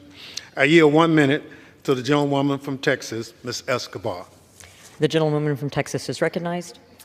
I rise today in strong opposition to the GOP's political stunt of the day, impeaching Secretary of Homeland Security Alejandro Mayorkas.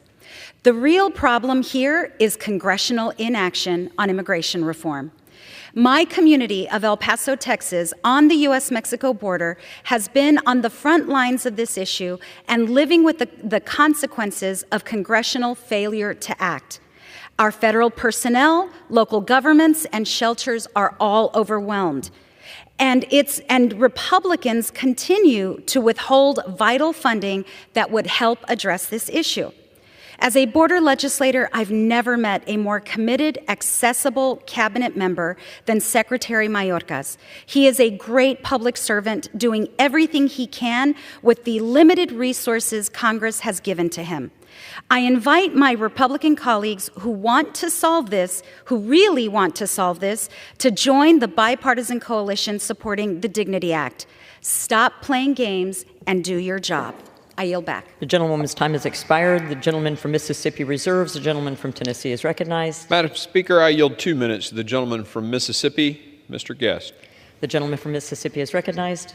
Well, thank you, Mr. Chairman. I rise today to express my support for impeaching Homeland Security Secretary Alejandro Mayorkas for reasons outlined in both articles of impeachment, but specifically for Article 2, breach of public trust. Secretary Mayorkas has repeatedly testified falsely, misleading Congress and the American people. He's done so by saying that the southwest border is secure and that his department has operational control of the border. Secretary Mayorkas, in his previous appearances before the Committee on Homeland Security, has told me personally on multiple times, testifying while under oath, that the border is secure. And I know that time and time again, Secretary Mayorkas has appeared before Congress, both the United States House of Representatives and the U.S. Senate, and has repeated the security of our southwest border. These declarations, Madam Speaker, are patently untrue, and they contradict statements made by both his former Border Patrol Chief, Raul Ortiz, and by the President himself.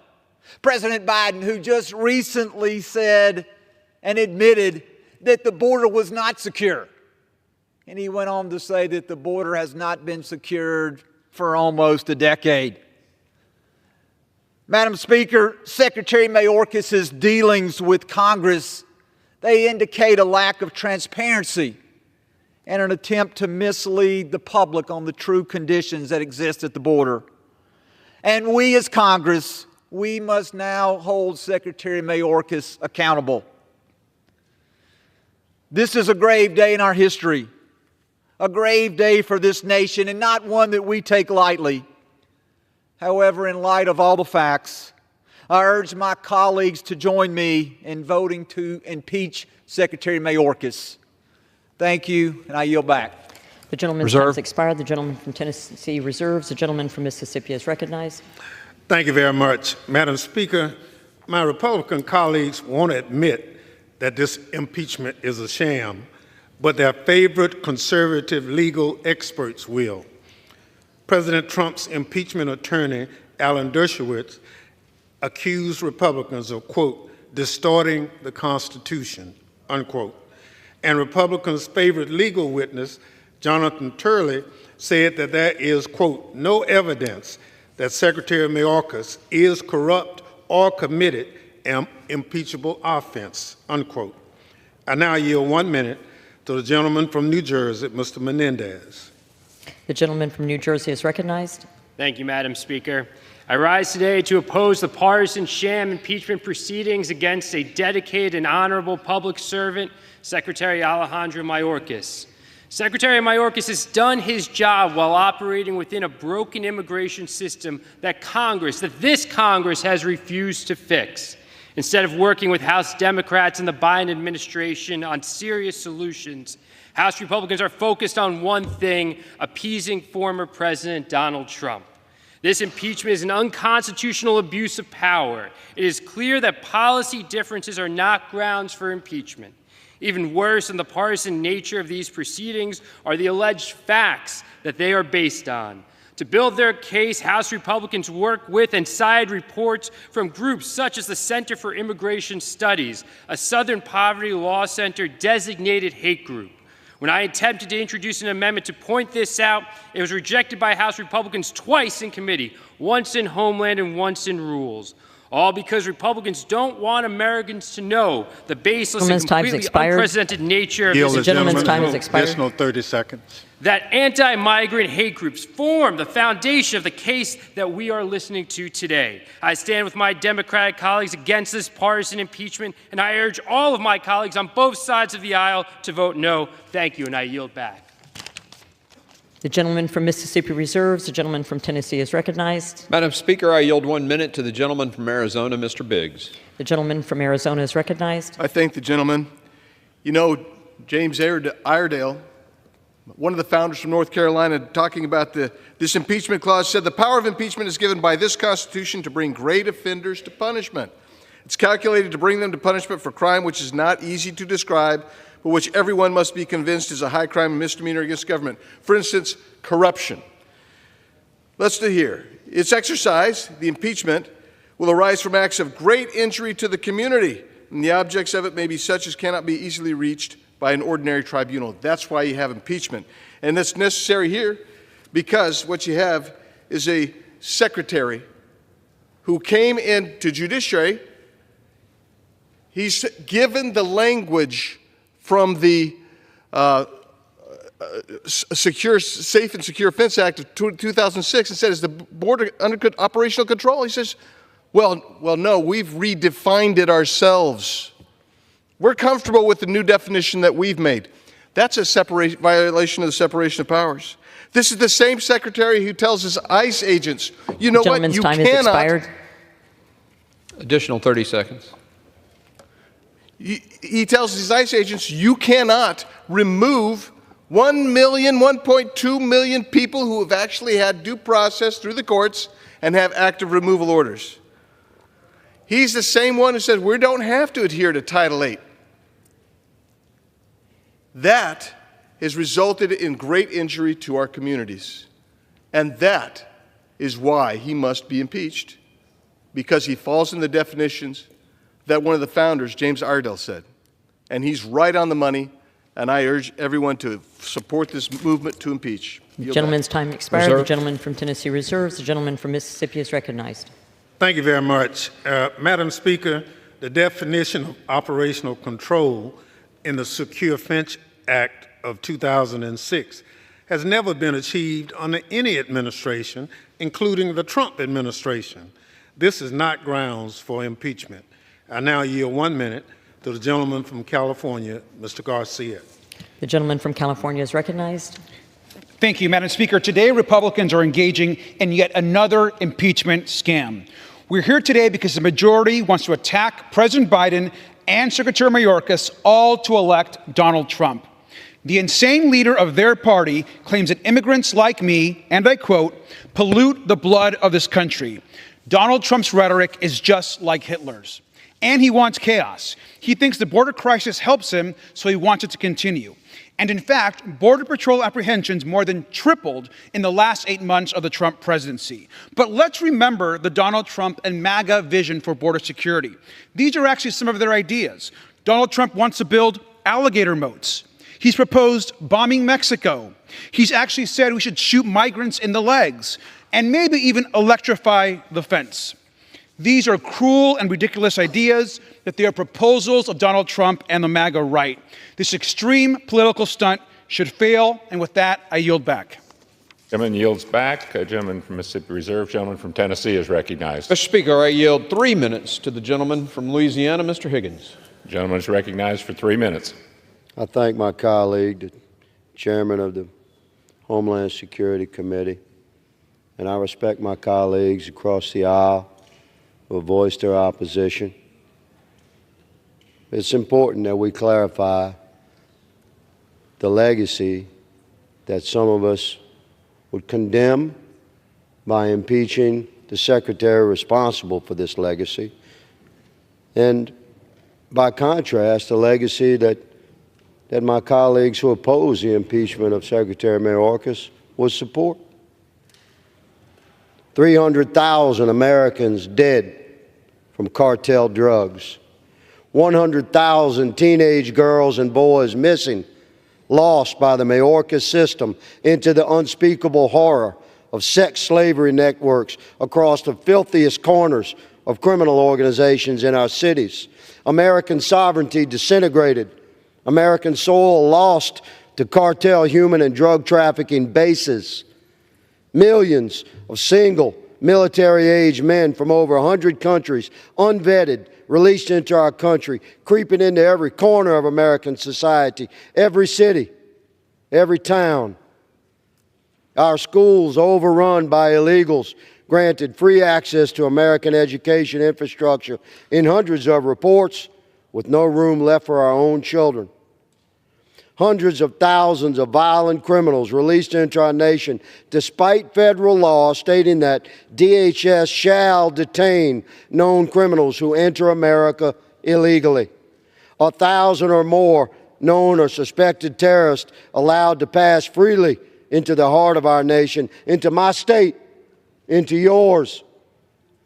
This is the legacy of Alejandro Mayorkas, and by our oath, we must impeach this man who has presented an arrogant, defiant tone of denial and lies to Congress for 3 years, seemingly content or even proud to destroy America day by day. So it is that on this day, it shall be written in the historical record of the People's House that Secretary of Department of Homeland Security Alejandro Mayorkas has been impeached. So shall it be written. So shall it be done. Thank you, Mr. Speaker. I yield. The gentleman yields back. The gentleman from Tennessee reserves. The gentleman from Mississippi is recognized. Thank you, Mr. Speaker. Mr. Speaker, my Republican colleagues are starving DHS of necessary border security resources while accusing Secretary Mayorkas of not doing his job. House Republicans refuse to consider the White House's $13.6 billion border supplemental funding request that would pay for more border agents and officers and detention beds. I now yield 2 minutes to the gentlewoman from Washington, Ms. Jayapal. Gentlelady from Washington is recognized for 2 minutes. Thank you, Mr. Speaker. I rise in strong opposition to this resolution to impeach Secretary Mayorkas. This resolution is as ridiculous as it is dangerous. It has no evidence of high crimes or misdemeanors. Are we really debating impeaching a cabinet secretary because House Republicans don't like the policies that he advances under a democratically elected president? Far from alleging true high crimes and misdemeanors, this resolution relies on the same tired and untrue Republican talking points that Democrats have demonstrated for months are not true.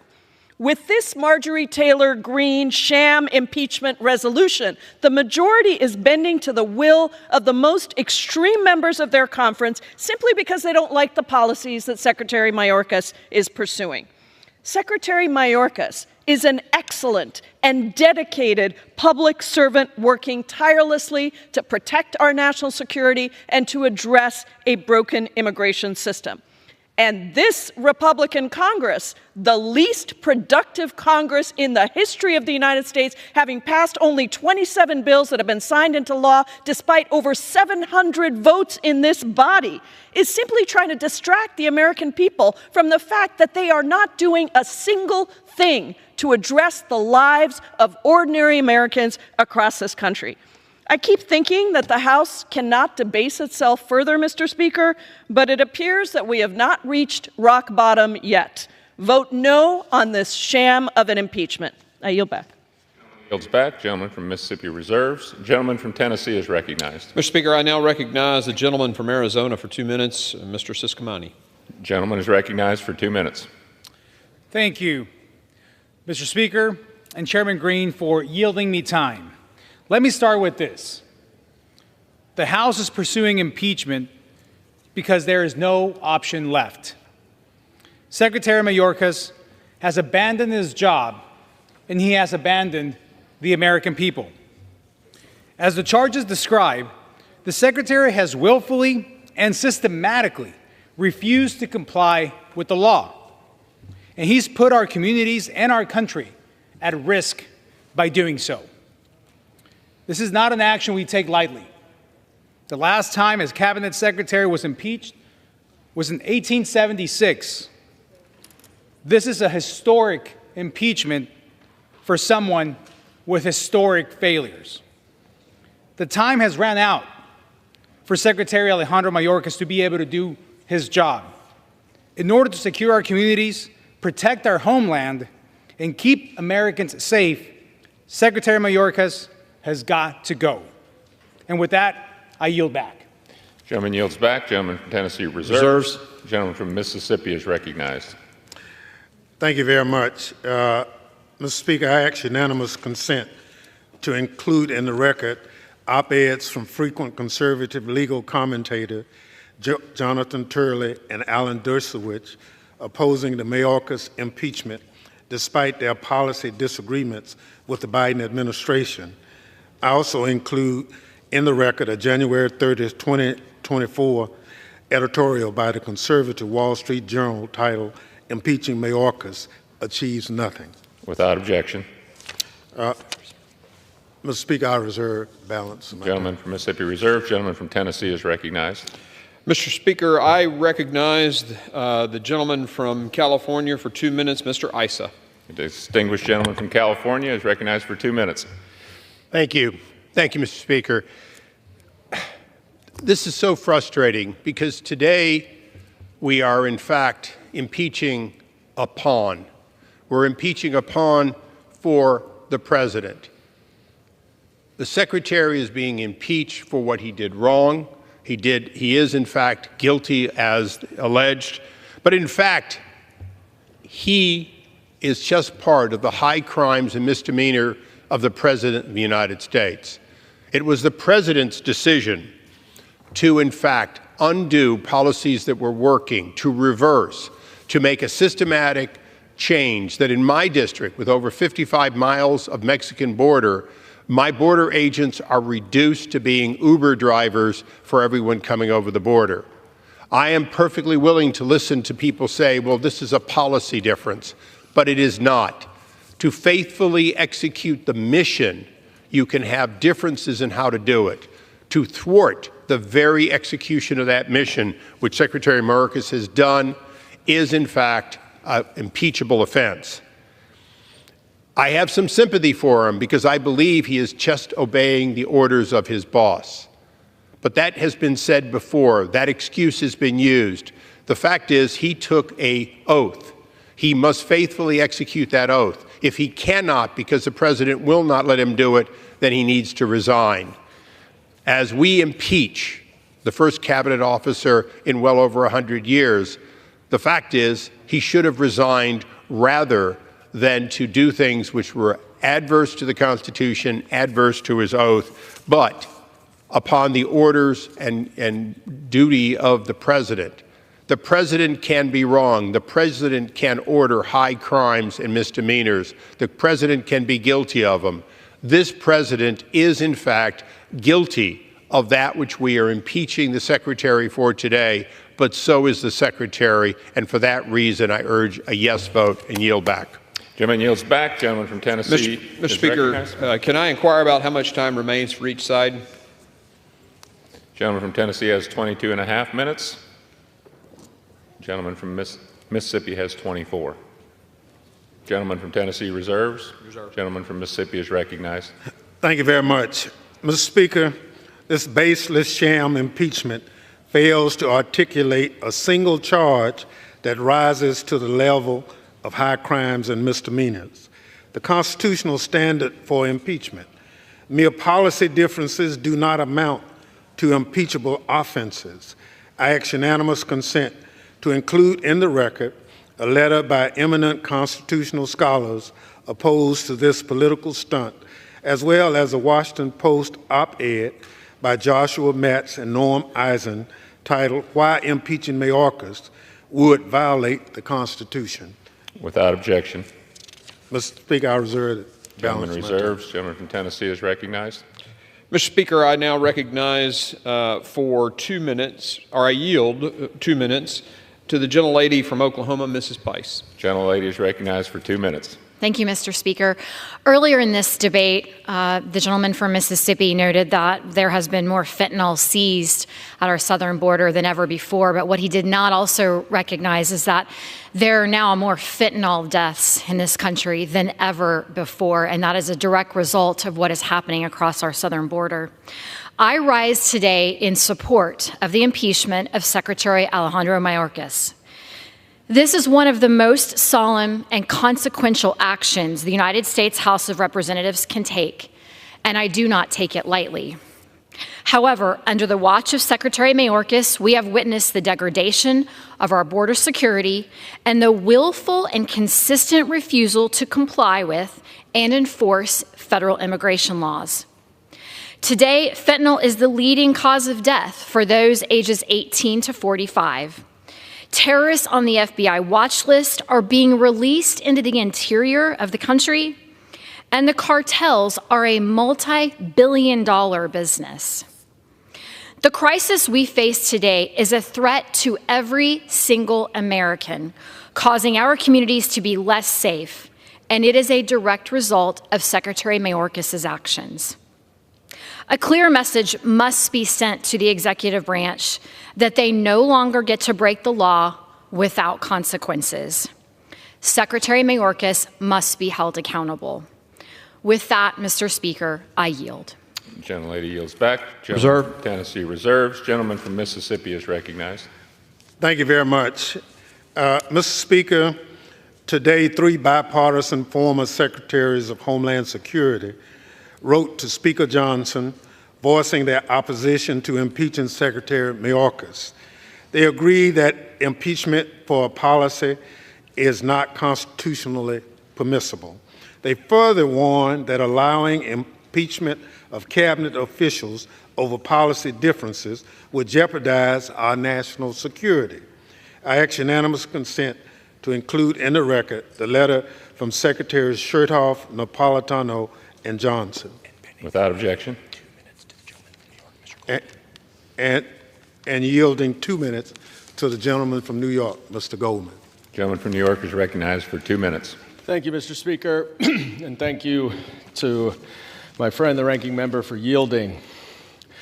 I rise today to condemn this rushed, baseless, sham impeachment of Secretary Mayorkas that will go down in history as one of Congress's darkest moments. The Republican argument for impeachment boils down to their view that Secretary Mayorkas has intentionally caused the influx of immigrants over our southern border. Never mind that even if true, this is not a high crime or misdemeanor that has ever been used before in the history of our country.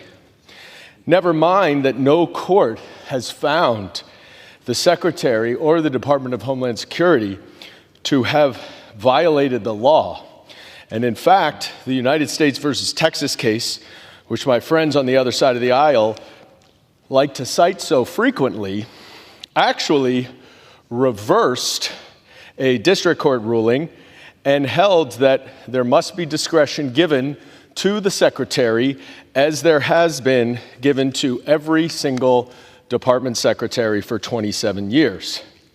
And never mind that every one of those Department of Homeland Security secretaries has interpreted the law the exact same way that Secretary Mayorkas has. Never mind that Republicans have sued him to stop him from implementing the policy changes that the administration has tried to put in effect to address the situation at the border.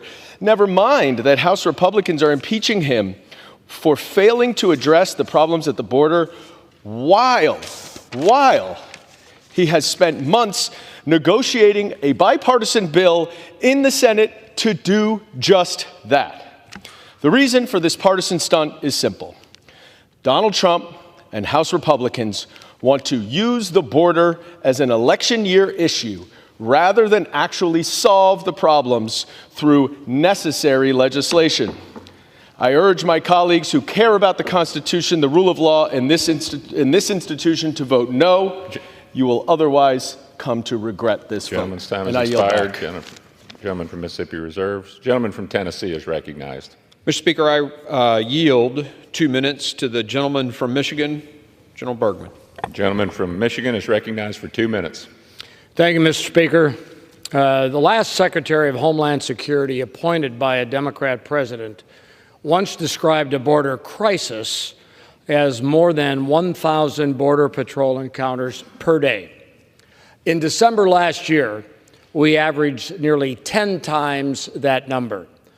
Perhaps most worryingly, 2023 saw a record-setting 860,000, just a little bit shy of 1 million gotaways, border crossers who were detected but who were never apprehended.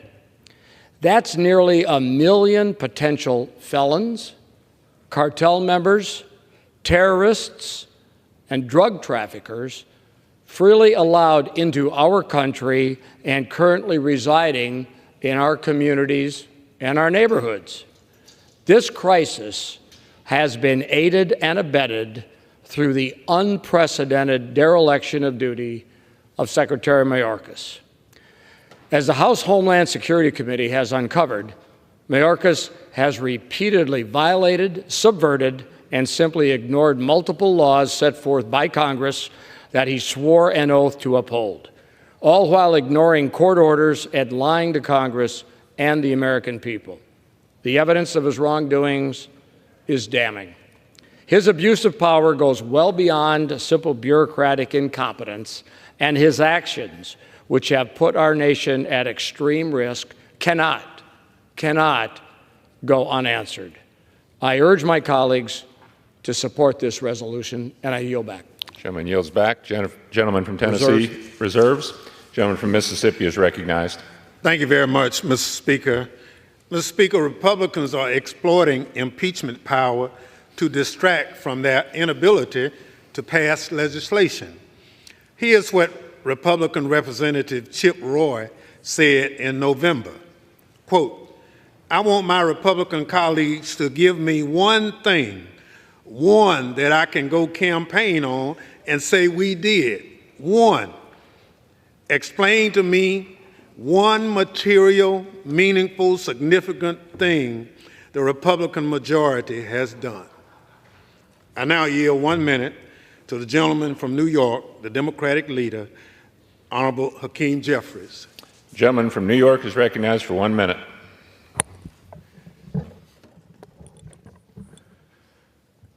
Let me first just thank the distinguished gentleman from the great state of Mississippi for yielding, for his leadership, for his dignity, for his decency, for his continued defense of our democracy in the face of the extreme attacks coming from the other side of the aisle. Mr. Speaker, I rise today in strong opposition to this political stunt, this reckless Republican effort to impeach Secretary Mayorkas. Let's be clear. Secretary Mayorkas is a good man, a patriotic man, and a hardworking man doing the best he can under very difficult circumstances. That's not an impeachable offense.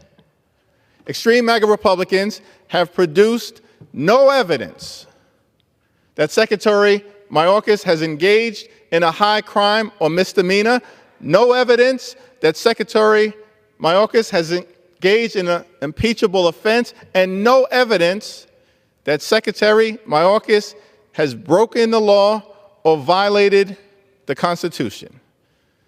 Not a shred of evidence, not a scintilla of evidence, nothing but extreme MAGA Republican chaos and confusion, and the effort to avoid doing the hard work necessary to find common ground to actually address the challenges at the border. What do these impeachment articles have to do with the issue of addressing our broken immigration system? Nothing. What do these impeachment articles have to do with building a healthy economy for everyday Americans? Nothing.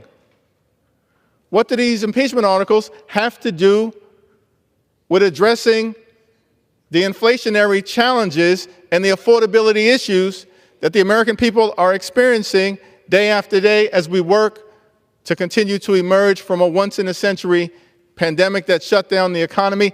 Absolutely nothing.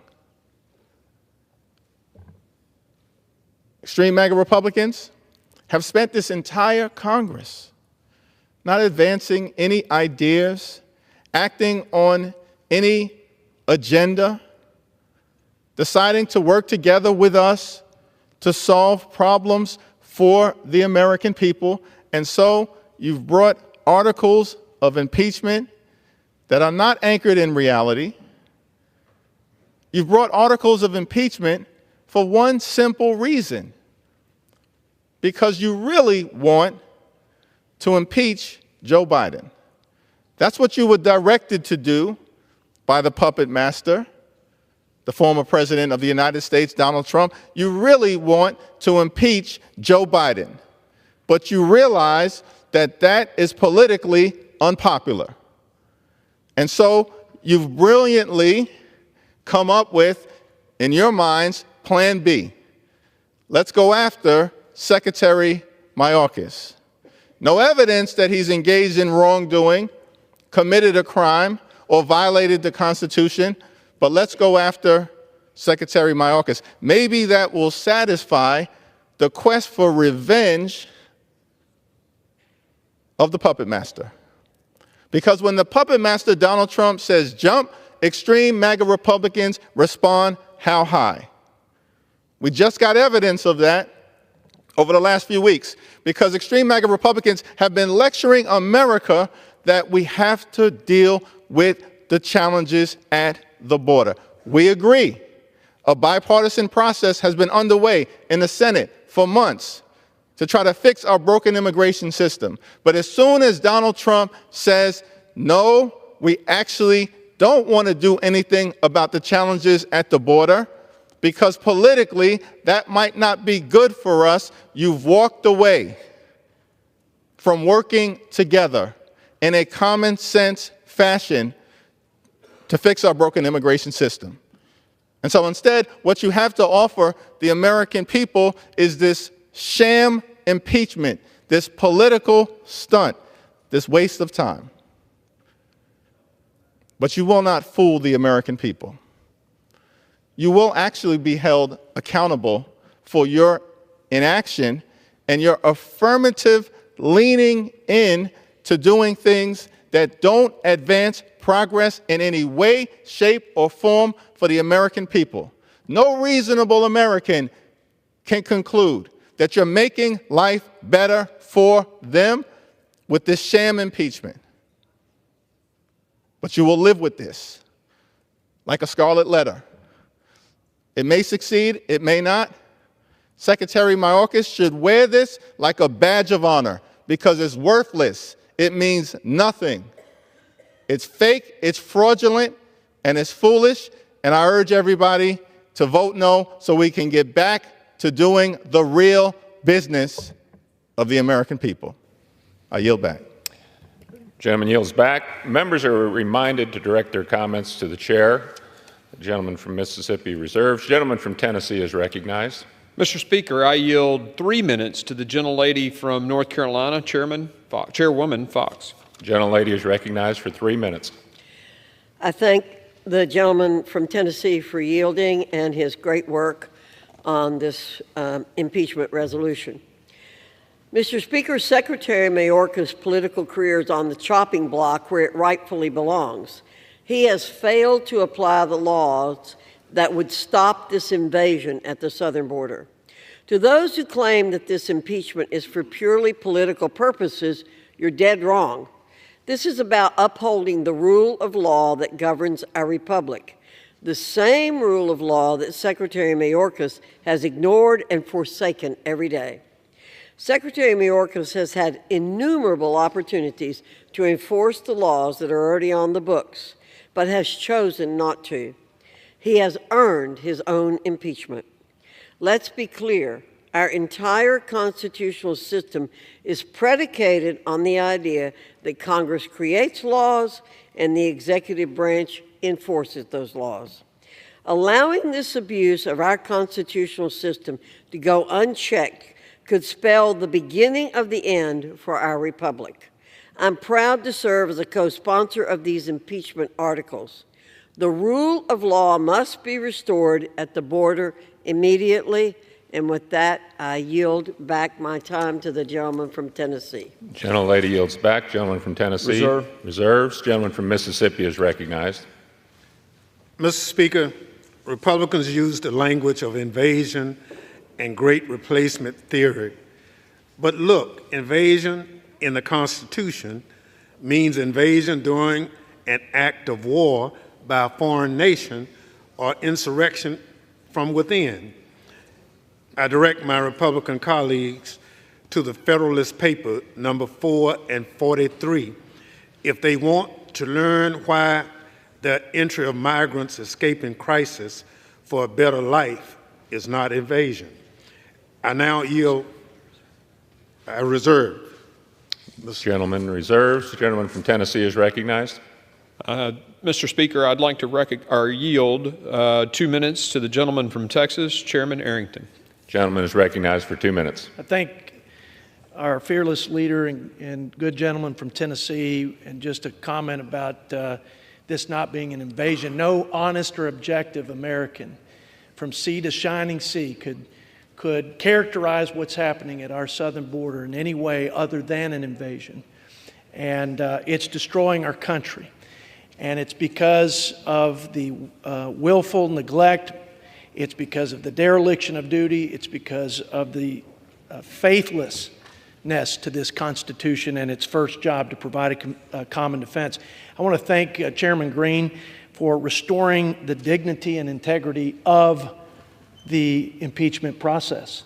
I think it's important that we are careful, that we make the fullness of due process an important feature, restoring what's happened over the last 2 impeachments.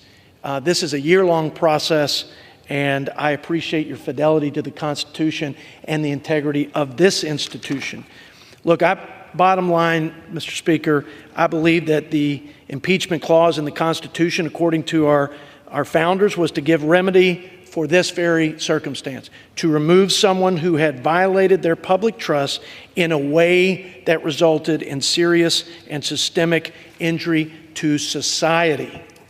So Chairman Green, again, thank you for your leadership. I stand with you. This is the right and responsible thing to do in faithfulness to the Constitution, in the protection of the American people, and in defense of the sovereignty of the greatest nation in human history. And with that, I yield back. Gentleman yields back. Gentleman from Tennessee reserves. Gentleman from Mississippi is recognized. Thank you very much. Mr. Speaker, the extreme mega Republican stunt to impeach Secretary Mayorkas is baseless. The Democratic staff of the Committee on Homeland Security thoroughly documented the many failures of fact and law in the articles of impeachment contained in H Resolution 868. I ask unanimous consent that it be included in the record. Without objection. I now yield 2 minutes to the gentlewoman from Texas, Ms. Jackson Lee. Gentlelady is recognized for 2 minutes. I thank the distinguished gentleman. In the time that we've had to debate one of the most sacred and deliberative responsibilities of the United States Congress, and that is impeachment proceedings, there has been not one iota of truth and or facts that would suggest that Secretary Mayorkas is in fact guilty of the articles of impeachment against him. One, the willful violation of the law, and the benefit to himself from anything that he might have done or that he did not do. But what it has done is given to this nation, a nation of laws and a nation of immigrants, the sense that you cannot flee Nazism, you cannot flee Cuba, and for more than 2 decades come to this country to serve your beloved adopted country, that you cannot be the Justice Department U.S. Attorney, you cannot be a Deputy Secretary, and now the Secretary of Homeland Security, without those who find it strange to have you with your diversity to be able to lead in this way. This is a question of stunts over solutions, and the Constitution was created to create a more perfect order, and that is that under that Constitution, precious rights fall under the 5th Amendment and the 14th Amendment, due process. Let me say, Mr. Speaker, that this Secretary of Homeland Security was not allowed to bring his own witnesses. The majority did not allow the minority to have its day of witnesses. There were no constitutional scholars who pointed to the fact in large numbers, as they would have, that this is in fact a fraud, and it is fraught with misrepresentations. Operational control is 0 people crossing the border. That means they're not crossing for entertainment, they're not crossing for business, they are just there. This is wrong, this is wrong-headed, this is a stunt, and this does not bequeath or equal to the Constitution, which is to create a more perfect union. Expired. Vote against these articles of impeachment. I yield back. Gentlelady's time has expired. Gentleman from Mississippi reserved. Gentleman from Tennessee is recognized. Mr. Speaker, I yield 2 minutes to the gentleman from Montana, Mr. Zinke. Gentleman from Montana is recognized. Mr. Speaker, I rise in strong support of House Resolution 863, the impeachment of Secretary Mayorkas. You know, Montana is about the same size as from here to Chicago plus 2 miles. It's a long, long border. And the few border people we have generally are deployed down south. So my friend and gentleman from New York said, what evidence do we offer? What evidence of negligence? What evidence of wrongdoing? I'd say it's pretty easy to find. It's found in every street, every city, every county, every state across this nation. The evidence is found in every fentanyl pill and death. The evidence is found in every woman that's raped along our border. The evidence is found in every child trafficking case that is in every city, to include Billings, Missoula, Chicago, and Washington, D.C. It's found in every evidence of children being sex trafficked. And I can go on. The evidence of negligence is the willful and blind turning of this whore that we have on our southern border. Our northern border, while not discussed a lot, is wide open because this country doesn't have a border. And in Montana, this administration can't even prevent a balloon. So the evidence is clear, compelling, and not in dispute. The lack of action and blindfold and willingness to do nothing is deserving no less than impeachment. Mr. Speaker, I yield back. Gentleman yields back. Reserve. Gentleman from Tennessee reserves. Gentleman from Mississippi is recognized. Thank you very much, Mr. Speaker. Mr. Speaker, Secretary Mayorkas is doing his job with the resources allotted by this Congress. Not only has no administration detained all border crossers, but Congress has never appropriated sufficient resources to detain all individuals who should be detained under the Republicans' reading of the law. I now yield 3 minutes to the gentleman from Texas, Mr. Castro. Gentleman is recognized for 3 minutes. Thank you, Mr. Speaker. Thank you, Chairman. This impeachment against Secretary Mayorkas is a sham. The process was a sham. The charges are a sham. And you might wonder, if that's the case, then why go through all of this trouble? Well, last November, a colleague of mine from the state of Texas stood up in this chamber and asked for one meaningful accomplishment that the Republican Congress has accomplished this session. The answer was nothing. That colleague was not a Democrat on this side of the aisle, but a Republican. A Republican who asked the question whether somebody could name one meaningful accomplishment. So the answer to my question, why does this happen, when you have no record of accomplishment to run on, nothing on education, nothing on health care, nothing about creating jobs, nothing on the environment, nothing about keeping people safe, this is what you do. You put on a circus. And that's why we're here today. If we need an example, let's look to the last few days. For years, Republicans have used immigrants as political scarecrows, using them like scarecrows to put up in the face of Americans and scare Americans that every single one of these people, including the 6-year-old children, is coming to harm you and hurt you. And because they have no positive policy solutions, man, they sell that really hard. You hear it on every radio interview, every television interview.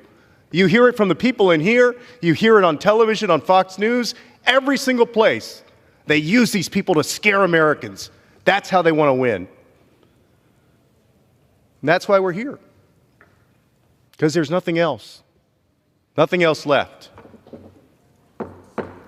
And on the border, Gentleman, I would ask for additional 30 seconds. Gentleman recognized for additional 30 seconds. They have claimed that we need to secure the border. But even when President Biden made the comment that he would be willing to shut down the border because it's overwhelmed, the Republican speaker says that that proposal that would allow for it, what they've been asking for supposedly for years, they say it's dead on arrival. They're not going to do it. This is a show trial. It's a sham. I yield back, Speaker. Gentleman yields back. Gentleman from Mississippi reserves. Gentleman from Tennessee is recognized. Mr. Speaker, I yield 2 minutes to the gentleman from Mississippi, Mr. Ezell. Gentleman from Mississippi is recognized for 2 minutes. Mr. Speaker, before coming to Congress, I spent 8 years as a sheriff in my home county and 42 years as a law enforcement officer. If I hadn't have done my job as a sheriff, I would have been fired and removed from office. Mr. Speaker, Secretary Mayorkas has not done his job. He has willfully ignored immigration laws passed by the Congress and allowed our southern border to turn into utter chaos. His breach of the public trust cannot go unanswered. I voted to hold him accountable in committee last week, and I will do so today on the floor. I urge my colleagues to vote in favor of this impeachment and hold Secretary Mayorkas accountable for his actions. And with that, Mr. Speaker, I yield back. Gentleman yields back. Gentleman from Tennessee reserves. Reserve. Gentleman from Mississippi is recognized. Thank you very much. Mr. Speaker, I now yield 2 minutes to the gentlewoman from California, Ms. Barragan. The gentlelady from California is recognized for 2 minutes. Thank you, Ranking Member Thompson.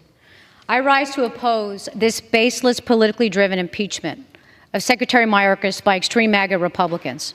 House Republicans have failed to meet the constitutional standard for impeachment. They have failed to provide evidence for high crimes and misdemeanors because no evidence exists. Republicans rant about challenges at the southern border, and their only solution is to remove the person who has been in the room trying to work on a bipartisan basis to get tough on border policies that I don't even agree with. Republicans are not serious about border security. This is all about politics for them. They have consistently opposed legislation to increase funding for more Border Patrol agents at the southern border, more Customs and Border Protection, more money to combat fentanyl from coming across the southern border, something they love to talk about, but they want to put no resources to make sure that it's not coming over. And of course, they've even said no to $1 billion in ICE detention beds. This is a Republican talking point, and they have said no to this too. So why are we wasting floor time on political games with a fact-free impeachment resolution instead of legislation to improve the lives of Americans? Because House Republicans can't govern. They want to distract from their weekly embarrassments. Their own members admit they have not accomplished anything. This sham impeachment is not an accomplishment. It's just another embarrassment because they are a do-nothing Congress. I yield back. Gentlelady yields back. Gentleman from Mississippi reserves. Gentleman from Tennessee is recognized. Mr. Speaker, can I inquire as to how much time remains for each side? Gentleman from Tennessee has 12 minutes, 12 and a half. Gentleman from Mississippi has 12. I yield myself as much time as I may consume. Gentleman's recognized.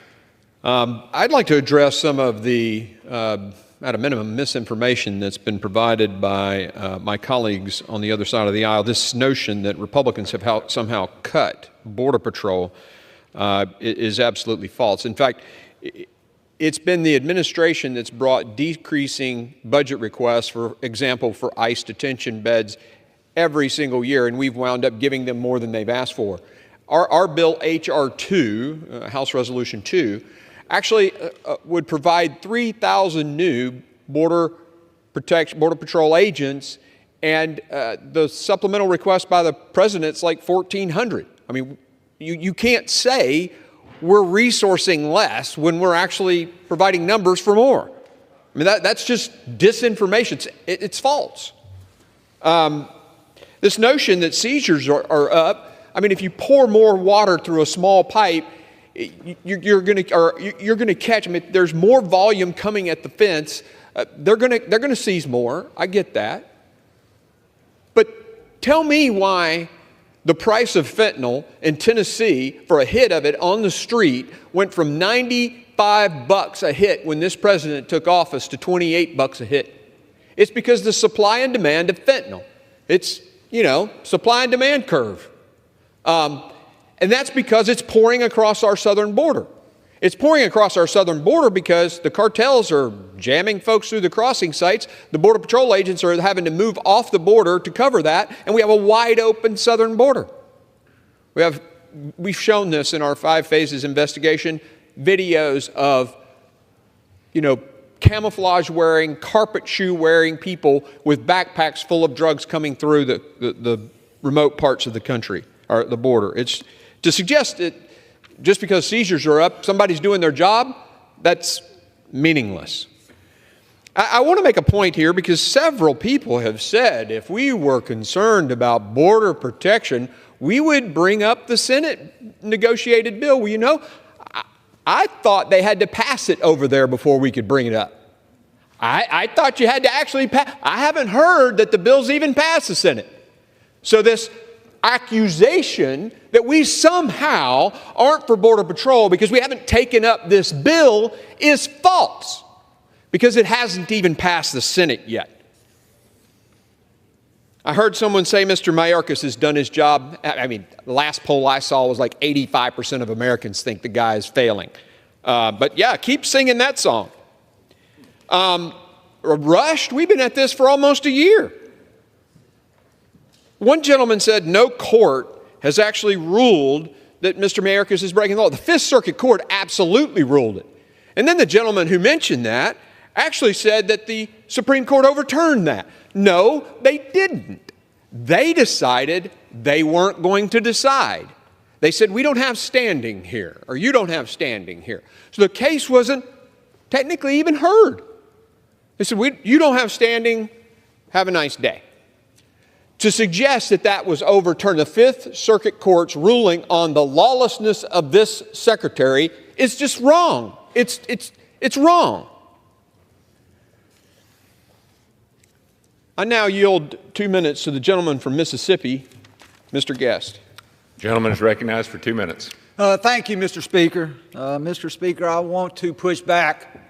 I want to tell you that what is happening here is not political theater, as my friends on the other side of the aisle wish to make this.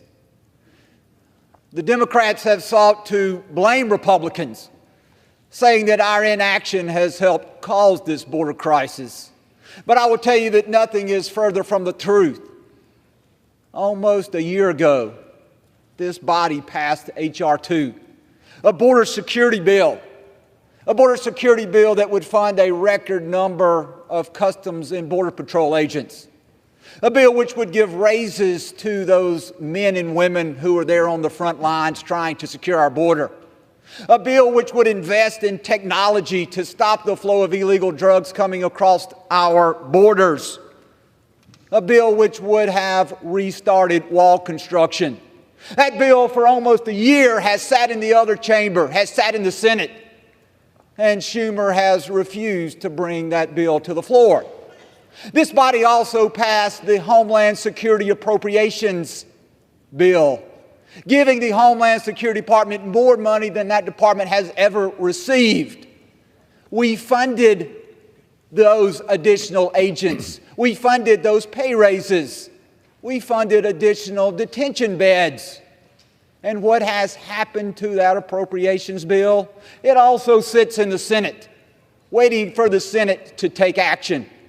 And today, my friends across the aisle, they seek to hide behind this Senate bill that was crafted behind closed doors in the cover of darkness. A bill that did not include any from the House of Representatives, did not include Homeland Security Chairman Mark Green, ranking member from Mississippi, Benny Thompson. The Senate, 3 senators out of 100 got together behind closed doors, and for weeks they sat down and they crafted a bill. Another minute. Gentleman's recognized for additional minute. And that bill, with no input on behalf of the House of Representatives, we are now supposed to adopt that bill before it even passes the Senate. I want to give you a number, Mr. Speaker.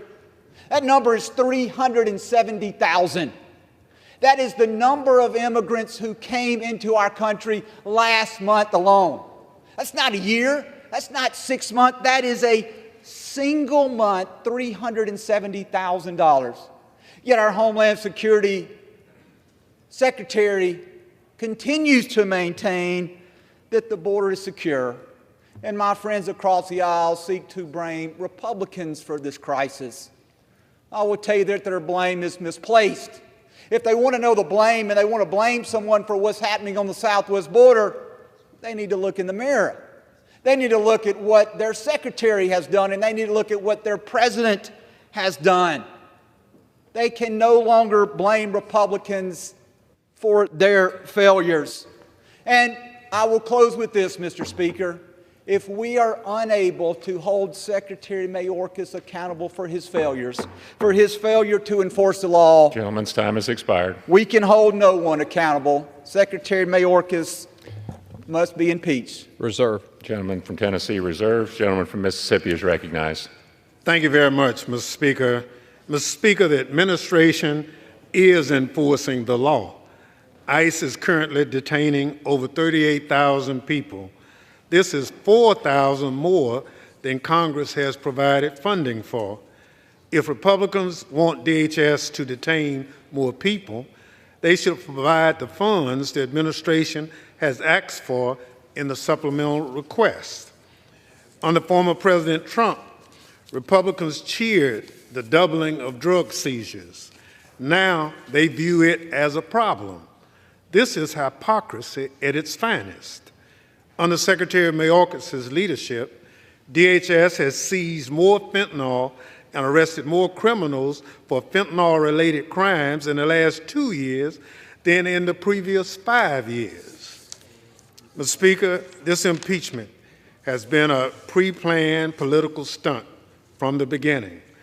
I request unanimous consent to include in the record a New York Times article detailing how Secretary of Homeland Security,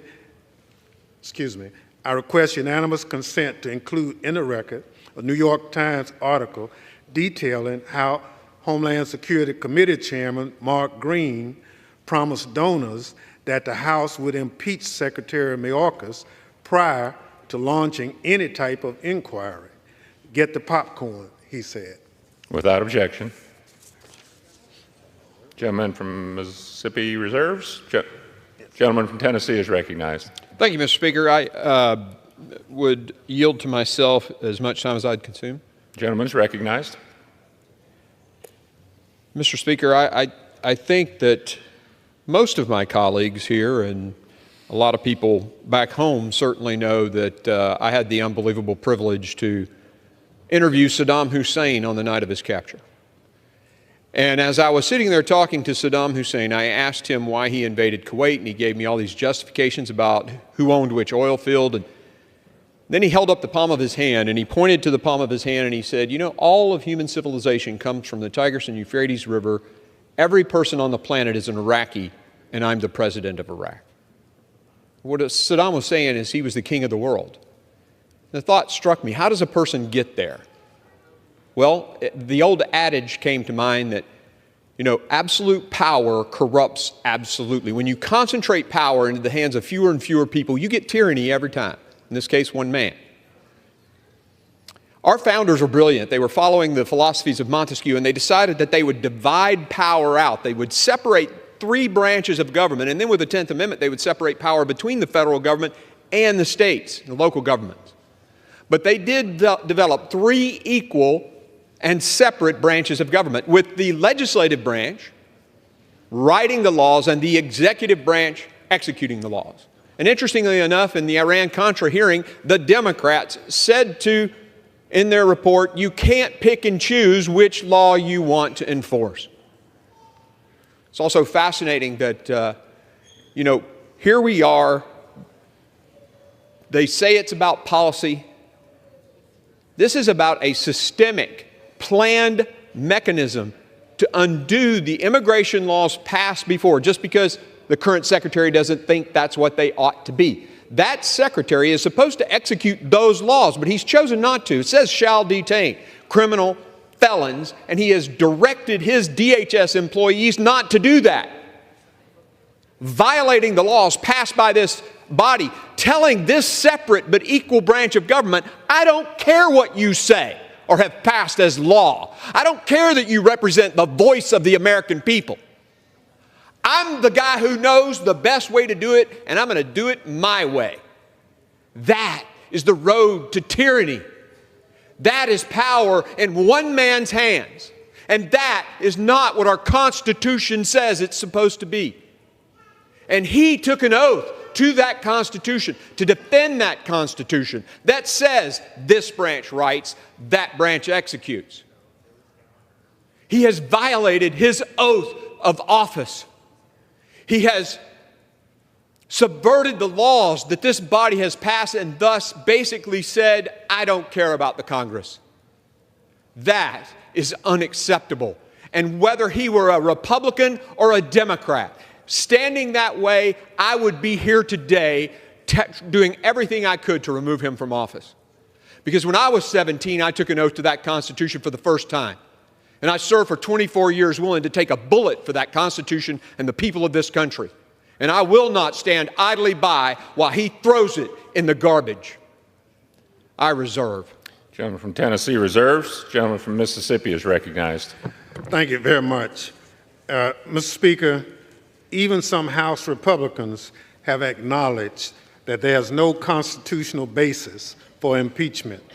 Representative McClintock called this effort an unconstitutional abuse of power and reckless, partisan, and unserious. Representative Buck said it's not an impeachable offense. This is a policy difference. Mr. Speaker, besides failing to articulate a single cognizable charge that would meet the constitutional impeachment standard of high crimes and misdemeanors, this sham impeachment has been marred by procedural failures. I ask unanimous consent to include in the record documentation of those procedural failures. Without objection. Gentleman from Mississippi reserves.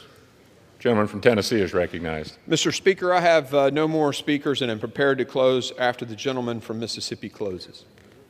Gentleman reserves. Gentleman from Mississippi is recognized. Mr. Speaker, I have no more speakers and I'm prepared to close. Gentleman's recognized. Thank you very much. Mr. Speaker, I yield myself the balance of my time. Mr. Speaker, the statements from the other side this afternoon have misrepresented the facts and the laws of this baseless sham impeachment. This extreme mega Republican majority is more about stunts rather than solutions. This political stunt is about placating extreme elements within the Republican conference rather than doing what's right for America. Because it's clear that Republicans have failed to make the case for impeachment, they failed to articulate a single high crime and misdemeanor, the other side of the aisle reeks of desperation. Sadly, many Republicans appear willing to undermine the Constitution they claim to hold dear to score cheap political points. I'm holding out hope that some of my colleagues across the aisle will do the right thing, that they will join us in upholding the oath we all swore to the Constitution. I urge my colleagues to reject House Resolution 863.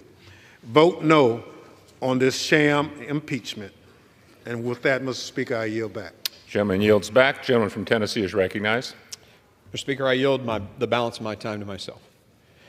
As you've heard, the evidence against Secretary Mayorkas is compelling, but so too is the constitutional justification for impeachment. The constitutional history and the framers' intent are clear. We, the people's representatives, have no option but to exercise this duty when executive branch officials blatantly refuse to comply with the laws we have passed, threaten the separation of powers, imperiled the constitutional order, and expose Americans to untold suffering and death. This historical record is unambiguous. From Madison to Hamilton, the framers uniformly believed that executive branch officials who failed to defend the Constitution and enforce the law should no longer hold office. We know that Secretary Mayorkas refused to comply with the law. We know that he lied to Congress and breached the public trust. We all witnessed the horrific consequences. But in closing, my question to my colleagues is this. If Secretary Mayorkas' brazen, blatant disregard for the laws we have passed is not enough to warrant action, why are we even here?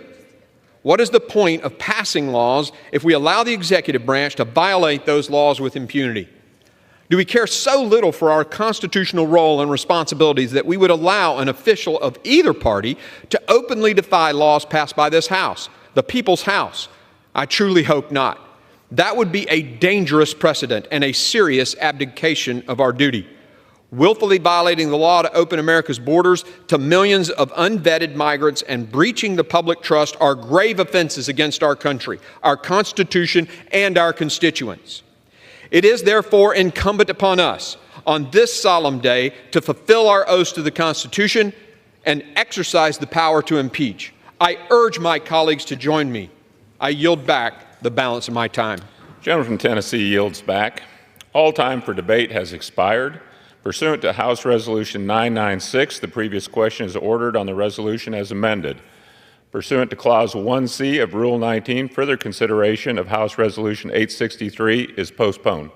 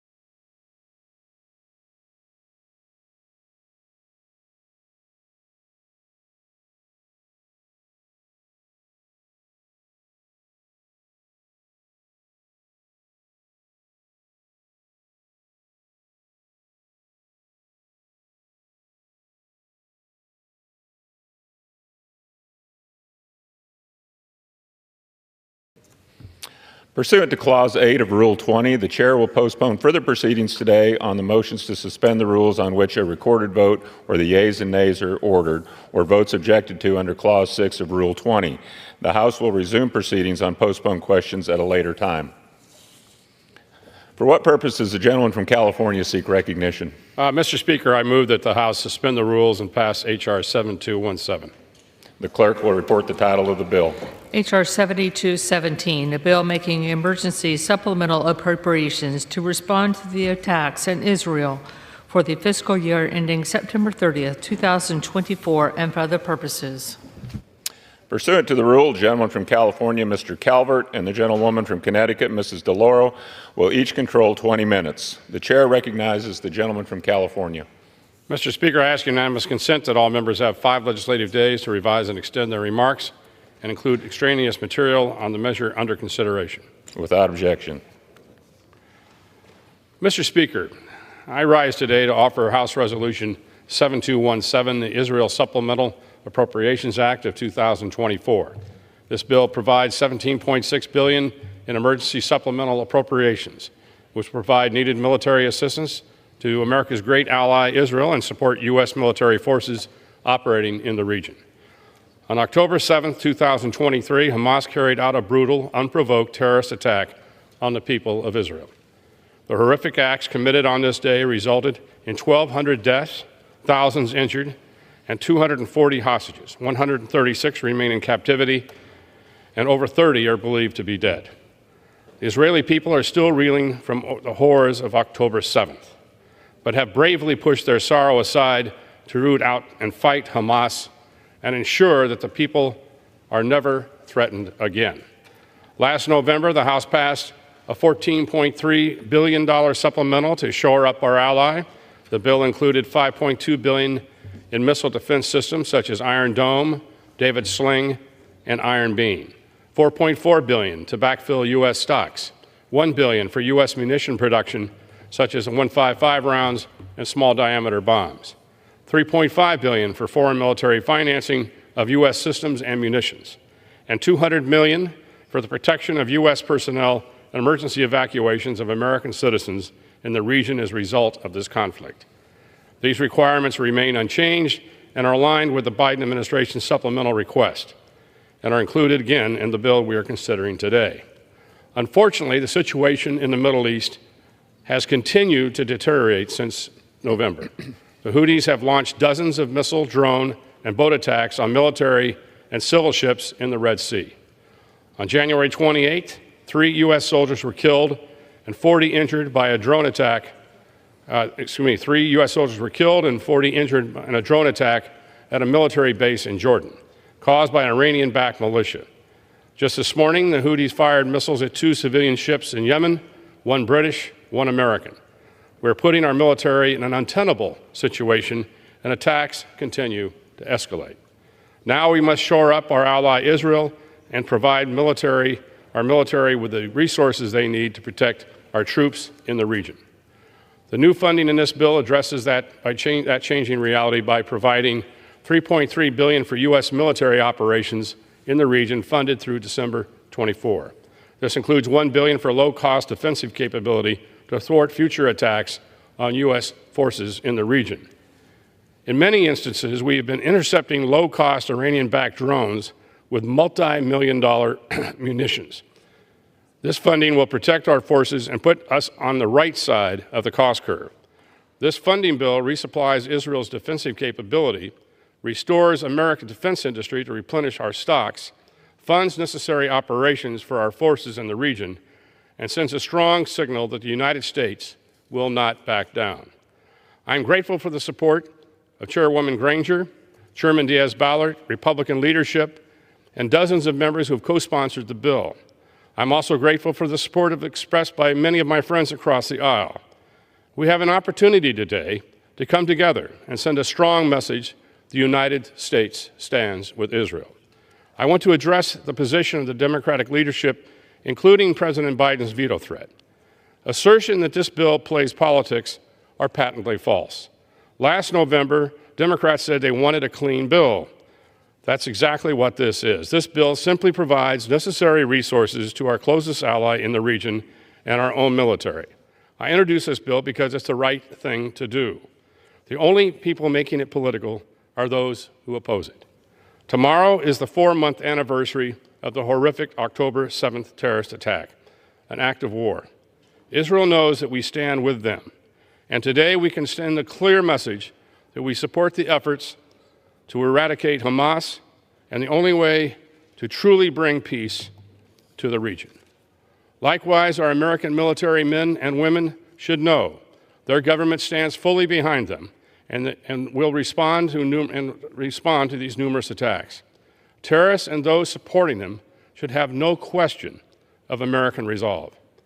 I encourage all members to support the Israel Security Supplemental and reserve the balance of my time. Gentleman from California reserves. The gentlelady from Connecticut is recognized.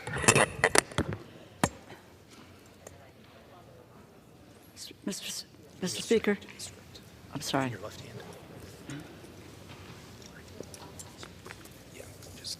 Mr. Speaker, I yield myself such time as I may consume. Gentlelady is recognized. Thank you. 122 days ago, Hamas terrorists murdered over 1,000 Israelis and at least 30 Americans in cold blood. They took hundreds hostage in the worst attack on Jewish people since the Holocaust.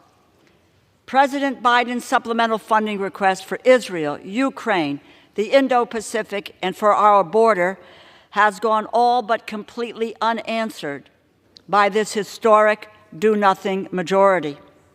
For months, our colleagues in the majority insisted that any foreign assistance bill must include border policy changes. So spoke Speaker Johnson at the White House several months ago and said we needed a bipartisan border security agreement that would open the door, unlock the door for funds for foreign assistance.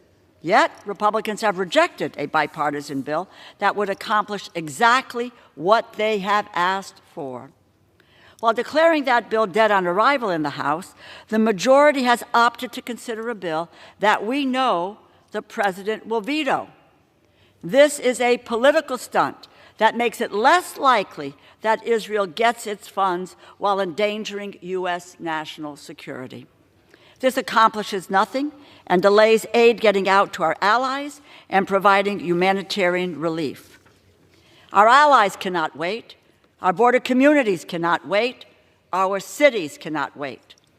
I wholeheartedly support funding for Israel. I have written aid to Israel supplemental appropriations over the last several years. However, I cannot support this bill, which falls dangerously short of what this moment calls for. Our allies are facing existential threats, and our friends and foes around the globe are watching, waiting to see how America will respond. Putin is watching, Xi is watching, the Ayatollah Khomeini is watching, Russia, China, and Iran are watching, and our allies are watching. This bill does not provide a penny in humanitarian assistance. We cannot abandon the innocent civilians caught in the crossfire of these conflicts, particularly in Gaza. The costs of Hamas's rule over Gaza and the war against Israel are borne by innocent Palestinians. Israel's harsh response has raised these costs further. Families, children are facing unthinkable circumstances, millions facing starvation because of this conflict. No one with clear eyes would say otherwise. Furthermore, if this bill were to become law, there is no path to support Ukraine. We are witnessing the first land war in Europe in a generation. And through inaction, this Congress risks handing a sovereign nation over to a ruthless autocrat, jeopardizing U.S. national security. Vladimir Putin wants Ukraine. If he overtakes Ukraine and moves against a NATO ally, we will see U.S. troops in a ground war. If we do not provide Ukraine with what they need, the ultimate legacy of the 118th Congress will be the appeasement of a dictator and the destruction of a free nation. Our allies and our enemies in Europe and around the globe will know that the United States is no longer a trusted partner in the security of the free world. Yet, we know that a supermajority of this body supports Ukraine. There are unquestionably more than 218 votes in the House for a supplemental appropriations that includes Israel, humanitarian assistance, Ukraine, and Indo-Pacific assistance. Yet, House Republicans are refusing to take that path. The Senate bill acts now to address the border that is in crisis. The status quo is unacceptable, but Republicans say no to moving forward. We should reject this unserious effort, this political ploy, and insist on a bipartisan product that supports our allies and protects the integrity of our border. I reserve the balance of my time. Gentlelady from Connecticut reserves. The gentleman from California is recognized. I thank the Speaker. And this is a bipartisan effort. This is a bipartisan bill. And with that, I yield to the gentlewoman from Texas, the chairwoman of the Appropriations Committee, Ms. Granger, for 3 minutes. Gentlelady is recognized for 3 minutes. Mr. Speaker, I rise today in support of H.R. 7217, a bill that will provide additional support for Israel. And I want to thank Chairman Calvert for the leadership on his bill that he's given. Nearly 4 months ago, we watched Hamas brutally attack the Israeli people. Unfortunately, the situation in the region has only gotten worse. Israel and now U.S. forces have been attacked by terrorist groups backed by Iran. Funding is needed to address the growing threats we face. The bill before us provides a total of $17.6 billion in emergency resources. Specifically, the bill includes funding for Iron Dome, David Sling, Iron Beam defense system, and other weapons through the Foreign Military Financing Program. To ensure that U.S. support does not impact our own military readiness, the bill restocks the items we have already sent to Israel. It is also providing $3.3 billion to support our military operations in the region.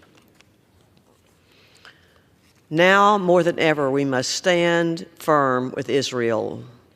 The bill sends a strong message that the United States supports our great ally. I urge my colleagues to join me in supporting the important bill. Thank you, and I yield back the balance of my time. Gentlelady yields back. Gentleman from California reserves. Gentlelady from Connecticut is recognized. I yield 3 minutes to the gentlewoman from Minnesota, the ranking member of the Defense Subcommittee, Ms. McCollum. The gentlelady is recognized. Thank you, Ranking Member Delora. Mr. Speaker, our nation faces two immense national security challenges, and Congress must address them both. Russia's illegal and unjust invasion of Ukraine, which threatens their territorial integrity and the security of Europe, and Israel's response to the Hamas terrorist attacks on October 7th, which has spiraled into a regional conflict between the United States and Iranian proxies. Tragically, three U.S. service members have lost their lives in this conflict. Our nation and the world need decisive action from Congress. The Hamas attacks on October 7th were barbaric, and Israel does have the right to defend itself. And I've long supported missile defense priorities like Iron Dome in the defense appropriation bill. But this is not the way to get more aid to Israel. The Senate and the White House do not support this action. This bill was introduced to get ahead of the Senate's bipartisan security supplemental, which does address all of our national security priorities. The Republican House bill plays politics with our national security, and that's wrong. It's a non-starter for those of us who seriously want to address these crises in a comprehensive manner. And here's how we do that. We do provide assistance to Israel, but it's equally important to get more life-saving humanitarian aid into Gaza, because if we don't, the situation for civilians will continue to deteriorate. Starvation will grow, disease will spread, and Palestinian civilians, most of them children, will continue to suffer and many die. Because Israel's security situation will worsen if we don't do the humanitarian aid. We need to support our national priorities around the world. Our service members are working nonstop to defend commercial shipping routes and deter broader regional conflicts with Iran. They deserve our support. We must provide additional security assistance to Ukraine. The situation there is desperate, Mr. Speaker. Ukrainian civilians will continue to be murdered. Their military faces serious shortage of ammunition, and we must remedy that. Congress cannot afford to ignore any of these challenges because America cannot afford to ignore them. We must lead, and the Republican majority, in my opinion, is failing to do just that. If we fail here, the national security consequences we will face abroad are: we will leave both Israel and U.S. troops in the Middle East in a more dangerous position when it comes to Iranian activities. We will condemn more Palestinian civilians in Gaza to die. And we will doom the Ukrainian people to face a dark future with their democratic aspirations crushed by Putin's boot. And we will leave our European allies, who have just approved a 50 billion euro package for Ukraine, to face a resurgent Russian military on their borders. The majority has left us no choice but to vote no. The gentlelady yields back. The gentlelady from Connecticut reserves. The gentleman from California is recognized. I thank the Speaker. The bill before us today is regarding Israel.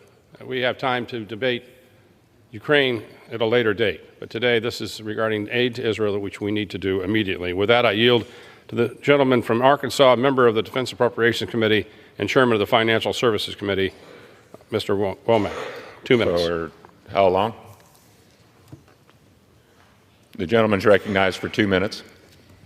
Thank you, Mr. Speaker, and I want to thank my friend, Chairman Calvert, for giving me an opportunity to speak on this very vital piece of legislation.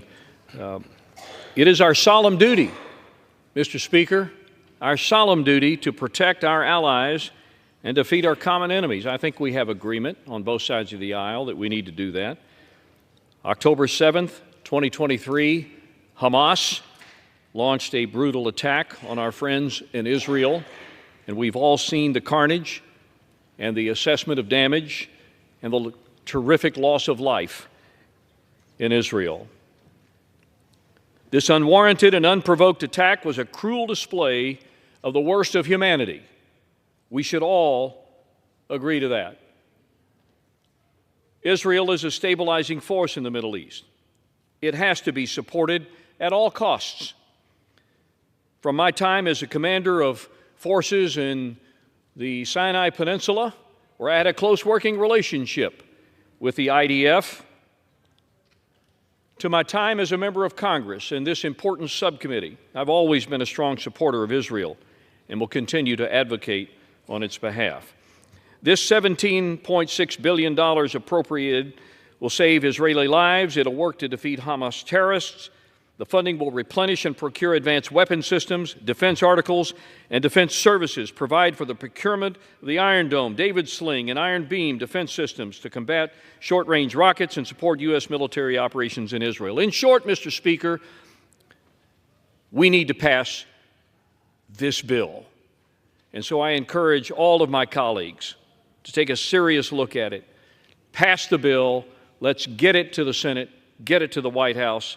And with that, I yield back the balance of my time. Gentleman yields back. Gentleman from California reserved. Gentlelady from Connecticut is recognized. I yield 2 minutes to the gentlewoman from Florida, the ranking member of the Military Construction and Veterans Affairs Subcommittee, Ms. Washington Gentlelady Schultz. is recognized for 2 minutes. I thank the gentlelady for yielding. Thank you, Mr. Speaker. I rise to support Israel's absolute right to exist, to defend itself, and to bring home its citizens and ours who are still held captive after 122 days. Over those 122 days, President Biden has firmly backed Israel's response to genocidal Hamas terror. He helped free over 100 hostages and continues working tirelessly to bring them all home. And he has forcefully countered malign forces who attack our troops and oppose any future peace. Meanwhile, for 122 days, Republicans have ignored President Biden's urgent request: safeguard our democracy and our allies from adversaries who seek chaos, death, and destruction. This abdication of responsibility fails our constituents, our allies, and our national security interests. After months of waiting, I won't hesitate to vote for Israel's defense in this moment of crisis. But I'm enraged that Republicans are playing political games, caving to Trump and the extreme fringe of their party at the expense of our most sacred national obligations. They cynically pound the table about Iran, but they're suddenly blind to Putin's wrath in Ukraine and deaf to Xi's threats against Taiwan. They callously disregard the humanitarian tragedy facing Gazans, who are also victims of Hamas, eroding our credibility and undermining future prospects for a just and lasting peace. And I'm appalled that after 3,300 anti-Semitic attacks in this country in just 3 months, they will pass a dozen non-binding resolutions only to turn around and defund basic protections for Jewish Americans. We could have passed the president's emergency request months ago in a massive bipartisan show of strength. But instead, Republicans are needlessly weaponizing these vital efforts to score cheap political points. It took far too long to get here, yet this bill still falls short of our needs. As a Jew, as a proud Zionist, my conscience demands that I vote with Israel in her hour of need in this moment of crisis. But I won't pretend that this bill comes close to meeting our security needs. I yield back the balance of my time. Gentleman from California is recognized. I thank the Speaker. I yield to the gentleman from North Carolina, Dr. Murphy, 2 minutes. The gentleman is recognized for 2 minutes. Thank you, Mr. Speaker. Today I rise in support of 7217, the Israel Security Supplemental Appropriations Act. In the face of terror and absolute unprovoked aggression, Israel is in the fight for its existence. The United States must not shirk its duty and must support Israel. Israel has the absolute right to exist. Mr. Speaker, the world is essentially on fire. If you do not combat dictators, if you do not combat terrorists, we are shirking our duty. So today, now, with the United States being Israel's greatest ally, we must support them. We already sent the Senate a support bill. We sent them a support bill for Israel. We did that barely a month after the Hamas attack on October the 7th. But what has Senator Schumer and Senator Democrats done? They've sat on it. And now they want to send us a bill to try to fix their crisis at the border and guise that with support of Israel. By the way, their crisis at the border, President Biden's crisis at the border, has cost this nation $450 billion. That pales in comparison to the $17 billion that we are asking for Israel. We don't need gimmicks. We don't need a bill that hasn't even been passed by the Senate, which will allow more and more and more illegals to come into this country. What we need is a singular bill to support Israel, our greatest ally. With that, I ask my colleagues to support H.R. 7217. With that, I yield back. Gentleman yields back. Gentleman from California reserves. Gentlelady from Connecticut is recognized. I yield 2 minutes to the gentlewoman from Florida, a member of the Appropriations Committee, Ms. Frankel. Gentlelady is recognized for 2 minutes. Thank you, Mr. Speaker. I rise in support of this bill for emergency funding for Israel and for U.S. military operations in the Middle East. On October 7, 2023, Hamas terrorists brutally attacked Israel, murdering, maiming, and raping innocent women, men, and children, taking 240 hostages, many who remain in dark tunnels, being starved and abused. And adding fuel to the fire, Iran proxies are shooting rockets into Israel, jeopardizing commerce in the Red Sea, and killing American soldiers on military bases. Funds from this bill will enable Israel to defend itself and the U.S. to protect our own military personnel. Mr. Speaker, I recognize and I respect the concern of friends who support Israel but want other issues also important to be addressed. But, Mr. Speaker, the perfect should not be the enemy of the good.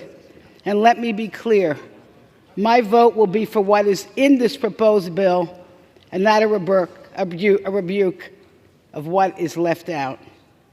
I fear that a divided Congress will embolden Israel's adversaries and put our own military in harm's way.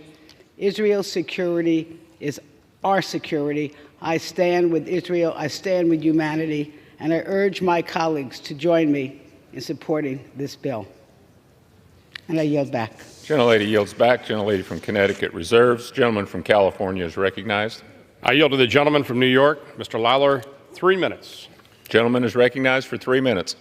Thank you, Mr. Speaker. Thank you, Mr. Chairman. Today I rise to show my strong support for this aid package that will support our closest ally, Israel. Providing much-needed assistance for Israel and for U.S. forces in the Middle East region reaffirms our unwavering commitment to democracy, security, and peace in the Middle East. This is a funding package that will enhance Israel's defense capabilities, specifically in the area of missile and rocket defense, with significant allocations for the Iron Dome and David Sling systems, and the innovative Iron Beam system designed to counteract shorter-range threats. All of these are made even more necessary due to Iran's investment in weapons for terrorists around the region, including Hamas, the Houthis, Hezbollah, and others. And these groups are expanding their attacks on U.S. troops. This aid package should transcend partisan lines. It is about more than supporting Israel's right to defend itself. It is about securing our strategic interests and showing support for our closest ally, Israel. That's why I was shocked to see that President Biden swore to veto this legislation, which provides our ally Israel with essential aid. There are no policy riders or poison pills. It is a clean bill supporting the state of Israel. This should not be political, and it shouldn't be that complicated. Yet, for whatever reason, Joe Biden has indicated he would veto this bill, and House and Senate Democrats are falling all over themselves to oppose it. It has been 122 days since the terrorist attack of October 7th. The House passed an aid package months ago. The Senate did not act. And according to reports, the Senate may not even have the votes tomorrow to pass their supplemental bill. Therefore, this may end up being the only bill in town. And I just can't understand why my Democratic colleagues, whether you think it's political or not, vote yes. What are you, crazy? I just don't even understand the logic. It's a clean bill. Vote yes. Even ultimately, if the Senate does pass their bill and it does come here, then we'll deal with that. But why would you ever want to be on the record on a clean bill opposing aid to the state of Israel? It's foolish. It's my sincere hope that all of my colleagues will find the moral courage to support this funding package and support Israel in her time of need, while providing critical resources to our troops overseas. A little common sense here. Vote yes. I yield back. The gentleman yields back. Members are reminded to direct their remarks to the chair. The gentleman from California reserved. Gentlelady from Connecticut is recognized. I yield 2 minutes to the gentleman from Connecticut, the ranking member of the Intelligence Committee, Mr. Himes. The gentleman is recognized for 2 minutes. I thank Ms. DeLauro, and maybe I can help my confused friend from New York so that he might understand what is at stake here and why Democrats are going to vote no. I stand here with some trepidation because for a decade and a half I have stood here and proudly voted to support Israel, and Israel has been attacked, and I know that we will pass Israel aid. But make no mistake, what we're seeing today is a profoundly cynical political maneuver. And for my friend from New York, let me explain it. Mr. Calvert, Ms. DeLauro, and I were in the White House when the Speaker, all of 2 days the Speaker of the House, looked at the National Security Advisor and said, we will do border first, Ukraine, Taiwan, and Israel. He demanded that. The White House said, no, we shouldn't bind those things up because that creates the possibility that we don't get any of that done. And then we make very real progress. We have a bipartisan package which does all of those things. It counters Putin's murderousness in Ukraine. It supports Taiwan. It stands with Israel. It provides humanitarian aid. And it offers a once-in-a-generation opportunity to do a border and immigration deal. An immigration deal that the Border Patrol Union has endorsed. My Republican colleagues trot out the Border Patrol every day and say, look at these poor guys. The Border Patrol Union has endorsed this bill. This should pass. It's a historic opportunity to stand for what we believe as Americans. But then something happened. Donald Trump called. Donald Trump called the Speaker. The Speaker said it. And he said, we know how he feels about Ukraine. And he said, don't do the border deal. A border deal negotiated with one of the most conservative senators in the United States Senate. Mr. Calvert, Ms. DeLauro, and I heard Mitch McConnell say, this is a better deal than we get if Donald Trump is president and we have the House and the Senate. But Donald Trump called. I need to put another name out there. Neville Chamberlain, 1938, peace for our time, because he kowtowed to a dictator. That is what is at stake. We will hang the legacy of Neville Chamberlain around our necks if we don't seize this historic opportunity to do a comprehensive security bill and reject this political, cynical maneuver. I yield back. Gentlelady from Connecticut reserved. Gentleman from California is recognized. Thank the Speaker. The House was excluded from all negotiations regarding the Senate supplemental. And today we're talking about assistance to Israel that's needed immediately. I yield to the gentleman from North Carolina, Mr. Rouser, 1.5 minutes. Gentleman from North Carolina is recognized. Mr. Speaker, I'm proud to be a co-sponsor of this bill authored by my good friend from California, Ken Calvert. This legislation provides additional security assistance to ensure Israel, our greatest Middle Eastern ally, survives the most significant threats to its existence to date. The Jewish people are confronting the unspeakable evil of Hamas, which perpetrated a callous, barbaric attack against the state of Israel and continues to hold more than 132 people hostage in Gaza, including fellow Americans. Israel needs our support to ensure they can win this war and bring every hostage home, as well as counter the other threats to their national security. This bill reaffirms the United States' strong commitment to supporting the people of Israel by providing critical funding to reinforce Israeli defense system and does so without compromising our own readiness. In addition, it ensures our ability to protect U.S. citizens and personnel in Israel. We cannot and must not turn our back on our ally. Doing so would only embolden Hamas, incentivize Iran to continue funding ruthless attacks on Israel, and weaken the security of American personnel in the region, not to mention the harm it would eventually bring to our own nation here at home. We either ensure that Israel has the resources to win, or we are eventually forced to fight the same enemies here. For those who want to annihilate Israel wish to do the same to America. Mr. Speaker, I yield back my time. Gentleman from California reserved. Gentlelady from Connecticut is recognized. Mr. Speaker, I yield 1 minute to the gentleman from Illinois, Mr. Schneider. Gentleman from Illinois is recognized. Mr. Speaker, Israel is fighting an existential war against Hamas, a death cult dedicated to the genocide of Jews and the annihilation of the Jewish state, while also being attacked by Hezbollah, the IRGC and Iranian proxies, and Houthis. There is no question that the United States must support our ally Israel. But to my colleagues, I say it is folly to think that what is happening now in the Middle East is not connected to what is happening concurrently in Ukraine. If Ukraine falls, the aid we're providing Israel in this bill is only going to be a small down payment to what will be needed when Israel faces a strengthened Hezbollah backed by an emboldened Iran, encouraged by a newly empowered Russia. And the United States will likely need to spend billions of additional dollars stationing more U.S. troops alongside our NATO allies in Europe. We are selling ourselves and our allies short by not taking the responsibility of leadership this country should be taking. And if we don't continue, it's going to cost our kids and our kids' future. It is shameful that the Republicans and Speaker Johnson are using our most important ally, Israel, as a political cudgel. It threatens not only Israel's security, but America's security and our children's future. I yield back. Gentlelady from Connecticut reserves. Gentleman from California is recognized. I'm pleased to recognize the gentleman from Wisconsin, Mr. Van Orden, for 2 minutes. Thank you, Mr. Chairman. Thank you, Mr. Speaker. I'd remind my colleague that, in fact, I agree with him for one time.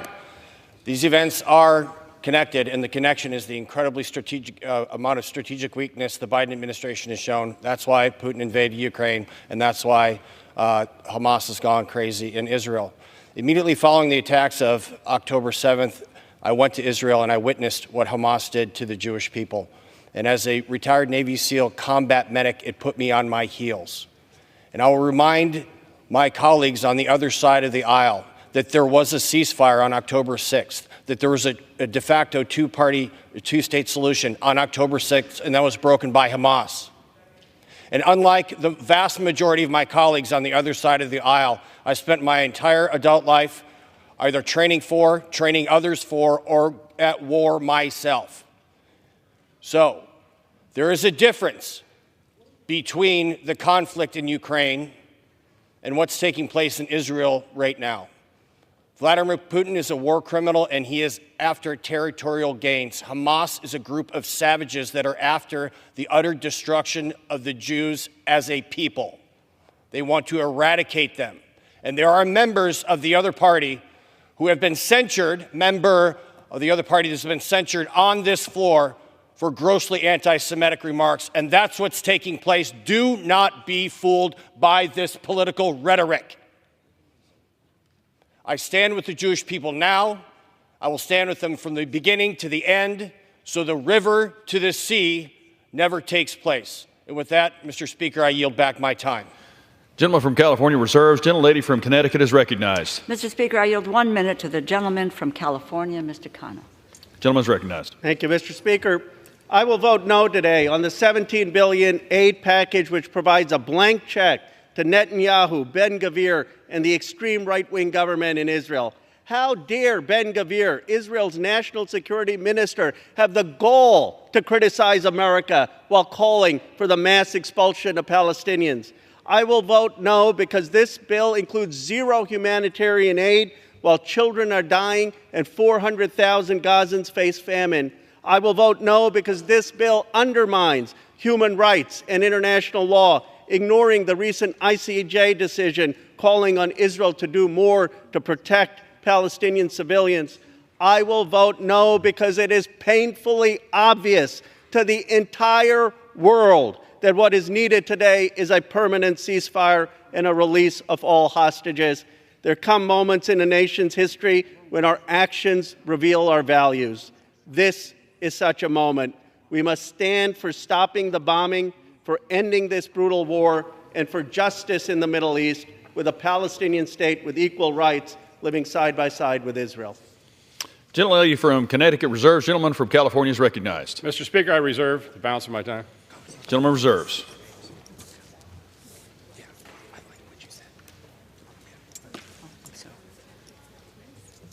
From Connecticut is recognized. Sorry. I yield 1 minute to the gentlewoman from New York, Ms. Ocasio-Cortez. Gentlelady is recognized. I thank the chair. Mr. Speaker, more than 1,200 Israelis were killed on October 7th, and 136 remain hostage. In response, 27,478 Palestinians have been killed, 70% of whom are women and children. And most Gazans today cannot reach a fully functioning hospital. This is not war. This is slaughter. And yet, after all this destruction and devastation, the Netanyahu government is still nowhere close to their stated objective of destroying Hamas. Moreover, the United States has our own requirements outlining the transfer of weapons to forces engaged in gross human rights violations.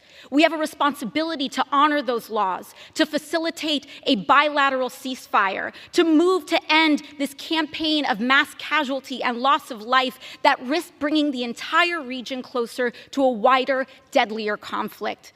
This bill contains $17 billion on top of the billions we already transfer every year with no conditions and no humanitarian aid for the most vulnerable. Everyday Americans should not tolerate this squandering of our resources without oversight on such an inhumane and ineffective operation, especially when we are living paycheck to paycheck and they cannot see their Congress address their most basic material concerns. I yield back. Gentlelady from Connecticut reserves. Gentleman from California is recognized. Mr. Speaker, I reserve the balance of my time. Gentleman reserves. Gentlelady from Connecticut is recognized. Mr. Speaker, I yield 1 minute to the gentlewoman from Michigan, Ms. Tlaib. Gentlelady is recognized. Here we go again, sending $17.6 billion U.S. tax dollars with no conditions attached to Netanyahu's extremist government to drop more bombs on innocent Palestinians. The Israeli government has already killed 27,000 people. 11,500 of them were children. I'm tired of my colleagues coming to me whispering, I don't really like Netanyahu. Well, then why are we sending him billions of dollars with no conditions? He literally is telling us over and over again what his intention is. I'm tired of my colleagues coming and whispering to me, Rashida, I support two-state solution. Great. Then send money that conditions for a two-state solution, because Netanyahu has over and over again told us he never wants to see a Palestinian state. So I'm tired. I oppose Netanyahu's war crimes and want him gone too. But many of my colleagues that continue to tell me that do not want to condition the aid. They give it to a genocidal maniac. My message to my colleagues is simple. If you don't support Netanyahu, if you're disgusted by the countless videos of lifeless children pulled out of the rubble, if you actually believe in upholding human rights and international law, vote no on a blank check to Netanyahu's genocide. Gentlelady's time's expired. Thank you. Gentlelady from Connecticut reserves. Gentleman from California is recognized. I would say the folks that believe in genocide is Hamas. I yield to the gentleman from Florida, the chairman of the State and Foreign Operations Subcommittee, Mr. Diaz-Balart, 2.5 minutes. Gentleman is recognized. Mr. Speaker, thank you. Let me first thank the gentleman from California, Chairman Calvert, for his leadership in drafting this critical bill, along with the Chairwoman Kay Granger, and the leadership for bringing this forward. As Mr. Calvert just said, yes, there has been genocide, but the genocide has been from Hamas, And if the world needed yet another reminder of the importance of Israel as a safe haven for the Jewish people, then the attacks of October 7th should be that wake-up call. This is not that complicated. I've been disgusted and shocked by some of the things that we've been hearing, including the sheer glee and displayed in celebrations across, even in this country, because of the murders of October. And remember, those grotesque celebrations and demonstrations happened before Israel even began its military action to defend Israelis, again in Gaza. So let's be clear. Those demonstrations, those statements, those celebrations were and are in favor of the terrorist group Hamas. The despicable anti-Semitism, which has been dramatically increased since October 7th, that we've even seen here sometimes on this floor, has to be condemned and has to stop. Israel is on the front line in the battle against terrorism. The terrorism of Hamas, Hezbollah, ISIS, you name it, and all of those They continue to await for an opportunity to strike at Israel, as they have, just like they want to strike here to the American people in the United States. Israel and the United States do not want violence. But the problem is that the terrorists do, and they are the ones who have killed and butchered and maimed innocent Israelis. Again, last November, the House passed another Israel security supplemental, which was fully offset by a rescission of the IRS funding, and that was the reason why the White House claimed that they opposed that bill. Well, now there are zero excuses to oppose this bill. This bill does one thing, Mr. Speaker. It provides urgently needed funding for our friend and ally Israel to defeat the terrorists that they are dealing with. The United States must stand with Israel and to eradicate terrorism. This is not that complicated. You can use every excuse in the world and again, with the purpose of supporting Hamas and justifying the murders. This bill stands with Israel. No ifs, no ands, no buts. I'm grateful to Chairman Calvert for bringing this important piece of legislation, and I wholeheartedly support it. I yield back. Gentleman from California reserves. Gentlelady from Connecticut is recognized. Mr. Speaker, I yield 1 minute to the gentlewoman from California, the distinguished ranking member of the State and Foreign Operations Subcommittee, Ms. Lee. Gentlelady is recognized. Thank you very much. I want to thank the gentlelady for yielding and for her strong leadership. Mr. Speaker, I rise to oppose H.R. 7217. The United States and the world are facing a very dangerous time, with the risk of being pulled deeper and deeper into conflicts across the globe. Meanwhile, millions of people around the world are facing violence, dislocation, and hunger. This bill really is not a serious effort. As the ranking member of the State and Foreign Operations Subcommittee, I cannot support a bill that fails to meet the challenges of this moment and abandons those most in need of humanitarian assistance. And yes, this bill undermines the United States policy which supports a two-state solution. This bill is a blatant political stunt that is dead on arrival in the Senate. And so I urge my colleagues to oppose it. Thank you, and I yield the balance of my time. Gentlelady from Connecticut reserves. Yes. Gentleman from California is recognized. May I inquire how much time is left? Both sides. Gentleman from California has 30 seconds.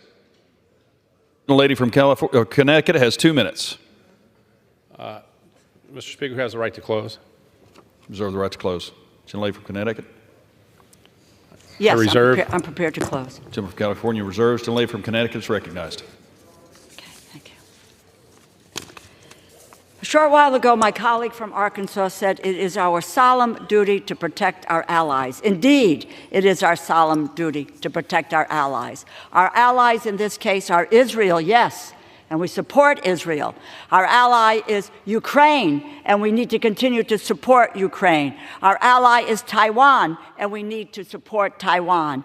We have a solemn duty, yes, to provide humanitarian assistance to innocent civilians.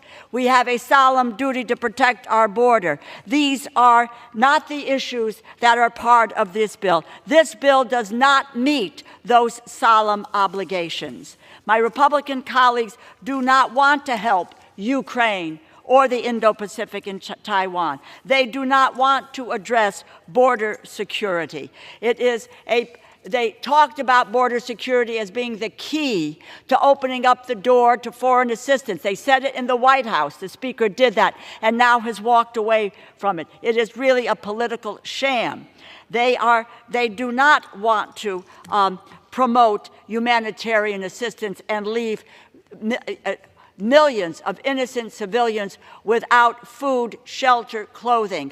In a conversation with the director of the World Food Organization, Cynthia McCain, she said, and I asked about Gaza, she said to me, Rosa, these people are starving. It is a famine. And I believe that is as well in this process of providing assistance to just Israel and not our other allies. They do hurt Israel and isolate Israel. It is time for my colleagues to be able to, on the other side of the aisle, to put our country and our national security ahead of partisan politics. What we should do is to vote this bill down. I yield back. Gentlelady from Connecticut yields. Gentleman from California is recognized. The gentlelady yields the balance for time. Yes, sir. I'll close. The gentlelady is correct. This bill is not about Ukraine or Indo-PACOM or some other things that I would love to have some discussions about in the future. This is about Israel. And I think my friends on the other side of the aisle know I'm not a cynical person. I went about this, I've been in favor of moving an Israel bill for some time, and now is the time. I think it's just simply the right thing to do. And with that, let's pass this bill, let's support Israel, and I yield back the balance of my time. The question is, will the House suspend the rules and pass the bill H.R. 7217? Those in favor say aye. Those opposed, no. In the opinion of the chair, 2/3 being in the affirmative, the rules are suspended, the bill is passed. Without objection, the motion to reconsider is... Mr. Speaker, Purposes of the gentlelady from Connecticut. I ask for the yeas and nays. The yeas and nays are requested. Those favoring a vote by the yeas and nays will rise. A sufficient number having risen, the yeas and nays are ordered. Pursuant to Clause 8 of Rule 20, further proceedings on this question are postponed. Proceedings will resume on questions previously postponed. Votes will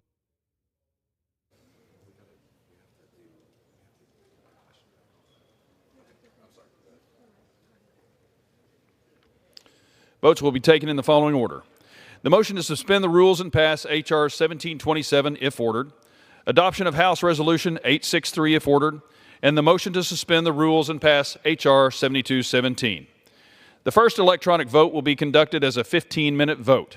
Pursuant to Clause 9 of Rule 20, remaining electronic votes will be conducted as 5-minute votes. Pursuant to Clause 8 of Rule 20, the unfinished business is the question on suspending the rules and passing H.R. 1727 as amended, which the clerk will report by title. Union Calendar Number 297, H.R. 1727, a bill to amend the Chesapeake and Ohio Canal Development Act to extend the Chesapeake and Ohio Canal National Historical Park Commission. The question is, will the House suspend the rules and pass the bill as amended? So many as are in favor say aye. Those opposed, no. In the opinion of the chair, 2/3 being in the affirmative, the rules are suspended. For what purposes, the gentleman from California seek recognition? Mr. Speaker, I demand the yeas and nays. The yeas and nays are requested. Those favoring a vote by the yeas and nays will rise. A sufficient number having risen, the yeas and nays are ordered. Members will record their votes by electronic device. This is a 15-minute vote.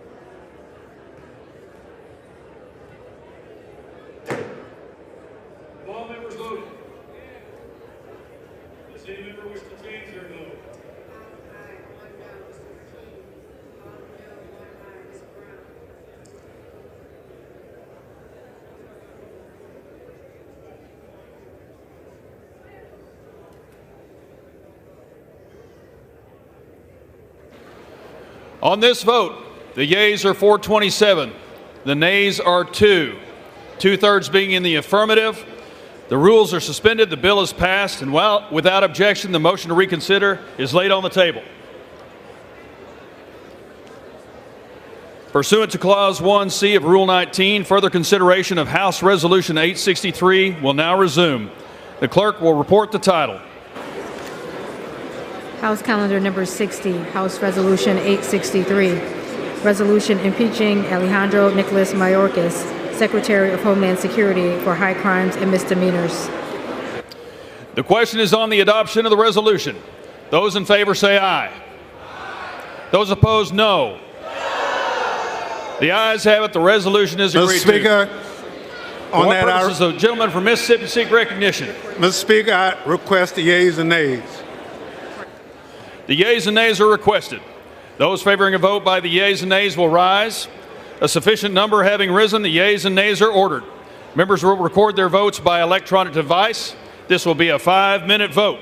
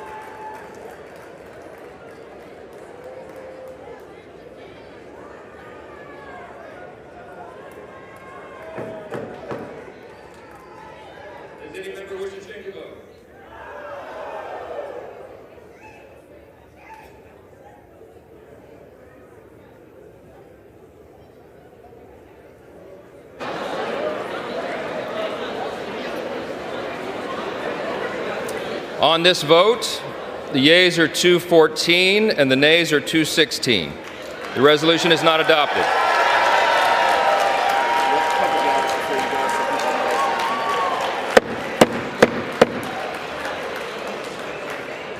For what purpose does the gentleman from Utah seek recognition? Mr. Speaker, I have a motion at the desk. The clerk will report the motion. Mr. Moore of Utah moves to reconsider the vote on adoption of House Resolution 863. The question is on the motion to reconsider. Those in favor say aye. Aye. Those opposed say no. No. The ayes have it. Mr. Speaker. The gentleman from Utah. Mr. Speaker, I request the yeas and nays. The yeas and nays are requested. Those favoring a vote by the yeas and the nays will rise. A sufficient number having risen, the yeas and nays are ordered. Pursuant to Clause 8 of Rule 20, further proceedings on this question are postponed. Pursuant to Clause 8 of Rule 20, the unfinished business is the vote on the motion to suspend the rules and pass H.R. 7217, on which the yeas and nays are ordered. The clerk will report the title. H.R. 7217, a bill making emergency supplemental appropriations to respond to the attacks in Israel for the fiscal year ending September 30th, 2024, and for other purposes. The question is, will the House suspend the rules and pass the bill? Members will record their votes by electronic device. This is a 5-minute vote.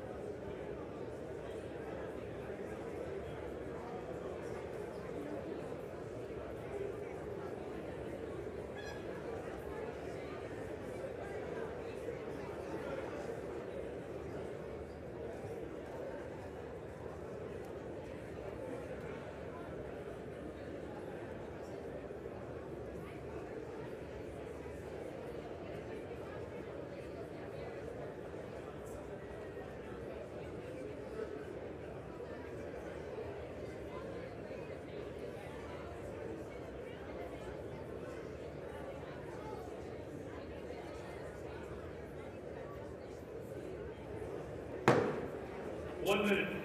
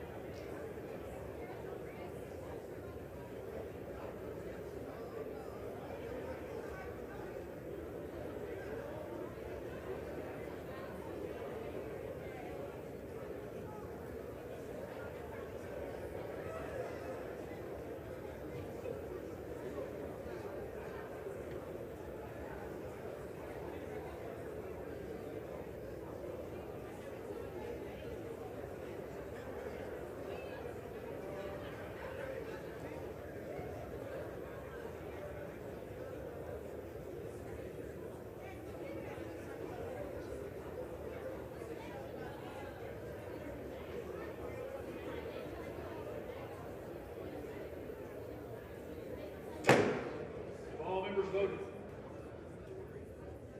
Does any member wish to change their vote?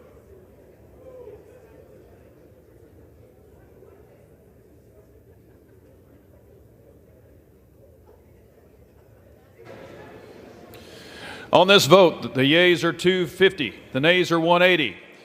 Two-thirds not being in the affirmative, the rules are not suspended, and the bill is not passed.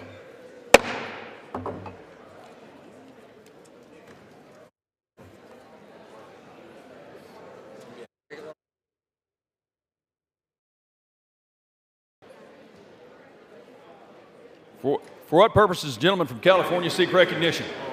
Mr. Speaker, by direction of the Democratic Caucus, I offer a privileged resolution and ask for its immediate consideration. The clerk will report the resolution. House Resolution 999. Resolved that the following named I ask members... unanimous consent that the resolution be considered as read. Without objection, the resolution is agreed to, and the motion to reconsider is laid on the table.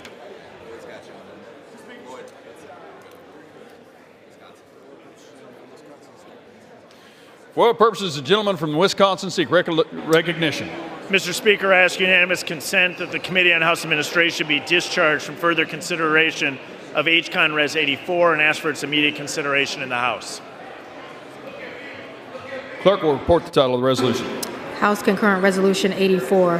Concurrent resolution authorizing the use of Emancipation Hall in the Capitol Visitor Center for a ceremony to present the Congressional Gold Medal collectively to the 23rd Headquarters Special Troops and the 31333rd Signal Services Company, known collectively as the Ghost Army, in recognition of unique and highly distinguished service during World War II. Without objection, the resolution is agreed to. The motion to reconsider is laid on the table. Is there objection to the consideration of the resolution? For what purposes, gentleman from Wisconsin seek recognition? Mr. Speaker, I ask unanimous consent that the Committee on House Administration be discharged from further consideration of H-Con Res 85 and ask for its immediate consideration in the House. Clerk will report the title of the resolution. Concurrent Resolution 85. Concurrent resolution authorizing the use of Emancipation Hall in the Capitol Visitor Center for a ceremony to present the Congressional Gold Medal collectively to the women in the United States who joined the workforce during World War II, providing the aircraft, vehicles, weaponry, and ammunition and other materials who win the war, and who referred to as Rosie the Riveter, in recognition of their contributions to the United States and the inspiration they have provided to ensuing generations. Is there objection to the consideration of the resolution? Without objection, the resolution is agreed to. The motion to reconsider is laid on the table. This gentleman from Wisconsin seek recognition. Mr. Speaker, I ask unanimous consent that when the House adjourns today, it adjourn to meet at 9 a.m. tomorrow. Without objection. This gentlelady from Delaware seek recognition. Mr. Speaker, as I ask unanimous consent that I may hereafter be considered as the first sponsor of H.R. 793, a bill originally introduced by Representative Bill Johnson of Ohio to strengthen the American workforce for the purposes of adding co-sponsors and requesting reprintings pursuant to Clause 7 of Rule 12. Without objection. Thank you, Mr. Speaker.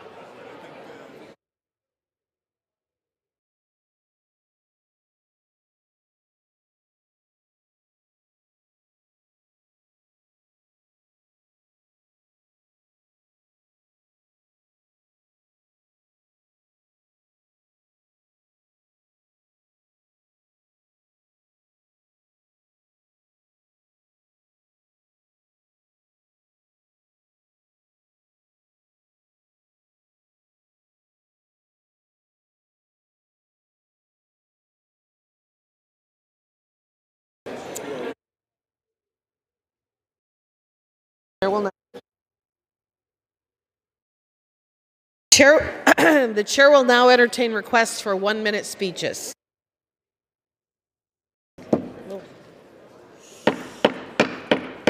The House will be in order. Would you please take your conversations off the floor?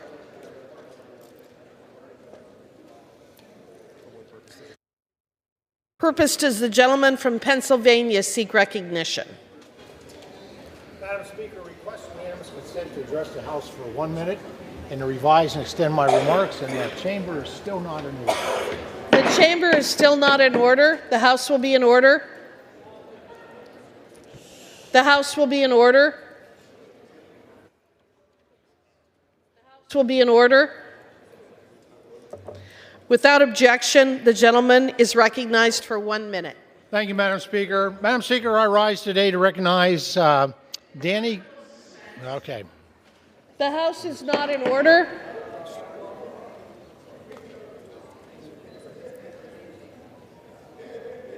Would you please take your conversations off the floor?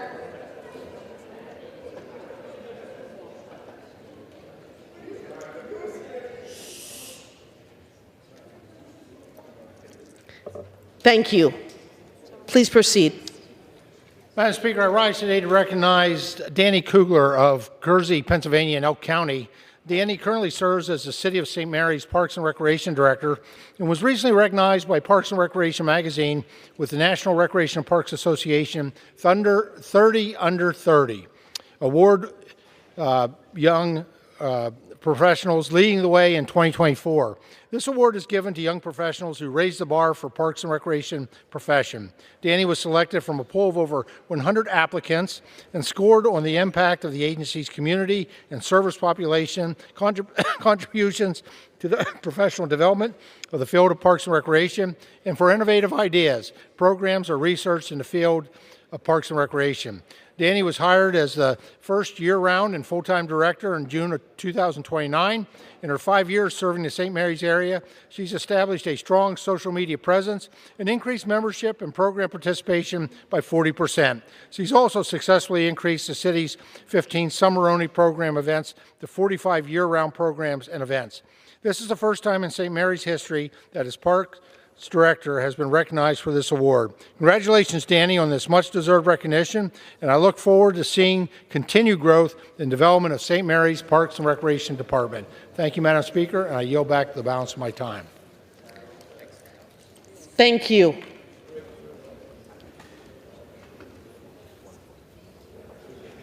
For what purpose does the gentleman from North Carolina seek recognition?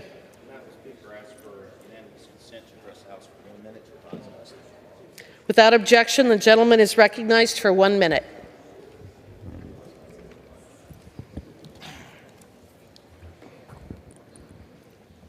Madam Speaker, listening to constituents is the most important thing we can do. They're telling me back home about the burden of high cost. One constituent shared, I have to continue working even after retirement.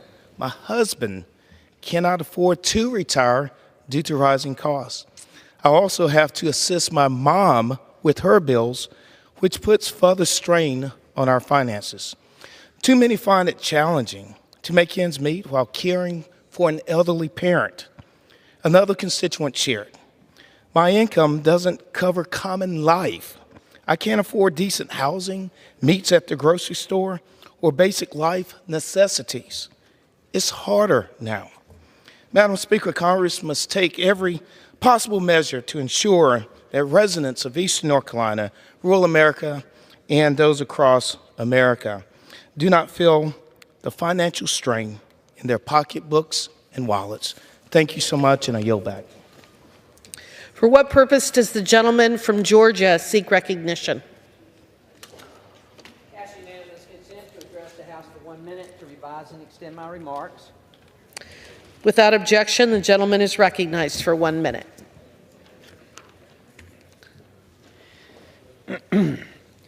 Madam Speaker, I rise today to celebrate James W. Putney, Jr., a veteran, patriot, and Grand Marshal of the 2023 Savannah Veterans Day Parade. Mr. Putney proudly led the annual Veterans Day Parade in Savannah, which is dedicated to celebrating America's heroes. His devout service and leadership have been evident since answering the call to join the United States Army at 17 years old. Over 2 decades of honorable service resulted in his retirement as a staff sergeant at Fort Benning, Georgia. In his military journey, James played vital roles as a construction and combat engineer. Post-retirement, he returned to his roots in Savannah, transitioning to a career at the Chatham County Courthouse, where he continued his service until 2016. Even in retirement, James remained actively involved in various local organizations as he continues to exemplify dedication and leadership to his community and to his country. Congratulations, James. Thank you for your service to your country and to your community. Thank you, Madam Speaker, and I yield back. For what purpose does the gentlewoman from California seek recognition?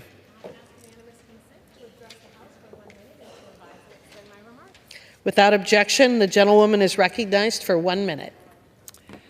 Madam Speaker, I rise today to celebrate the Black women who won big at the 66th Annual Grammy Awards, which were held in the heart of my district.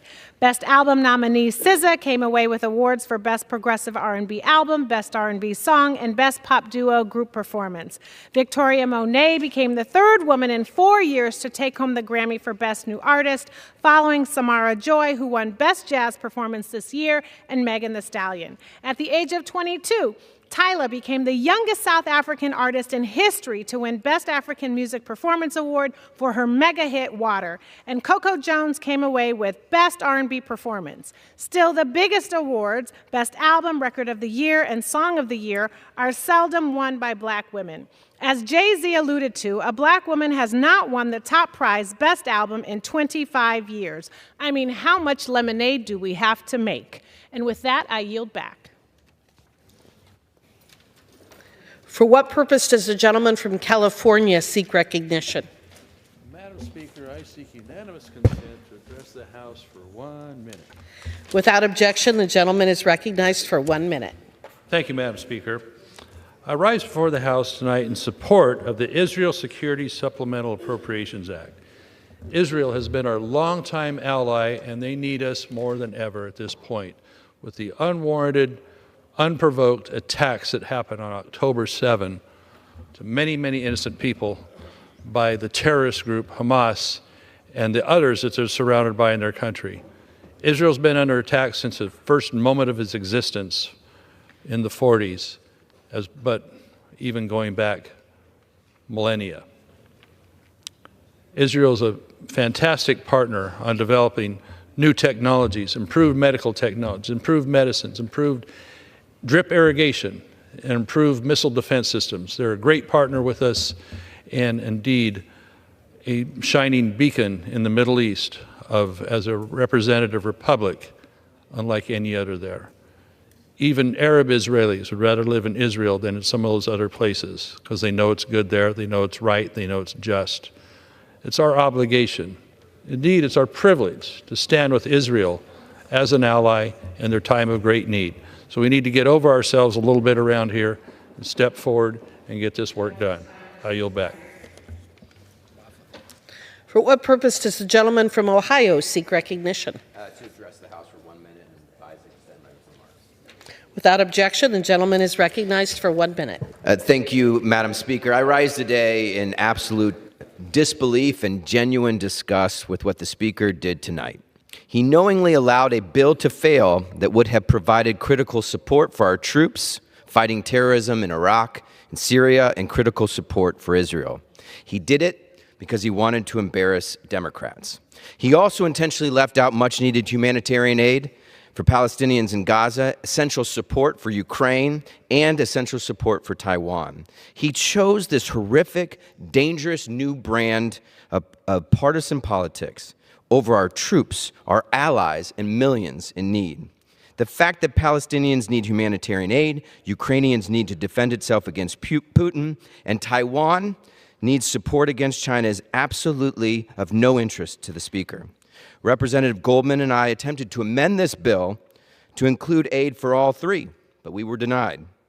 We will keep fighting to fund Ukraine, Taiwan, and humanitarian aid to Palestinians in Gaza. This is what the American people want. It's what our global partners need, and it's what this moment requires. The gentleman's time has expired. Of us. I yield back. For what purpose does the gentleman from Georgia? Okay. For what purpose does the gentleman from New York seek recognition? Without objection, the gentleman is recognized for 1 minute.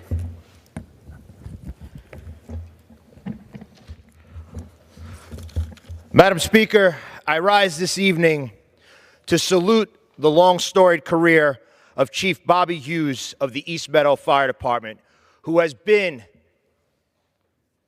in the Nassau County Fire Service for over 40 years.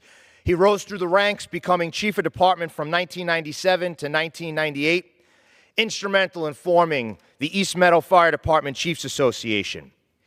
He's the current band leader of the Nassau County Firefighters Pipes and Drums, who led that very band down Pennsylvania Avenue for the inauguration of President Trump. He joined the Nassau County Fire Service Academy as an instructor in 2003 and has risen through the ranks. And this week, he will walk out of the Nassau County Fire Service Academy for the last time as the chief instructor.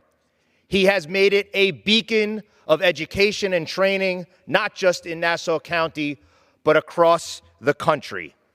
Madam Speaker, I join the Nassau County Fire Service in saluting Chief Bobby Hughes and thanking him for his career in keeping our county safe and training the future of the fire service. Madam Speaker, I yield back. For what purpose does the gentlewoman from Ohio seek recognition?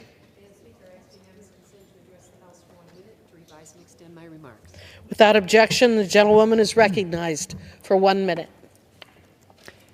Madam Speaker, I rise to pay tribute to the ultimate sacrifice made by 5 of our nation's most heroic men and women in uniform. Each was defending liberty in dangerous territory, and each possessed raw courage, selflessness, and total dedication to duty for the sake of our nation. Each of us is privileged to live under liberty's umbrella because of them. Special Warfare Operator First Class Christopher Chambers and Navy Special Warfare Operator Second Class Nathan Ingram were lost far from home in rough waters on the Red Sea on January 11th. Then 17 days later, on January 28th, an enemy drone targeted Tower 22 in Jordan. The drone, operated by Iranian-backed militia terrorists, wounded more than 40 U.S. service members, killing 3 of America's finest, Staff Sergeant William Rivers, Sergeant Kennedy Sanders, and Sergeant Brianna Moffitt. While all 5 hailed from different hometowns, they served together for one united purpose: liberty, defending America against all enemies, foreign and domestic. These brave soldiers and sailors were guarding us against the hastening spiderweb of terrorism and tyranny halfway around the world. Let us pay homage and honor each of these young men and women for their ultimate sacrifice. May they rest in peace. May God bless America.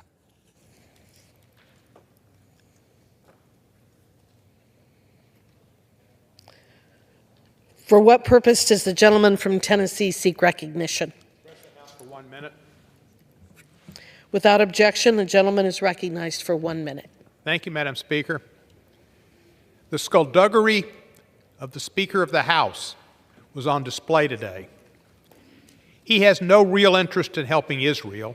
He has interest in scoring political points with Donald Trump. And he used Israel to do that today, and he did it a month ago. A month ago or so, he said he would support aid to Israel if it was set off with $13 or $14 million in cuts to the IRS, which would have only benefited the wealthiest tax cheats in our country. To condition aid for Israel on helping out rich tax cheats is despicable. And the skullduggery today was to separate Israel from Ukraine, a country similar to Israel that's being invaded by Russia to try to deny its territorial integrity and to commit a genocide, just as Hamas is trying to commit a genocide in Israel. I support Israel. I also support helping with humanitarian aid the people in Gaza who have been hurt, injured, or killed. I also support helping Ukraine from having Russia do the same thing. And I support Taiwan. I do not support the Speaker. He is a man without good faith. I yield back the balance of my time. The gentleman's time has expired. For what purpose does the gentlewoman from Washington seek recognition?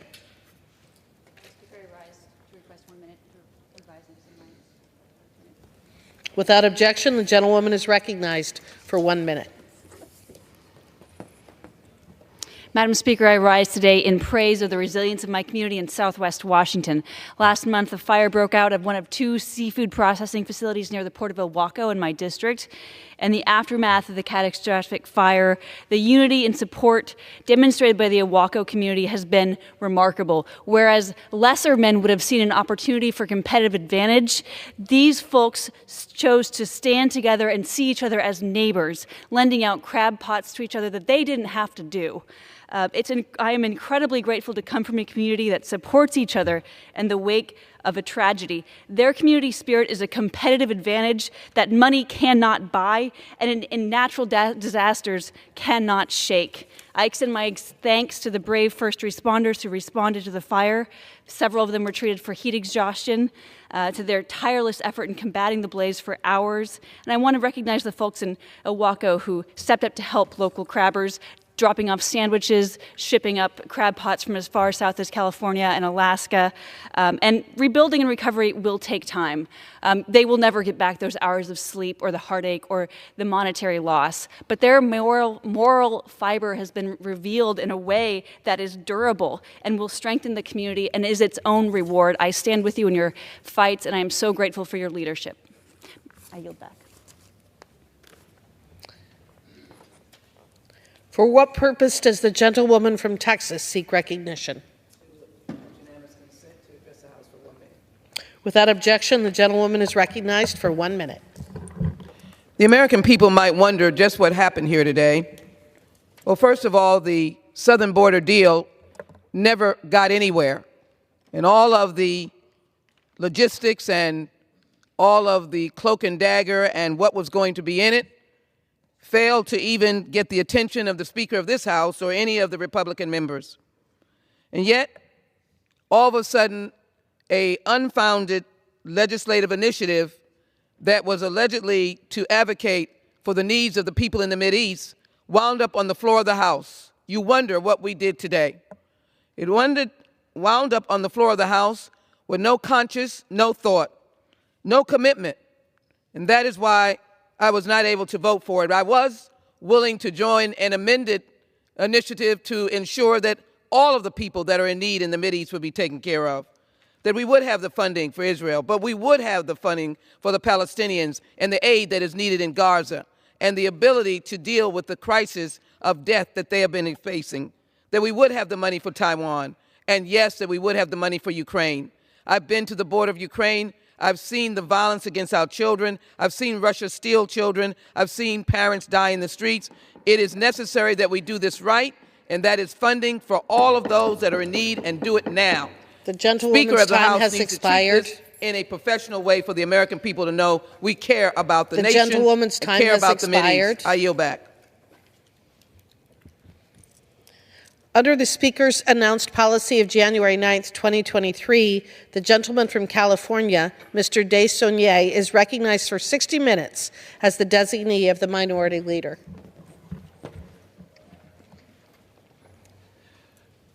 Madam Speaker, I ask unanimous consent that all members have 5 legislative days in which to advise and extend their remarks and include extraneous materials on this special order. Without objection. Thank you, Madam Speaker. Madam Speaker, 6 years ago, I held a special order on a subject matter that I think is extremely important to this country and to the developed world, the issue of growing inequality.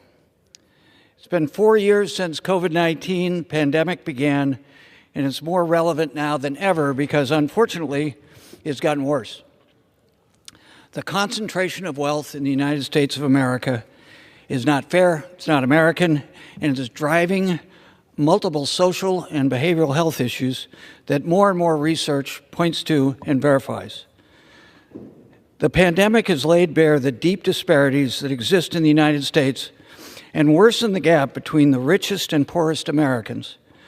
And it has helped eviscerate, in many ways, American middle class. The president has tried his very best, and in the 2 years the Democrats had control of both houses and the president was in the White House, we did much to begin to change this rising tide of inequality.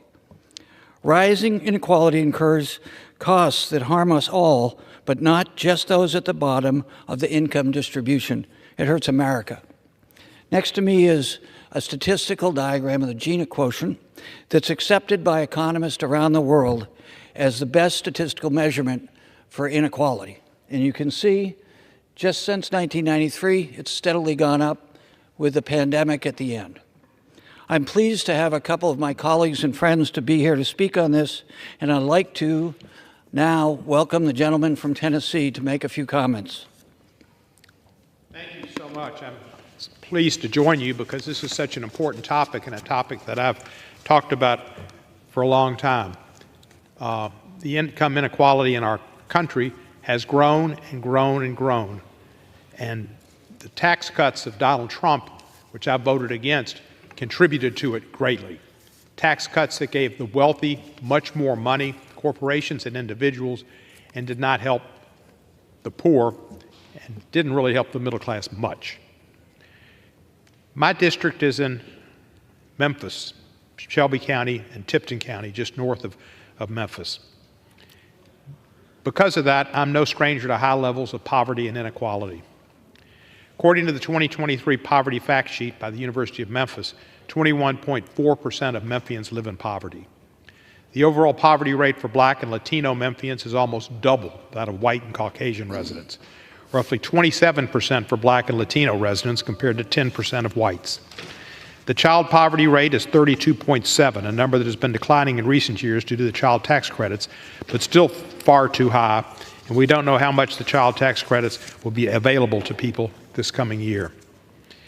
In 2022, the child poverty rate in African American and Latino communities was 3 times that of white families, 30% to 10.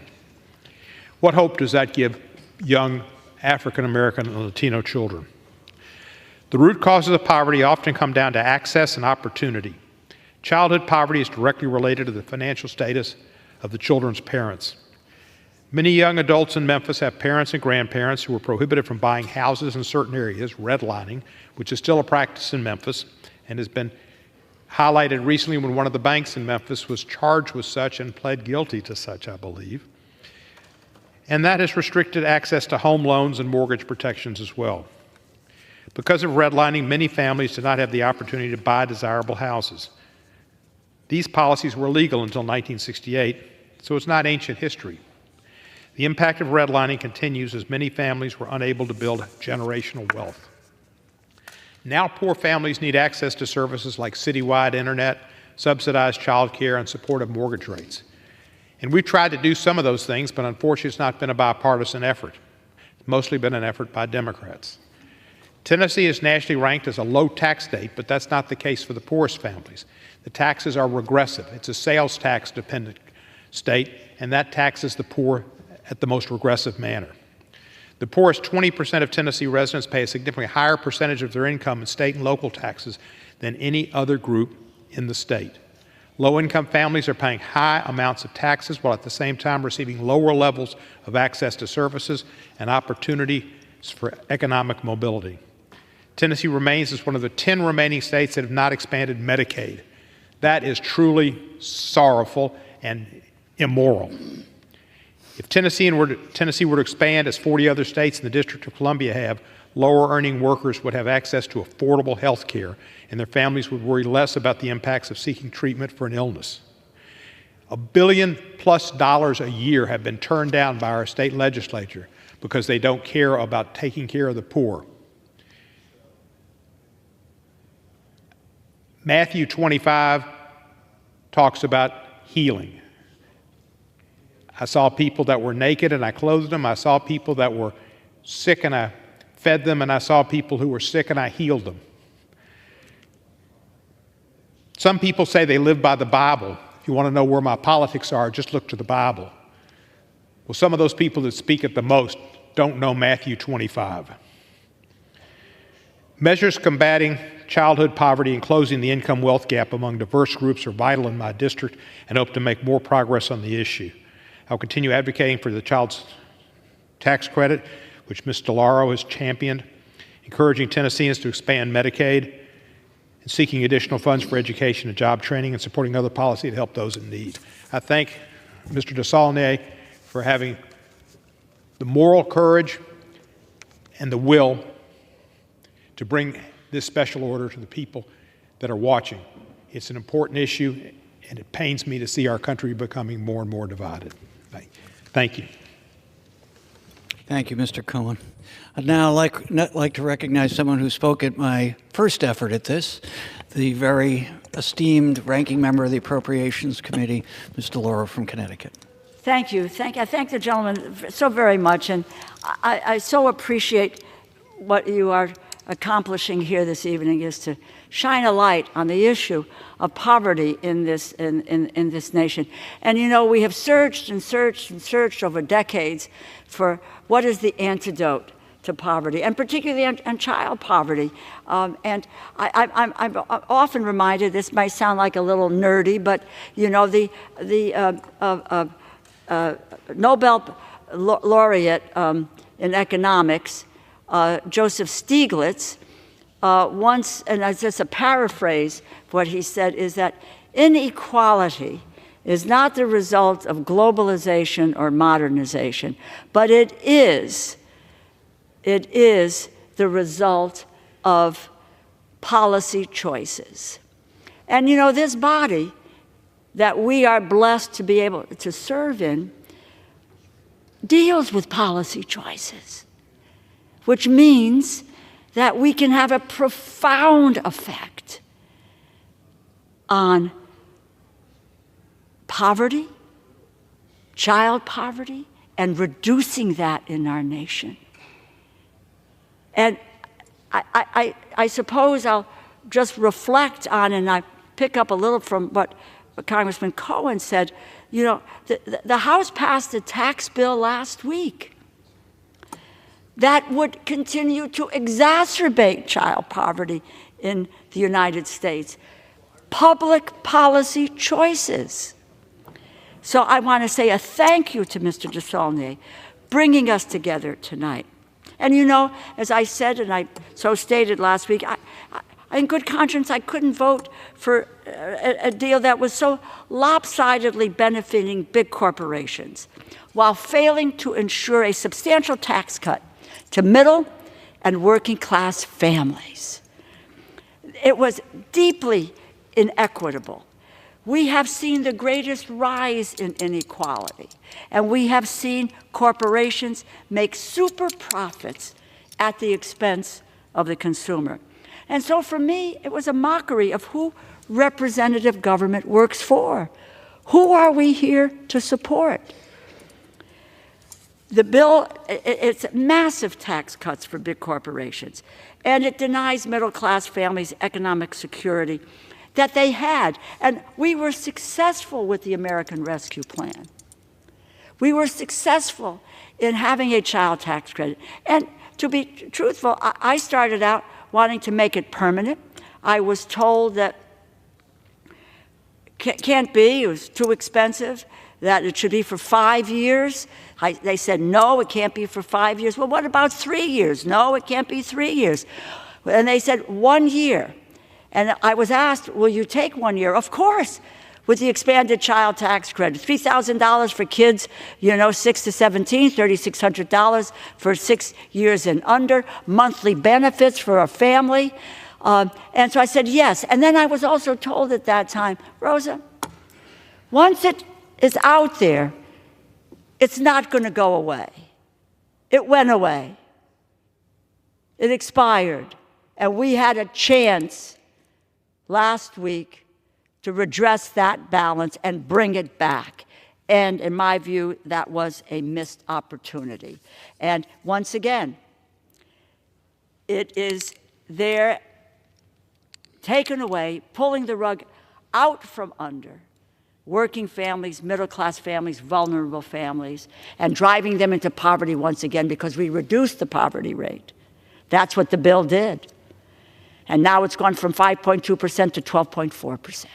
Hunger has risen, and it went down when we had the child tax credit. And the tax credit was the largest middle-class tax cut in history. Middle-class tax cut. So we got billions of dollars in tax relief for the wealthy, and the way I put it, pennies for the poor. That's what it's about. You know, and you want to talk about cost benefit? Returns $8 a child tax credit for every dollar spent. And we leave $1 trillion, child poverty in the United States costs us $1 trillion every year. And we would return 84 cents on the dollar to the taxpayer with the child tax credit. So, you know, it's a vast giveaway. Billionaires and corporations. just a couple of examples. Dish Network, FedEx, Salesforce, T-Mobile. They pay no federal income tax under the Trump tax law. You think about it for a second. Netflix will have a negative tax rate in 2024, 2025 because of this tax bill. That means that they get money back. They pay no taxes. And then on top of that, November 2023, they announced they would raise prices on subscribers. They add an extra $24 to $36 to what subscribers have to pay each year to maintain service. And yet, the same families will not see a child tax credit like they did under the American Rescue Plan. You know, it is absurd. Think about what people are telling you, my colleague in California and my colleague in Tennessee. Families today are living paycheck to paycheck. They can't, something goes wrong, they can't make a $400 payment. That's what's going on in their lives. They're struggling to put food on the table, to pay their health care bills, to be able to get child care, you know, and groceries have skyrocketed. It's all there. Child care skyrocketed. Corporate profits, though, $3 trillion in 2023. They're not living paycheck to paycheck. They're going to take that money and buy back stock, which is what they've done in the past with this thing. It is our families that are bearing the brunt of inflation and high interest rates. Child tax credit is the antidote to child poverty in this country. It's a successful tool that lifted millions out of poverty literally overnight. So, you know, this is, you never, what's happened, happened. We move forward, and we will continue to make the fight for a permanent child tax credit in this country, because we know how successful it was, we know what it did for families, and to the naysayers who said, one, we couldn't raise it to $3,000 or $3,600, and that we could never get it monthly, well, so be it. We did it, and it succeeded. And those who said that people are going to dog it, they're not going to go to work, they're going to buy drugs with it, they're going to, you know, all with data from the Columbia School of Social Policy that said people went to work because they could afford child care. And they were able to use this money for essential necessities, to buy those groceries. And you know what? Maybe for their kid, they could send him on a class trip or her on a class trip, which they weren't able to do because they couldn't afford it in the past. So it is the best thing that we can do to improve the economic well-being and security of American families today. Let's bring back the largest middle-class tax cut in the history of this country. I can't thank you enough. We need to continue to shine the light that it is our public policy decisions that create inequity and inequality. Let's turn that around and deal with the policies that do turn that around. And I can't thank the gentleman enough for putting together this special order. And I can't thank you enough. You know, some people accuse us on the other side of socialism. You and I, who learned our rosary and our Catholic and Christian upbringing, Amen. It was about the social contract of St. Matthew's. Oh, God. And the Bible of, to those who much is given, much is expected. Much is expected. Our Catholicism is rich with social justice. And I look at In God We Trust, and this body really needs to carry out social justice in a way that it doesn't do these days. You can have individual responsibility in this country, and you can have social responsibility, that's right. And that's when we've been the most successful. When Eisenhower was president, when the middle class was strong, and the union movement was strong, and people got the GI Bill, and he implemented in his own way what Franklin Roosevelt put together, that's when this economy was the best. It was growing at over 6% GDP year over year, and it was benefiting everybody. And I'll tell you, one of the things that brought me to this was when I was a Republican restaurant owner, you would read in the trade journals about disposable income. And this is our friend Bob Reich's argument and Stiglitz's argument. If you don't have disposable income, it hurts everybody. Unfortunately, now people at places like the Roosevelt Institute, our friends, say that no, more and more, the top 1% is just selling to themselves and gating themselves off. And as Thomas Piketty has said, the inevitability in Western history, when you get to this level of inequality, is social disruption and civil distress. And if we don't fix it here, we'll have more of what happened a few years ago outside this chamber. Amen. Amen. Thank you so much. I thank my colleague. Madam Speaker, I'm going to go through my presentation, but I do want to thank my two colleagues. There may be one or two others on the way. I want to start by talking about poverty in America. I'm going to date myself again. Michael Harrington, the other America, talked about poverty over 50 years ago, about how people in rural America were suffering, but we had the optics of how well people were doing in places we're fortunate enough where many of us live. But it was rural America that Michael Harrington talked about. And again, he was talking about the social contract in the Gospel of Matthew. Nearly 40 million people, or 11% of the U.S. population, lived in poverty in 2021. 1 in 3 Americans live in a household making $55,000 or less. And while many of them are technically above the official poverty line, they're still struggling to make ends meet, that $400 in unexpected expense. In 2019, the U.S. child poverty rate was double that of our peer nations, including Germany, Canada, and South Korea. The relief we delivered to families during the pandemic made a massive impact on people's lives, including the leadership of Ms. Delora. The expanded child tax credit, which she mentioned, robust unemployment insurance, and emergency rental assistance all helped to keep families afloat during unprecedented economic hardship and an international pandemic. Now we're coming out of it, and those funds are going away. They did their intended purpose, but now we're at a tipping point. The expanded child tax credit alone led to stunning reduction in child poverty. This effort, spearheaded by my good friend, Ms. Delora, kept 5.3 million people above the poverty line, and between 2020 and 2021, child poverty rate plunged to 4.5 percentage points. As Ms. Delora said, they weren't spending this on anything but trying to survive, provide shelter, transportation, and get to work for their family and their kids. But after House Republicans allowed the child tax credit to expire, the poverty rate for children more than doubled from the historic low of 5.2% in 2021 to 12.4% the next year. If the child tax credit had been sustained at the levels from the pandemic, 3 million additional American children would have been kept out of poverty. 3 million. Wonder what they're doing this evening. According to the analysis of the Center for Budget and Policy Priorities, while the child tax credit in 2021, in 6 months, we reduced child poverty almost half. We know how to do this, folks. We know what works. We just have to invest and prioritize lifting up the most vulnerable people amongst us. And what will they do? The vast majority will work and be honorable and take that money for a very high return on investment for all of us. So wealth distribution.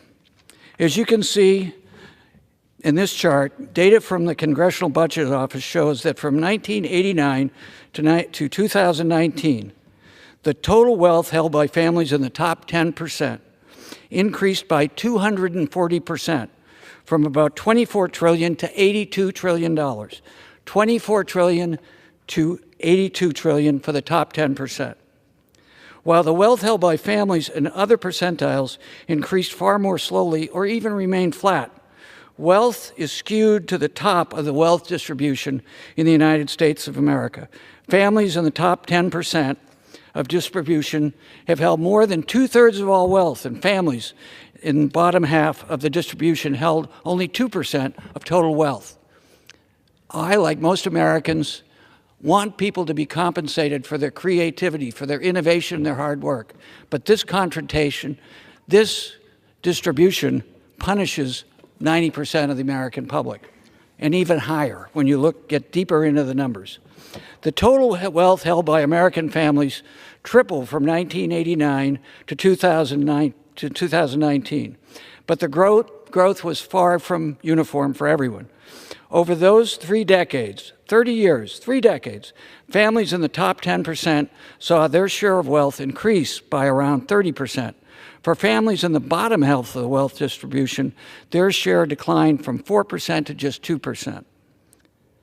So even before the pandemic started, which we know has worsened this, the concentration of wealth among those at the very top has gotten significantly worse.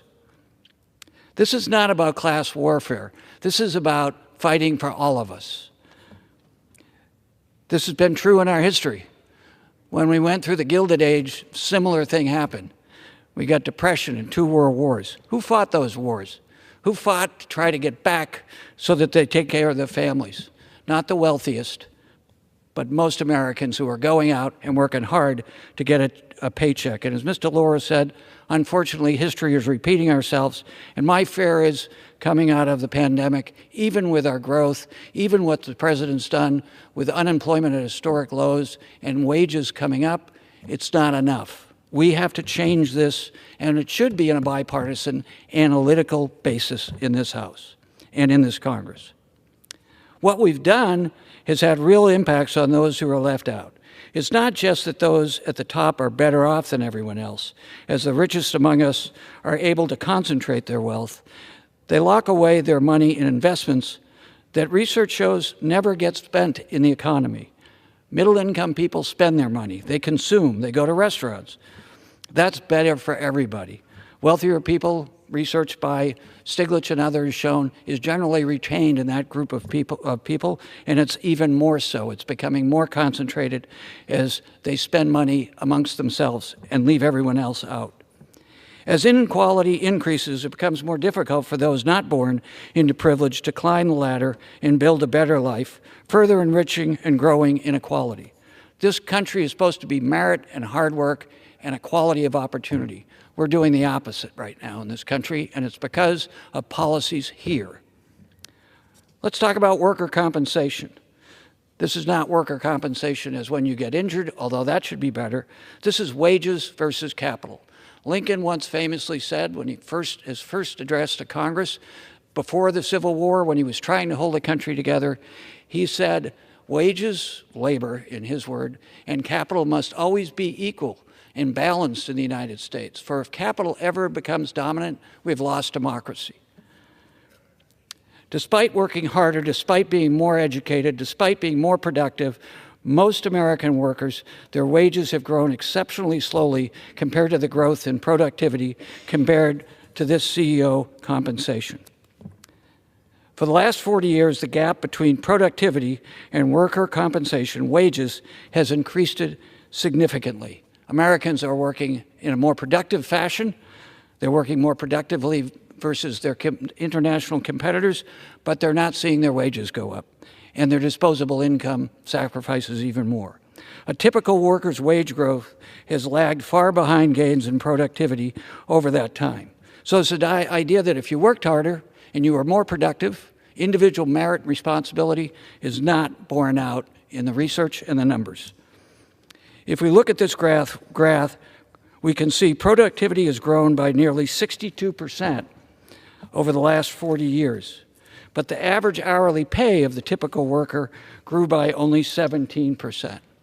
This gap makes the difference between people being compensated fairly in their wages versus people who have the good fortune to be able to invest in capital. And this is what Lincoln was talking about. Put simply, workers are more productive than ever before, but are not properly compensated for it. Until the late 1970s, workers' compensation, wages, climbed together with productivity. But then it began to change and diverge. And it diverges when we abandoned the policies that prioritized spreading the benefits of growth to workers, to all Americans, wealthy and middle income, instead of what we're doing now. It benefited from a strong labor movement. President Eisenhower once famously said, "Only a fool would try to keep an American worker from joining a labor union." President Eisenhower said that. CEO pay, another contributor to rising inequality, is rising CEO pay.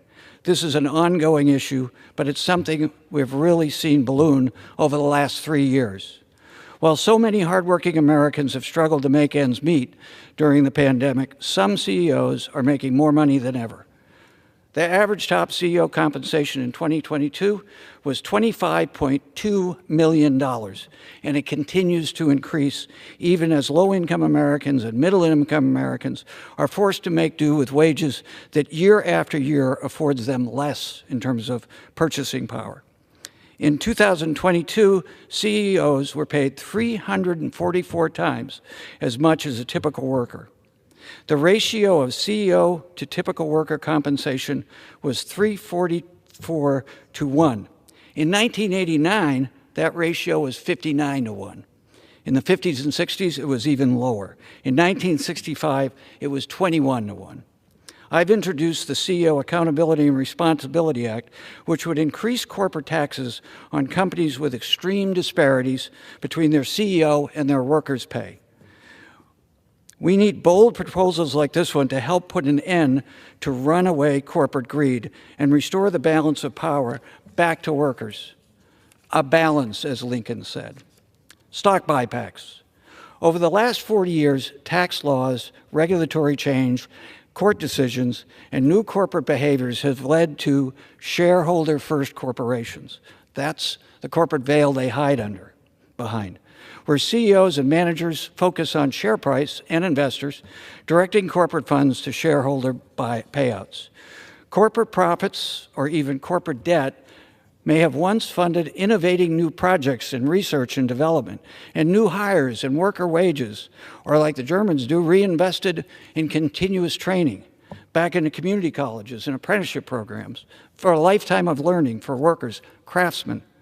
In the 1960s and 1970s, 40 cents were invested for every dollar a company earned or borrowed. But since the 1980s, invested back in their workforce, less than 10 cents of each borrowed dollar is invested that way. Instead, executives are using their profits to pay themselves and their wealthy shareholders. Over the past 30 years, payouts to wealthy shareholders have averaged 90% of all corporate profits. We need Robin Hood. This has led to skyrocketing use of stock buybacks. When companies purchase back their own stock from shareholders in an open market and reabsorb the ownership that was previously sold to the other investors, the use of stock buybacks was essentially banned, except under rare circumstances, until Ronald Reagan and his Securities Exchange Commission. In 1982, a strategy for companies to artificially raise their open market stock prices and boost earnings per share. In 1982, during the Reagan administration, the Securities Exchange Commission passed a rule that deregulated buybacks, allowing companies to buy their own stock without being charged with stock manipulation and incentivizing them, as Mr. Laura said, to avoid taxes. Where did those taxes go? Not to all of us, but back to the top 1% and their investors. Again, Lincoln, wages and capital should be balanced. The increased stock prices do not reflect an actual improvement in the processes of the company and may serve as a cover for financial difficulties in the long run. This is why I think Republicans and Democrats should be concerned, perhaps for different reasons and motivations, but the underlying rot in our economy is a problem, as exemplified by Thomas Piketty, and as he illustrated in his detailed history of other economies when this happened around the world. Stock buybacks are just an excuse for companies to reward stockholders and increase dividends while avoiding employee wages and compensation and investments back into their companies. In an investigation of 449 companies listed on the S&P from 2003 to 2012, companies used 54% of earnings to buy back its own stock and 37% on dividends of those earnings. The increased use of stock buybacks by corporations is a way that companies pad their profits and their mediocre corporate management and support their executives at the expense of all of us and their workers. Over the last 5 years, the top 20 S&P 500 companies spent a staggering $1.24 trillion buying back their own shares.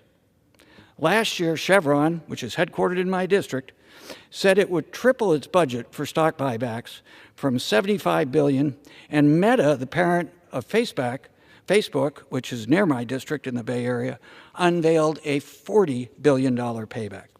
The Brookings Institute looked at the actions of 22 iconic American corporations, who alone employ over 7 million frontline workers, including the world's most popular brands in retail, delivery, and entertainment sectors, like Amazon, Disney, FedEx, Home Depot, and Hilton.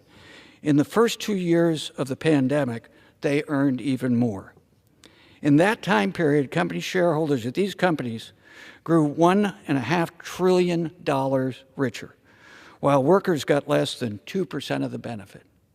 $1.5 trillion and 2% of the benefit for their workforce. Doesn't sound like what Lincoln wanted. And they spent nearly 40% of their profit on stock buybacks. Rising shareholder payments are linked with declining employee compensation and increased income inequality. Gains of stock buybacks are also concentrated amongst the already uber wealthy.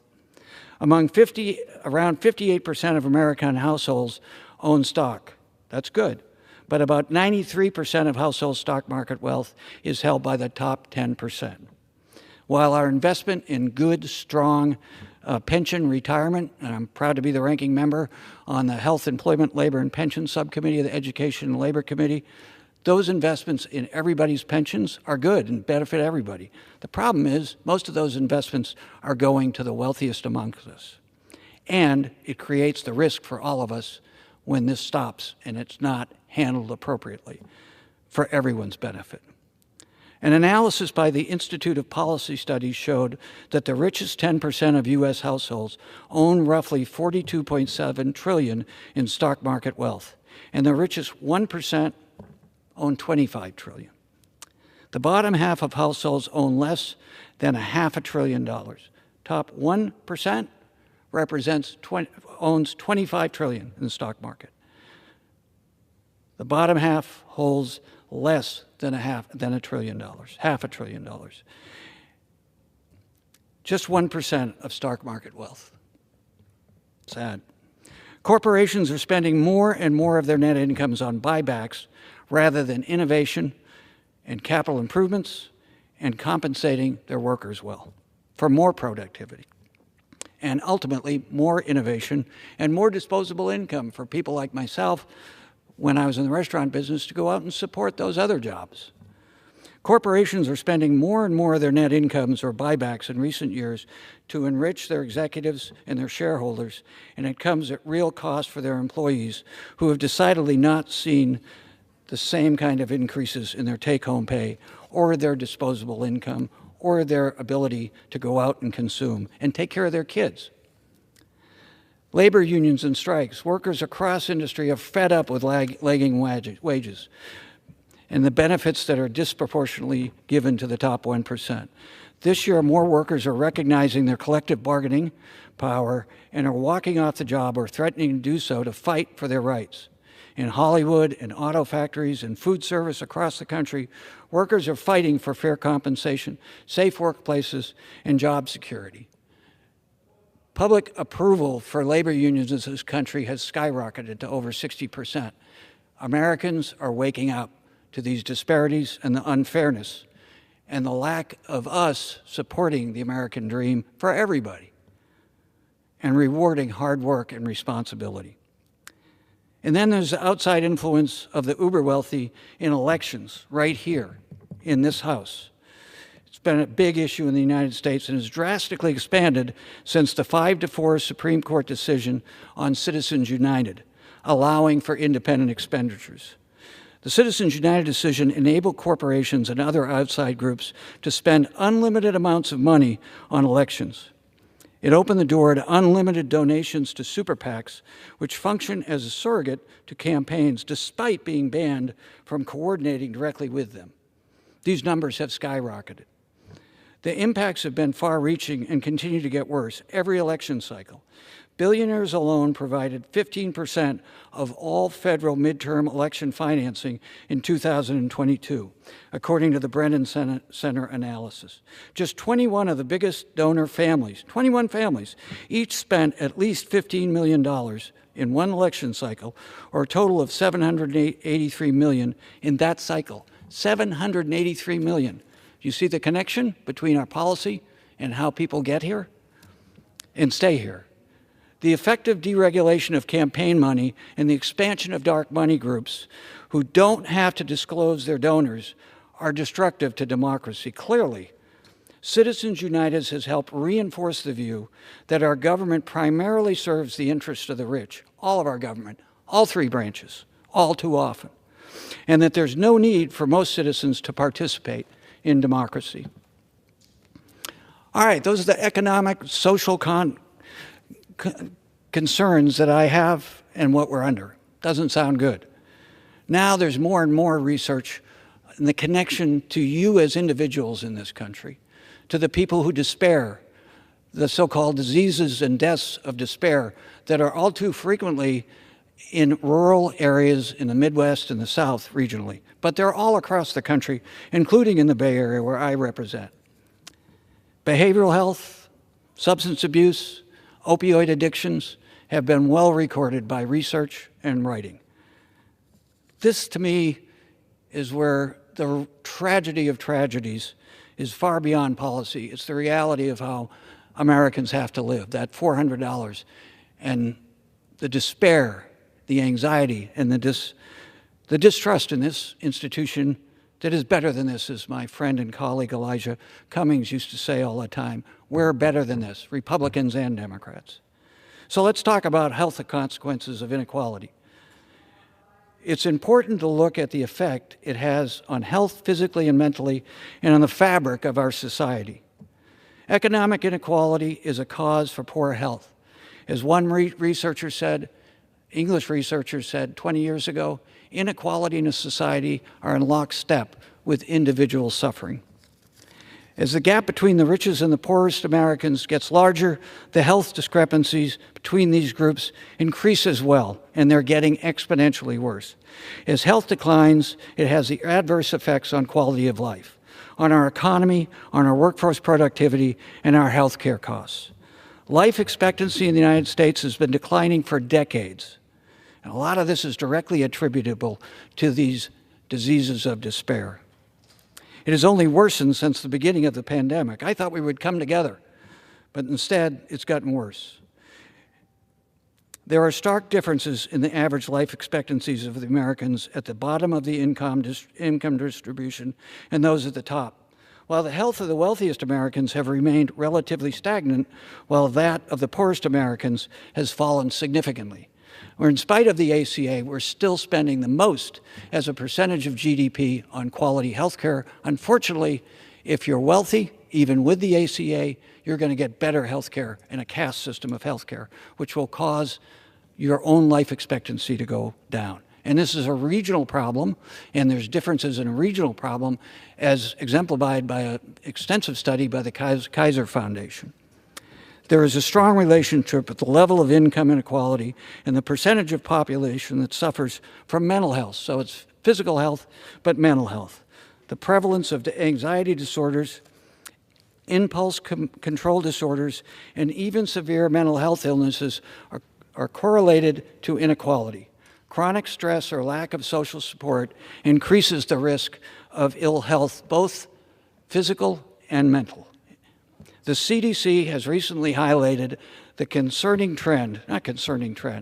the outrage of the mental health of high school students, our kids, which is worsened by the COVID-19 pandemic. In 2021, more than 4 in 10 students felt persistently sad or hopeless and depressed. More than 1 in 5 seriously considered attempting suicide, and particularly for young women, as the CDC and the Surgeon General has pointed out to us. This is a crisis, folks. For all of us who are fortunate enough to have kids, we should be extremely sensitive to what we're giving as a legacy and the tragedy that we're committing to the future of this country and young people, irrespective of where they live or which party their families and parents are registered to. We should be doing a lot more to support mental health and behavioral health in this country, and that includes making mental health care more affordable and more accessible. Since the ACA in parity, there's been a 300% increase in people seeking out behavioral health. There's been a similar decrease in the number of young people going into the field because of the exorbitant cost of getting a degree. Talk about supply and demand. Social support and social networks are important for psychological well-being, both for individuals in this country, and there is a very tied connection. These are important determinants of population health, and they deteriorate in unequal societies. Aggressively targeting income inequality will lead to better health outcomes for more Americans. The same research by English experts years ago said that, again, the correlation between both, but they also said the remedy was not just more services. The biggest, most effective remedy is dealing with the societal, tax, and regulatory impact of this concentration of wealth and continuing to reward it.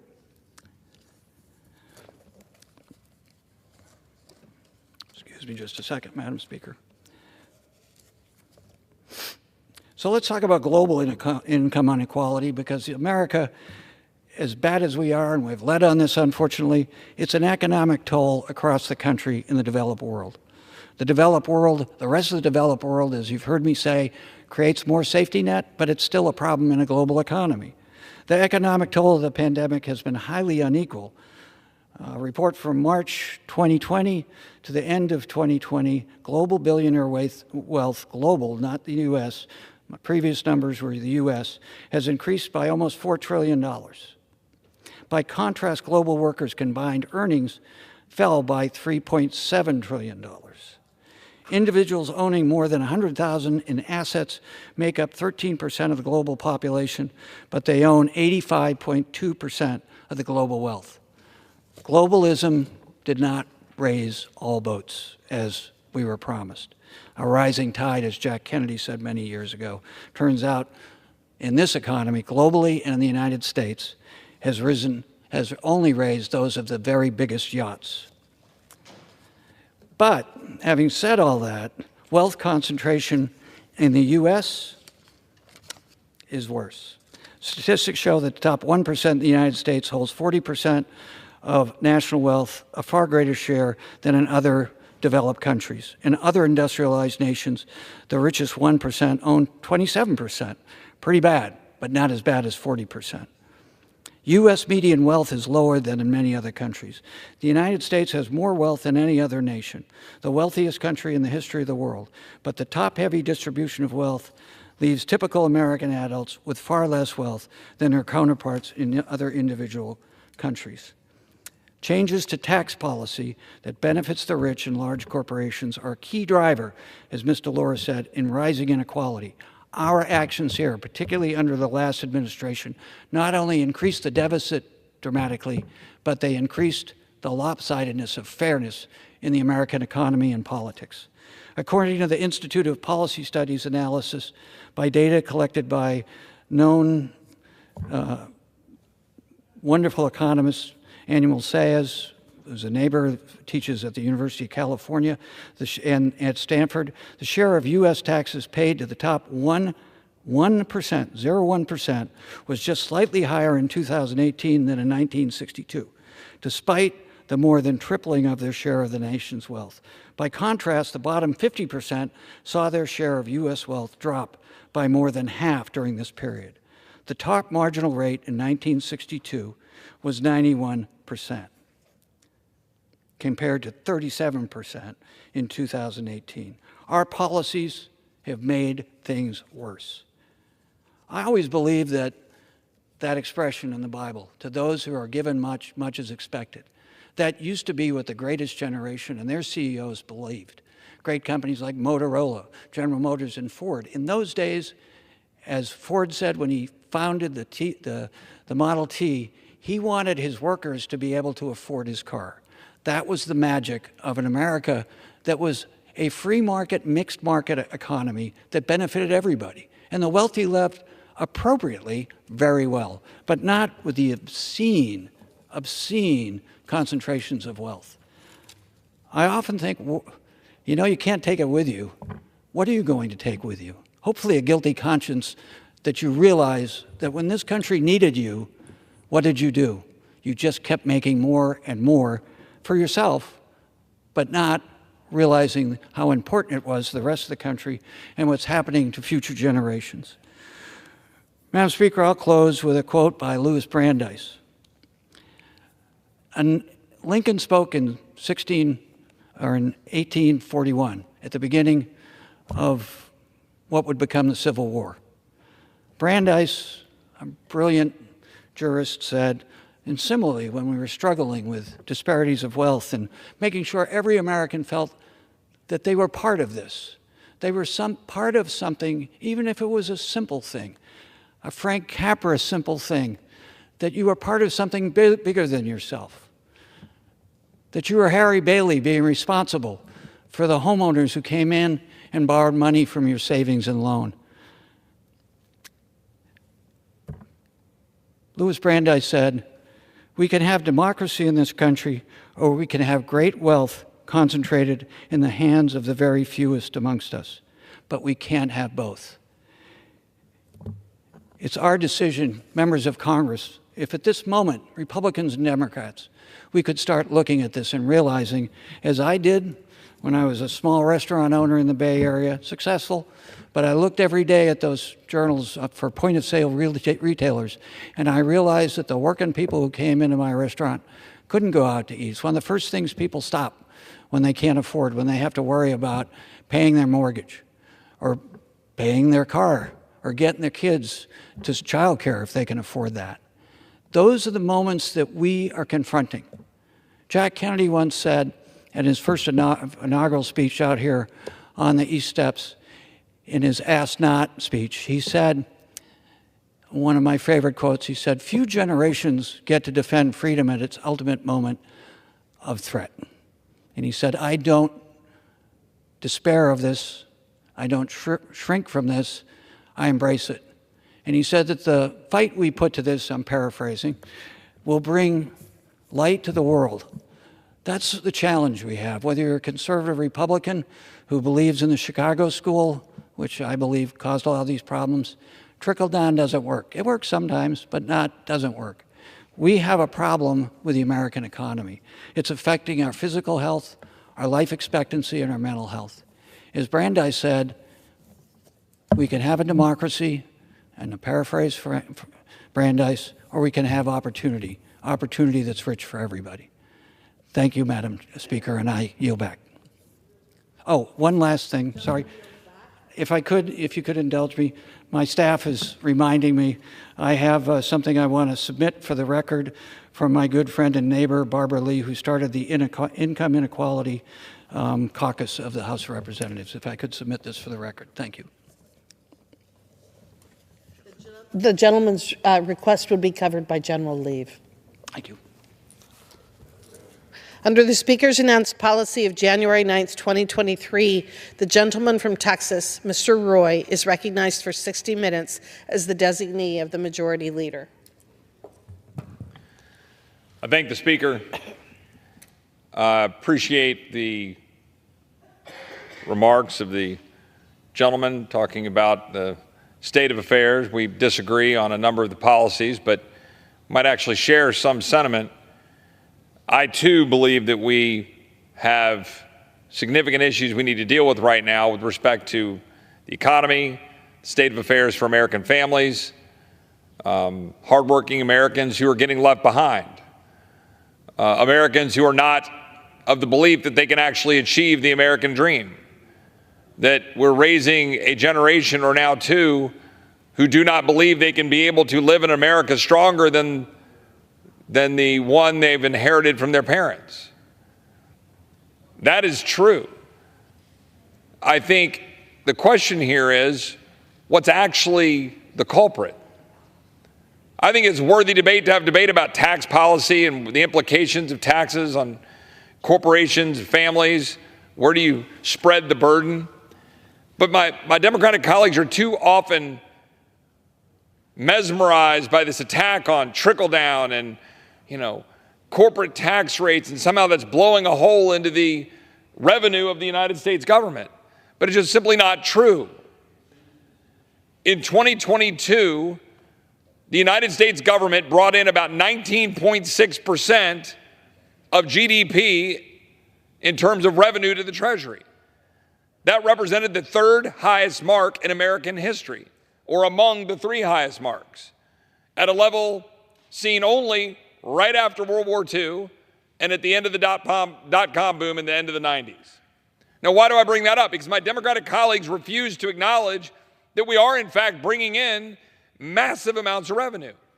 Now, where I might agree is maybe that revenue needs to be allocated slightly differently in terms of the impact on corporations or wealthy or middle class. We can have those debates. But we're bringing in massive amounts of revenue. I think the question really here is, what is making it difficult for American families to live? Because I think we all agree it's really difficult right now for an American family to live. I know my family feels it. I know my friends' families feel it. They're trying to figure out how to live, how to afford anything, whether they can send their kids to school, whether they can pay for health care. I would suggest, and my Democratic colleagues would disagree, I think most of my Republican colleagues would agree, the fundamental problem is that we've inserted the government into every aspect of our life. Literally every stinking thing we do, the government has a hand.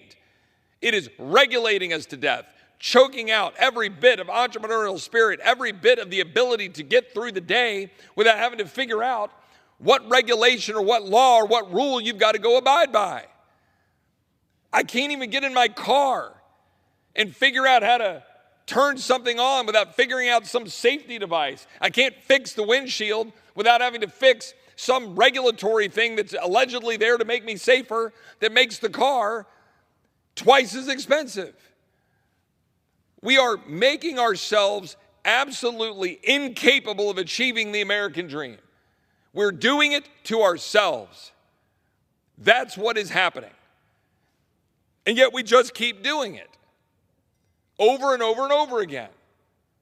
And this is, I think, the question of the moment. What are we going to do to restore the American dream for the American people? We, the representatives, here in the House of Representatives, the people's house, what are we going to do? Today wasn't the best day on the political scoreboard for Republicans. I'm not going to lie. We spent a day, we came down here, we had a vote on impeaching Alejandro Mayorkas. It was a tie. We had to pull it down. And then we had a vote on Israel. And it was a suspension of the rules, and it fell short of the votes necessary to move on. So we're going to have to go address all these things again. But there's a bigger issue at play right now. There's something much more important going on. This town has been badly broken. This swamp that President Trump ran against has been consuming any ability for representation and for a government to actually serve the people. What we have instead is effectively a bipartisan uniparty for decades now that has been driven almost entirely by spending massive amounts of money for government programs and for foreign aid and for, most importantly, the defense complex, the defense world driven heavily by war. We have done that, and we have then messed around with tax policy. Like, what else? We pass a bill here and there, we do something here and there. The fact is, this whole system has been focused entirely for too long on spending other people's money, borrowing money to try to buy votes with programs or to use the threat and the fear of war or supposedly our need to stand with some other country. All of that has been used as a political weapon every year to spend your money and spend us into oblivion and grow government and not do the things we say we will do otherwise. All right, so what do I mean by all of that?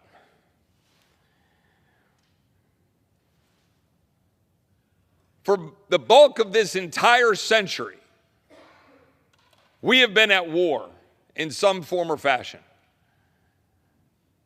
Not a declared war. We've had a couple of authorizations of the use of military force. We haven't declared war formally, but we have nevertheless been effectively at war for the bulk of the 21st century.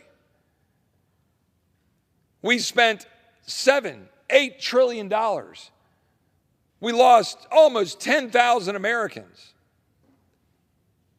We've had 80,000 injuries. That's not talking about post-traumatic stress. That's not talking about the hundreds of billions of dollars we just set aside for burn pits. We have ongoing conflict right now. We just have the President of the United States engaging in Syria and Iraq because we have troops in Syria and Iraq getting fired upon, and nobody in America knows why. Shouldn't this body speak to that? Shouldn't this body do something about that? So we're sitting back watching the President of the United States using powers under the Constitution to carry out a defense of our men and women in uniform, which everybody in this chamber with half a brain and heart wants to see us defend our men and women in uniform. But we're doing it because they're over there in a constant perpetuation of whatever this body did 20 years ago to sign an authorization of the use of military force for things that don't even exist now. Saddam Hussein is dead. Like, what the hell are we doing? When is this body going to actually stand up and decide what we're going to actually do and mean it? Right now, today, we had to vote on whether or not we're going to fund Israel. I'm a Christian. Israel is at the epicenter of my faith, the epicenter of most people in this world's faith. I have Jewish friends who are absolutely devastated about what happened in Israel in October, on October 7th. Of course, we must and should stand alongside Israel because the attack against them isn't just an attack against Israel. It's not an attack against our ally. It is an attack on our way of life in Western civilization. Nothing less. Of course, we should stand by Israel. I voted to fund Israel in November, $14.3 billion. Today, I voted no. I did not want to vote no with respect to a vote about standing alongside our brothers and sisters in Israel. But the people I represent at home, the American family trying to get by, are sick and tired of this town continuing to do the same thing over and over again. Pick a conflict, fund it. Pick another conflict, fund it. Send our men and women in uniform overseas, fund it with money we don't have. We're not passing war bonds. We're not limiting sugar. We're just rolling around acting like nothing's actually happening while we have $34.2 trillion of debt, and it's adding up something like $80,000 a second. Like, what are we doing? We should pay for that. It's now not $14 billion, but $17.6 billion. We have loads of slush funds around this town just sitting there. We could go grab and pay for it. Our Democratic colleagues refused to do it. Republican colleagues tried to do it. Now we're walking away from that. I disagree. I disagree with walking away from that just so we can try to send a political message over to the Senate and embarrass Schumer and embarrass Biden. I think we should actually mean it when we say we should pay for supplemental spending. I don't just mean it for Israel. I mean it for Ukraine. Senate Democrats with a handful of Republicans tried to just jam the American people with a $118 billion monstrosity that would fund Ukraine $60 billion, fund Taiwan, fund Israel $17.6 billion, fund allegedly border security to the tune of $20 billion, That bill is falling apart in the Senate because it doesn't actually secure the border. And most Americans are sick and damn tired of getting sold a bill of goods. A bill that wouldn't secure the border, that cost them $120 billion that's not paid for. Now, God bless. I'm not afraid to criticize my friends on this side of the aisle. Republicans united, at least here, to tell the American people the truth about the bill they were trying to jam through in the Senate, and it looks like it's dead. Go back to my original point. This town operates on autopilot, spending money to fund wars, spending money to fund government, to fund programs, and if you dare challenge that, the establishment bites back. That's what was happening in the Senate. That's what was happening with Mitch McConnell. That's what is happening with the cadre of people in this town who desperately want that $60 billion of funding for Ukraine. It's not about the border. Head pat people and say, we'll give you some crumbs on the border. Give us our $60 billion for Ukraine. We'll go out, thump our chest, put a blue and yellow flag, pin on our lapel, say we love people, and then we're going to go out and we're going to keep the war machine going. That's the truth. And let's be very clear. I love Israel. Talk to Israelis. They will tell you a part of our annual $4 billion that we go to Israel is a part of the same operation. $4 billion, oh, we'll spend that money. It'll come back over here so defense contractors can keep doing what they do. Are we getting the right planes? Are they getting the right supplies? Is it the right cost? Is Israel able to defend themselves without the United States? Or is that $4 billion annual MOU, which I support, maybe that's counterproductive? Maybe we want Israel to be standalone over there. When are we going to do something different? When are we going to peel all this back? I would posit, to great credit to my Republican colleagues right now, we are wrestling with changing this town. And that's why it's messy.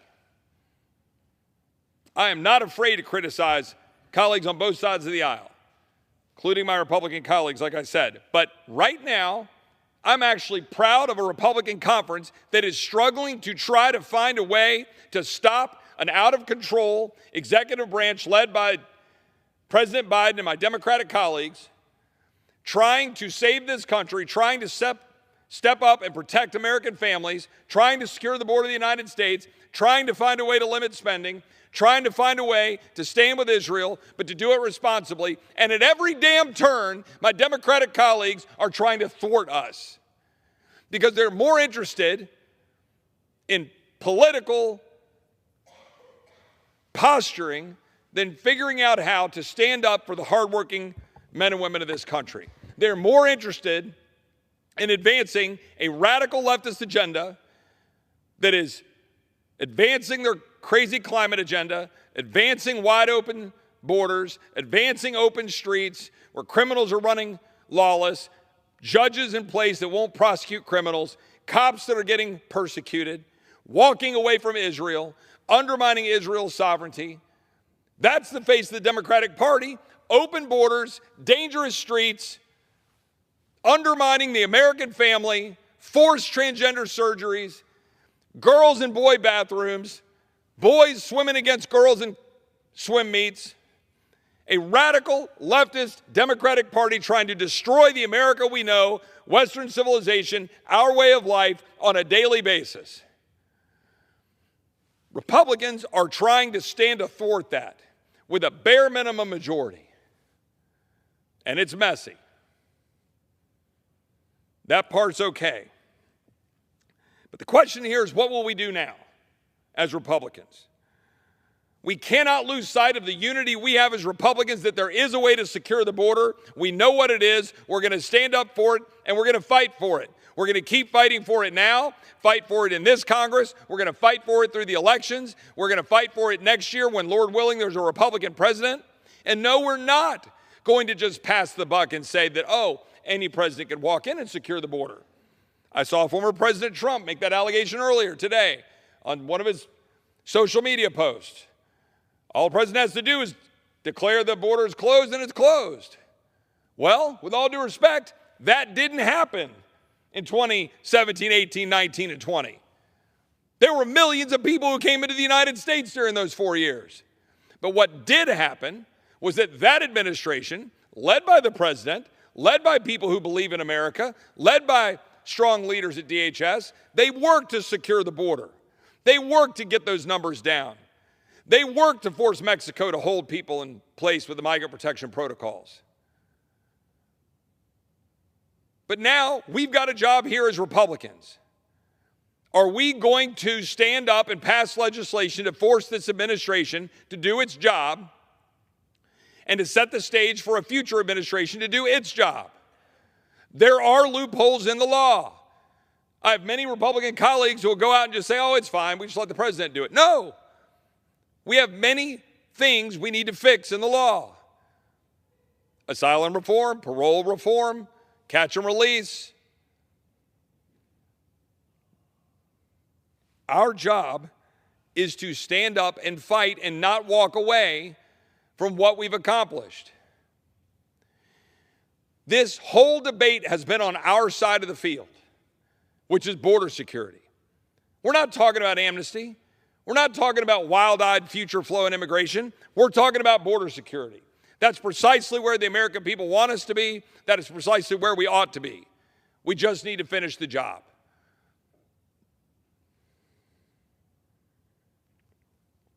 You're not going to get solutions to this town with gangs of 8 coming out of the Senate.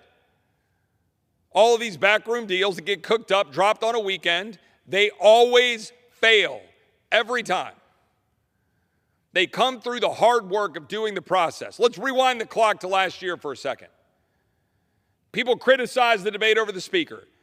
Well, we had a fight over the speaker a little over a year ago, and then we started working. We started working to pass bills through regular order with single subject, with 72 hours to review it, and with amendments in committee. Guess what? We passed the best border security bill that's ever been passed, and it was focused on border security, and it would work.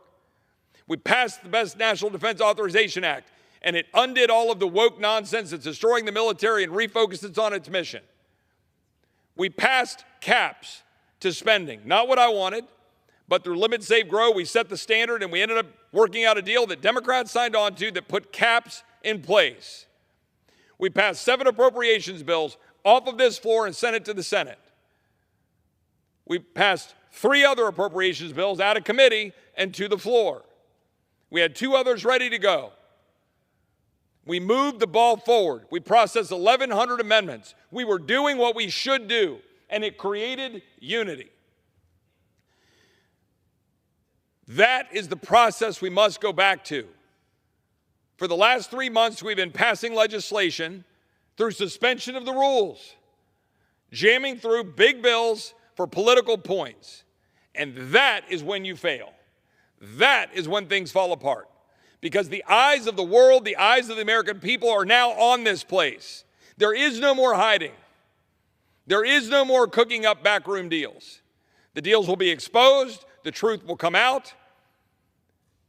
The bills that say they secure the border but don't will be exposed, as the one in the Senate just was. The big spending bills, the eyes of the world will see. People are capable of making a decision. They're able to look up and say, you know what? I love Israel. I want Israel to wipe Hamas off the face of the planet. But I'm not comfortable with giving them another $17.6 billion unpaid for, borrowed, while our border is wide open, exposed to terrorists coming across, while the Democrat administration, funded by our own body, is funding UNRWA and the United Nations, giving dollars that are going to the Palestinian Authority and Hamas. We're funding the enemies of our ally.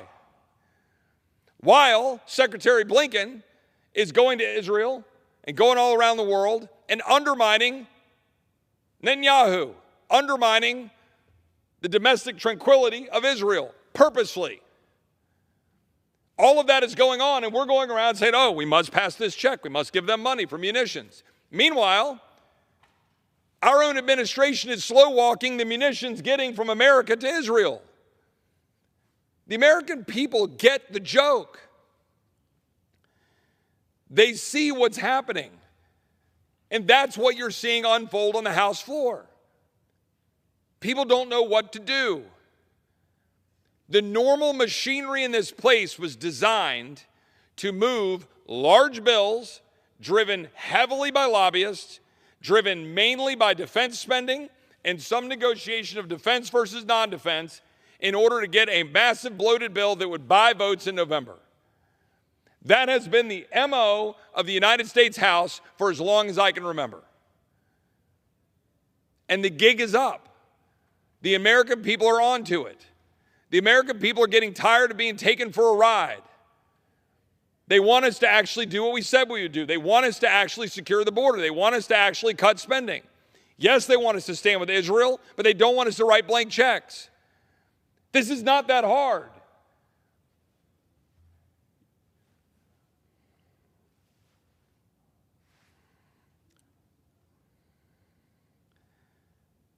Our colleagues in the Senate want to jam us here in the House. Democrat colleagues and some Republican colleagues in the Senate want to send over now, with their border effort, not to secure the border, but border political effort, very specifically designed as cover for our Democratic colleagues to have some reason to be able to run in November and say that it's Republicans' fault that the borders are wide open and not President Biden's. Our Senate colleagues want to send to us now Ukraine package with Israel. So for all of the viewers at home, what's happening is we're responding by saying, well, we're going to jump in front of that by sending a clean Israel bill so we can separate Ukraine. None of this is the regular order that the American people would expect. Put a bill on the floor, offer amendments, let it rise or fall. Put Israel on the floor, put an amendment that would pay for it, see what happens. Put an amendment on it that would cut UNRWA funding, because why are we funding Israel while we are also funding their enemies? Why don't we just put that on the floor with amendments and see what happens? How about FISA? All you Americans out there love being spied on? Let's put FISA on the floor.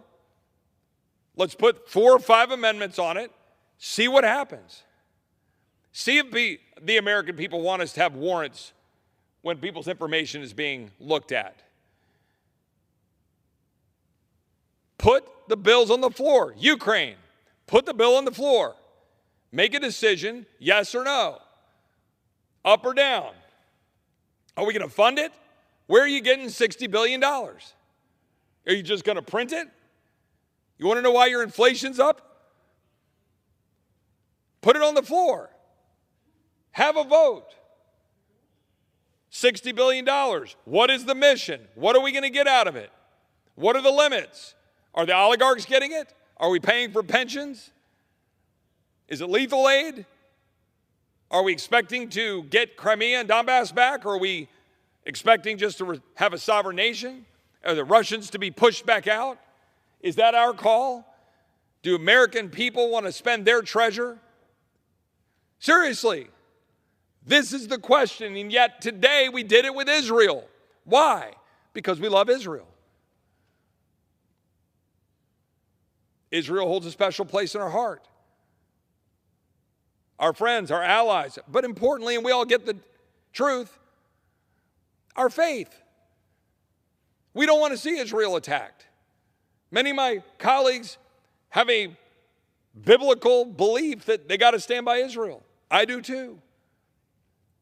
I think it's important. But if we don't have rules, we lose our own country.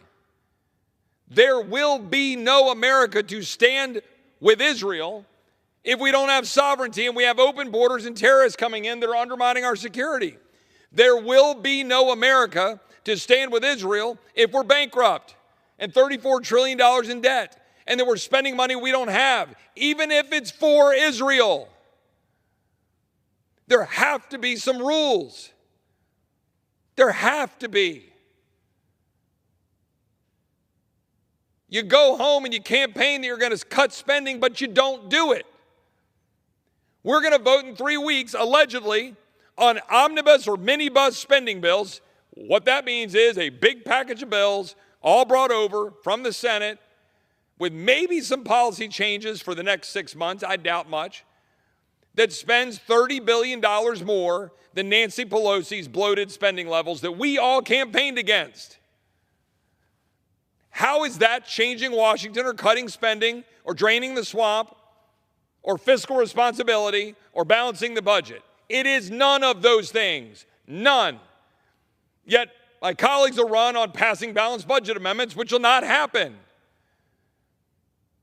We're going to go spend $17 billion and throw that out there to go fund Israel because they're our friend.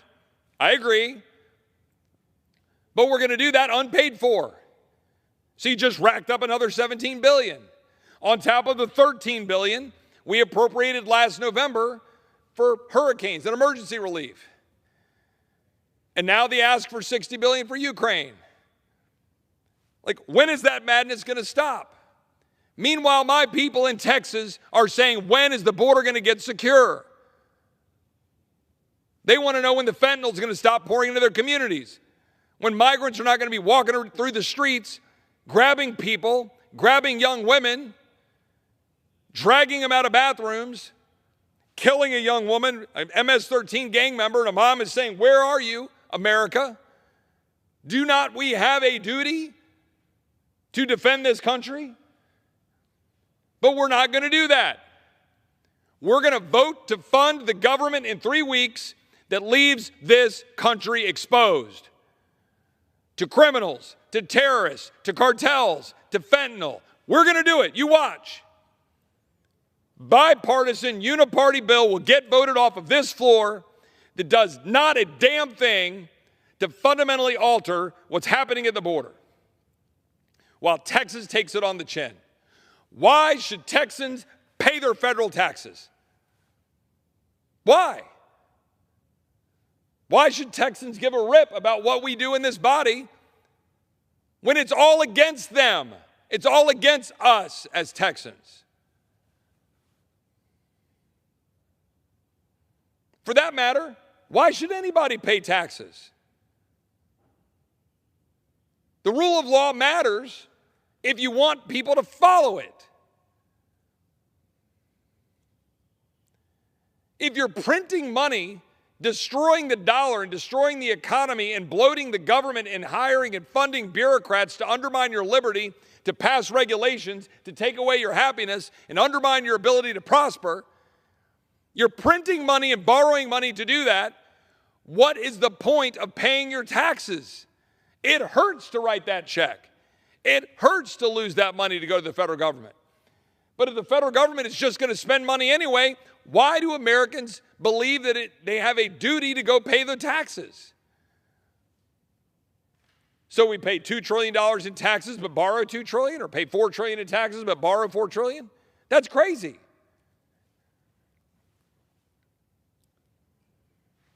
I've got some colleagues who are waiting to come down to the floor, so I'm going to, in a few minutes, yield. That's the warning sign. Roughly on time.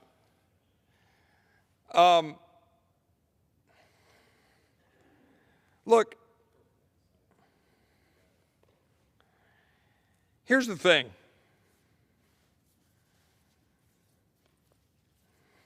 This country is not done yet, but it's getting damn close. That's where we are. You cannot be a free and secure country if you are $34 trillion in debt and bleeding $2 trillion a year. You cannot be a free and secure and sovereign nation if your borders are wide open and terrorists are coming in and cartels are coming in and fentanyl's pouring in. You cannot be a free and secure and sovereign nation if you are printing money to fund foreign conflicts that you don't have an actual vested interest in, or if you do, you're not acting like it, when you never declared war and you never really specifically authorized the force, and you continue to fund it so that the machine in this godforsaken town can keep making money. Why are the 7 wealthiest counties in America right here? We're printing money and funding it. 3/4 of the cars I drive by in this frickin' town are a hell of a lot nicer than any of the cars I've got or that any of the hardworking people I represent have, because we're printing money and funding this place to stick it to the American people every single day. And this is what the American people are on to. They're sick of the same game. They're sick of bills that come to this floor and are designed for a political purpose rather than to achieve an end that is constitutional, that is paid for, that is responsible.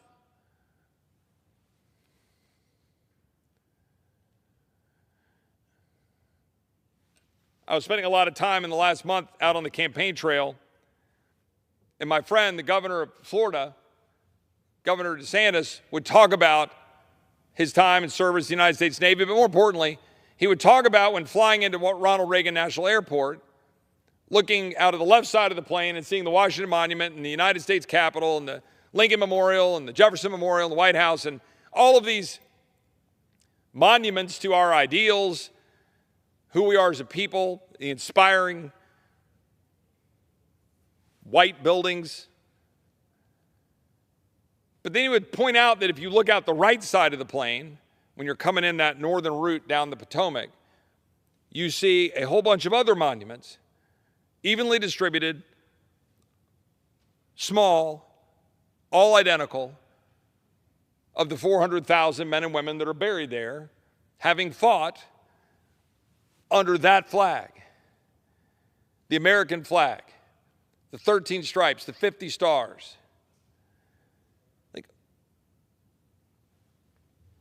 When we come here on this floor, all 400,000 of them, all of the hundreds of thousands buried around this country, all of those that have given the last full measure of devotion for something bigger than themselves, we carry that burden. We have to actually do the hard work of representation. And that does not mean flying here on Monday for a fly-in vote, having a dinner with some meaningless votes, getting up on Tuesday and Wednesday to do a series of pre-programmed votes for political purposes, flying out Thursday to go do a damn fundraiser back home. That's what we do. We have a responsibility to actually finish the work that those 400,000 started, that George Washington called the sacred fire of liberty. Liberty depends on us, though. And we're not going to be free if we're mortgaging our future. We're not going to be free if you come down here and you're forced to choose stand by our friend Israel or print more money. That was the choice I was given. That's not a choice. It's not a choice we have to make. We choose to make it. We choose to take the easy path. We choose to fail to do our job, to actually follow some rules that will keep us somewhere close to the straight and narrow of carrying forward the legacy of those who came before us.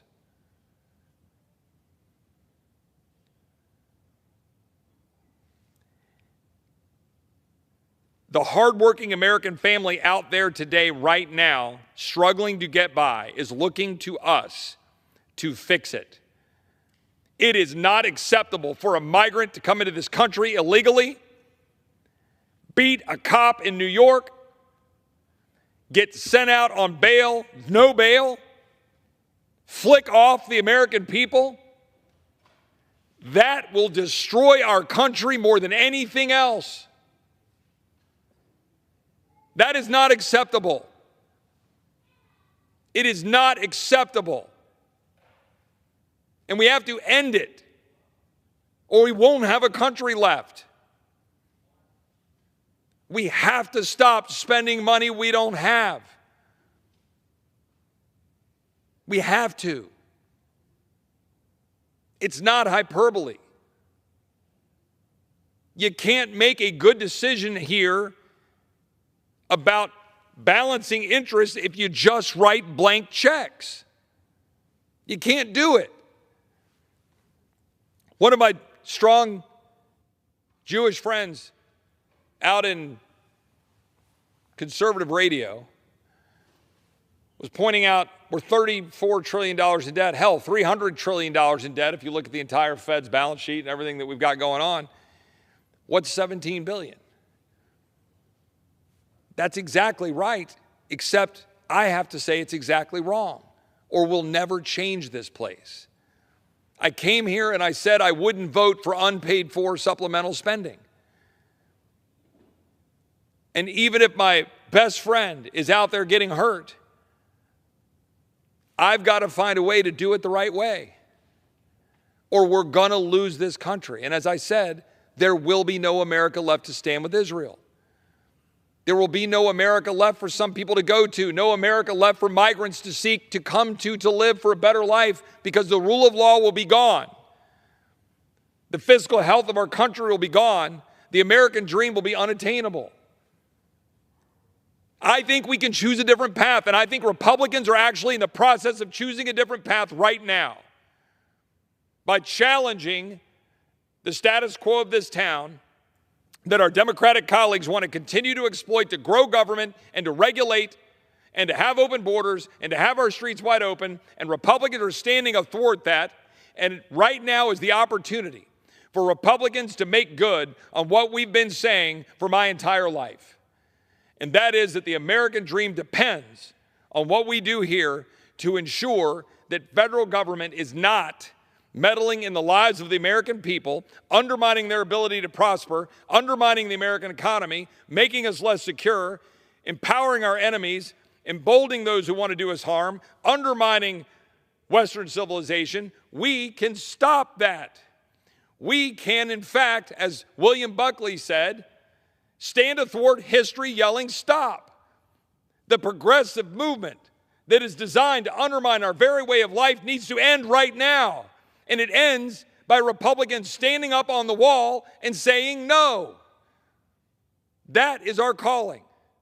That is what we need to do. And if we do that, and if we unite,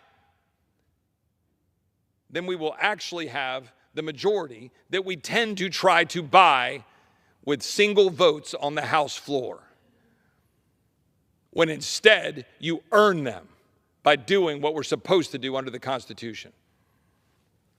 With that, I would be happy to yield my time. Under the Speaker's announced policy of January 9th, 2023, the gentleman from New York, Mr. D'Esposito, is recognized for the remainder of the hour as the designee of the Majority Leader.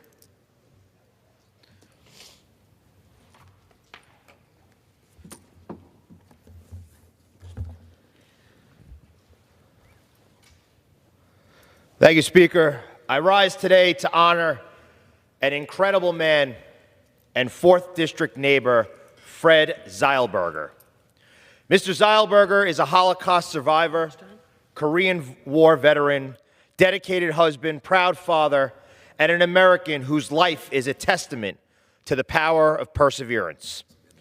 Born in 1929 in Würzburg, Germany, Fred faced extreme hardship at the hands of Nazi forces who forced him into a camp in Latvia and later Stutthof concentration camp in Poland, where he was eventually liberated. While Fred survived, the evil Nazi war machine murdered his mother and sister, and Fred's father also died shortly after being liberated from the Buchenwald concentration camp. After surviving the horrors of World War II, Fred immigrated to the United States of America in 1947 in search of new opportunities. A few years later, in 1951, Fred donned the uniform of his adopted country after being drafted into the United States Army during the Korean War, where he served as a butcher. Fred's tenure in the Army followed by a lengthy career in the wholesale meat industry, where he established his own business in 1956.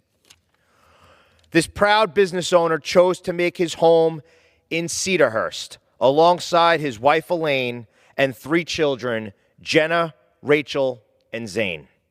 Fred has long been an important part of the village of Cedarhurst community and locals far beyond, and his ongoing service as a Holocaust educator provides younger generations an important witness to the atrocities that occurred during that dark time in human history. I am immensely grateful for Fred's life of service, the sacrifices he made in defense of this nation, and his lifelong commitment to never forgetting the Shoah. In that vein, I was happy to see Fred recognized during this year's Holocaust Remembrance Day service in Nassau County by County Executive Bruce Blakeman, where attendees were able to learn of his story and struggle. Fred Zeigelberger has culturally enriched the communities that comprise New York's 4th Congressional District, and I am grateful to call him a Nassau County neighbor. Thank you for your work, Mr. Zeigelberger. Thank you for your dedication to the truth, to your family, to history, and to this country.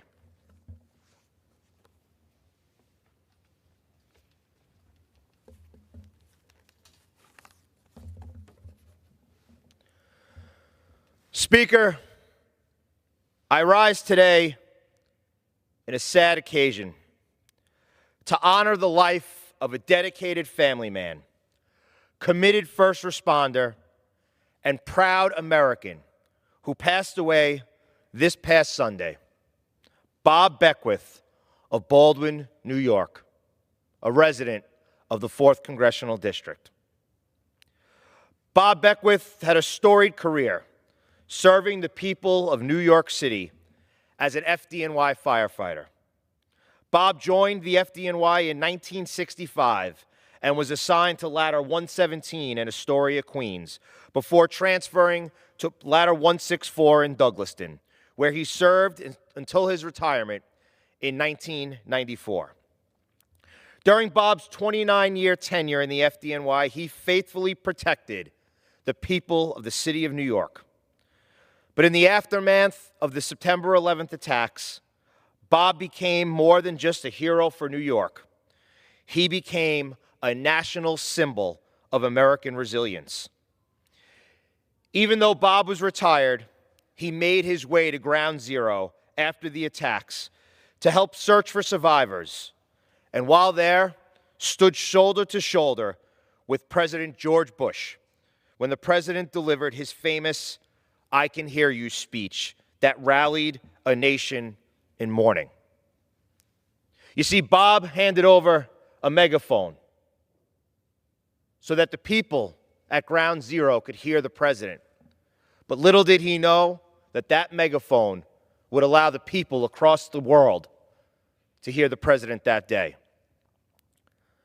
His presence alongside President Bush demonstrated that even in one of this country's darkest hours, there were still brave Americans giving it their all to rescue neighbors, and the image of Bob standing atop the wreckage of Engine 76 will forever be etched into our nation's history. The nation heard President Bush's rousing speech on that day in 2001, but everyone watching also witnessed Bob Beckwith's quiet courage. While Bob left us last weekend, I know his spirit will live on in the lives of his 6 children, 10 grandchildren, 2 great-grandchildren, the heroes of the FDNY, and every American who loves this country as much as Bob Beckwith did.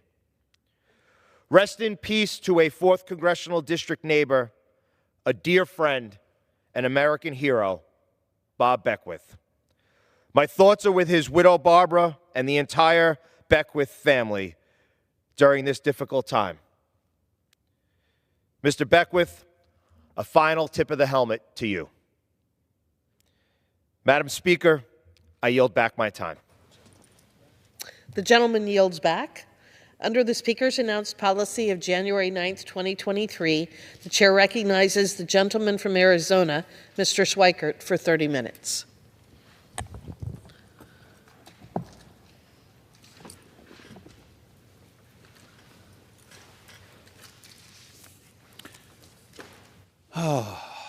Thank you, Madam Speaker Pro Tem.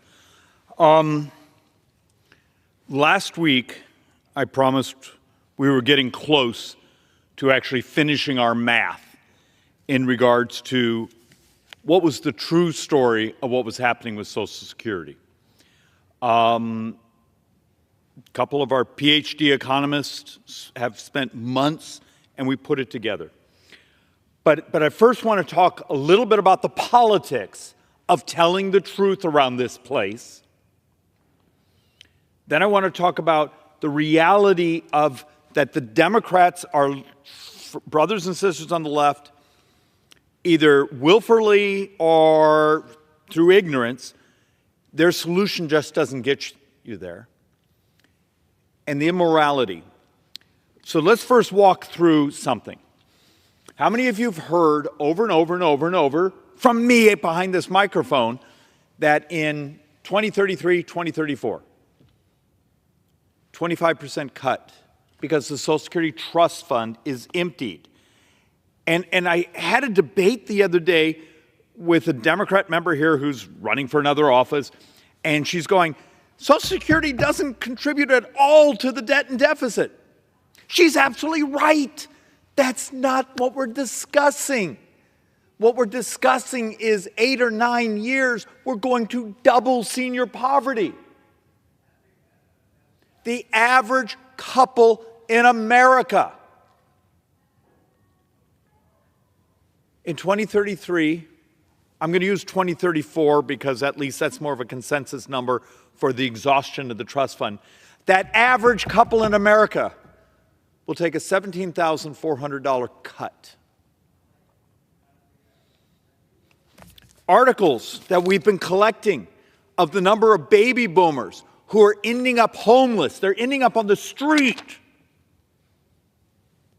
We're looking at numbers that would explode of that type of just dystopian vision. And yet, if you get behind this microphone and tell the truth about the math, right now, some troll in a basement is writing something saying, Schweikert mentioned Social Security, let's attack. Same thing with Medicare. This society is absolutely immoral. We have this obligation to modernize, to save, to protect. And if you step up and try to do it, you will be attacked. There's a reason we call it the third rail. Well, screw them. We're going to tell the truth here. And part of the morality here is, how do you save something? How do you modernize it? How do you protect seniors?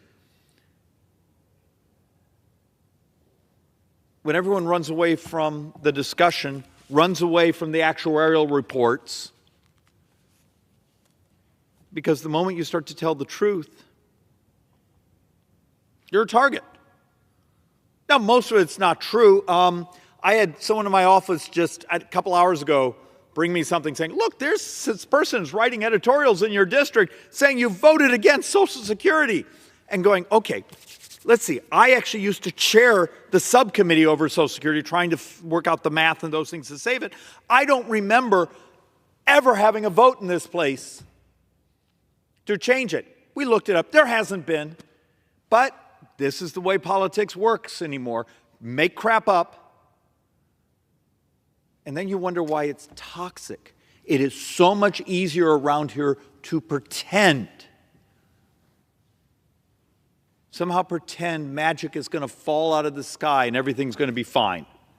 So let's actually walk through a couple things here. One of the things, it just, because this bothers me, my sarcasm of this is a math-free zone. I listened to a number of people, both Republicans and Democrats, get behind these microphones today, and they have no understanding of the scale of the problem. So let's actually just do a little bit of very simple math off the top of our head so you understand some of the scale. Yesterday, interest rates popped up a bit. They came down a bit today. But I think at one point yesterday, they were up 14 basis points. And this, I just need this to be an example. The math is not going to be perfect. Okay, 14 basis points. 1% on 34.2 trillion would be $342 billion of interest, right? And a basis point is 1/100th. So 1 basis point would be $3.4 billion, right? Disagree with me. So the 14 basis point movement in interest rates yesterday on 10-year sovereigns, if that had stuck throughout this year, that's what, $48 billion. Understand, we're here knifing ourselves over less than, fractions and fractions of a day's interest. We borrow about $7.5 billion a day. We borrow $85,000 a second. But here's the scam. We will knife each other back and forth over math that's the real numbers. This is important. But doing everything we can to avoid explaining the scale when a single day's interest rate movement is almost $50 billion. And then you hear members here come behind the microphone, it was $6 billion. Well, that was less than a day's worth of borrowing. Interest. I don't mean the total borrowing. And I know I'm a bit exasperated, but I'm frustrated because there's this unwillingness to understand the scale of the problem. So let's actually start to walk through the charts and try to get this. And I have a mistake on this chart, and I owe everyone an apology. Our math right now is we're heading to borrowing between about 2.7 to over 3 trillion this year. And remember, it was only several months ago, CBO and OMB and all those were saying, it's only going to be like a $1.6 trillion borrow. Something's horribly wrong. We've doubled it, but we've doubled it in a time when the economy is actually doing fairly well. Understand what these higher interest rates mean. Understand what the growth in healthcare costs. So right now, this was our projection. We're going to borrow $1.45 trillion. That's our Social Security. That's coming out of the trust fund and out of your taxes you're paying every single day. The next line item is where we had a mistake. We were saying gross interest was going to go over $1 trillion, making interest the second most expensive thing in this government. And we also came back and also showed that net interest was still the second most expensive. Difference between net and gross is the interest we pay back to trust funds for borrowing the money. Net is only publicly held. The rest of the world doesn't make that distinction. It's just one of the things we do in the United States. That's why if you ever see something from OECD, they have the United States at like 144% of debt to GDP. It's because they put back in the borrowing from trust funds. Okay. Well, it turns out Treasury, a few hours ago, did one of their monthly updates. And I have to apologize to everyone that interest, gross interest for the year wasn't $1.003 trillion. I got it wrong. It turns out it's going to be $1.067 trillion. And we think this number is off because we've been looking at the Treasury receipts, the growth of the spending, growth of healthcare, growth of interest. My math now is just interest. This year will be 1.1 trillion. $1.1 billion. I'm sorry, say it in a way that people could understand. No one knows what 12 zeros are. When I speak about $1 trillion with my brothers and sisters, my members of Congress, our staff, they just sort of stare at you. What you need to understand is this is a disaster. It's an absolute disaster. Trillion, 1,000 billion. But yet we're going to sit here and knife each other for months and months and months over a fraction of a fraction of a fraction of this because we don't want to actually deal with the actual structural crisis. We got old. The fact of the matter, it's uncomfortable to talk about.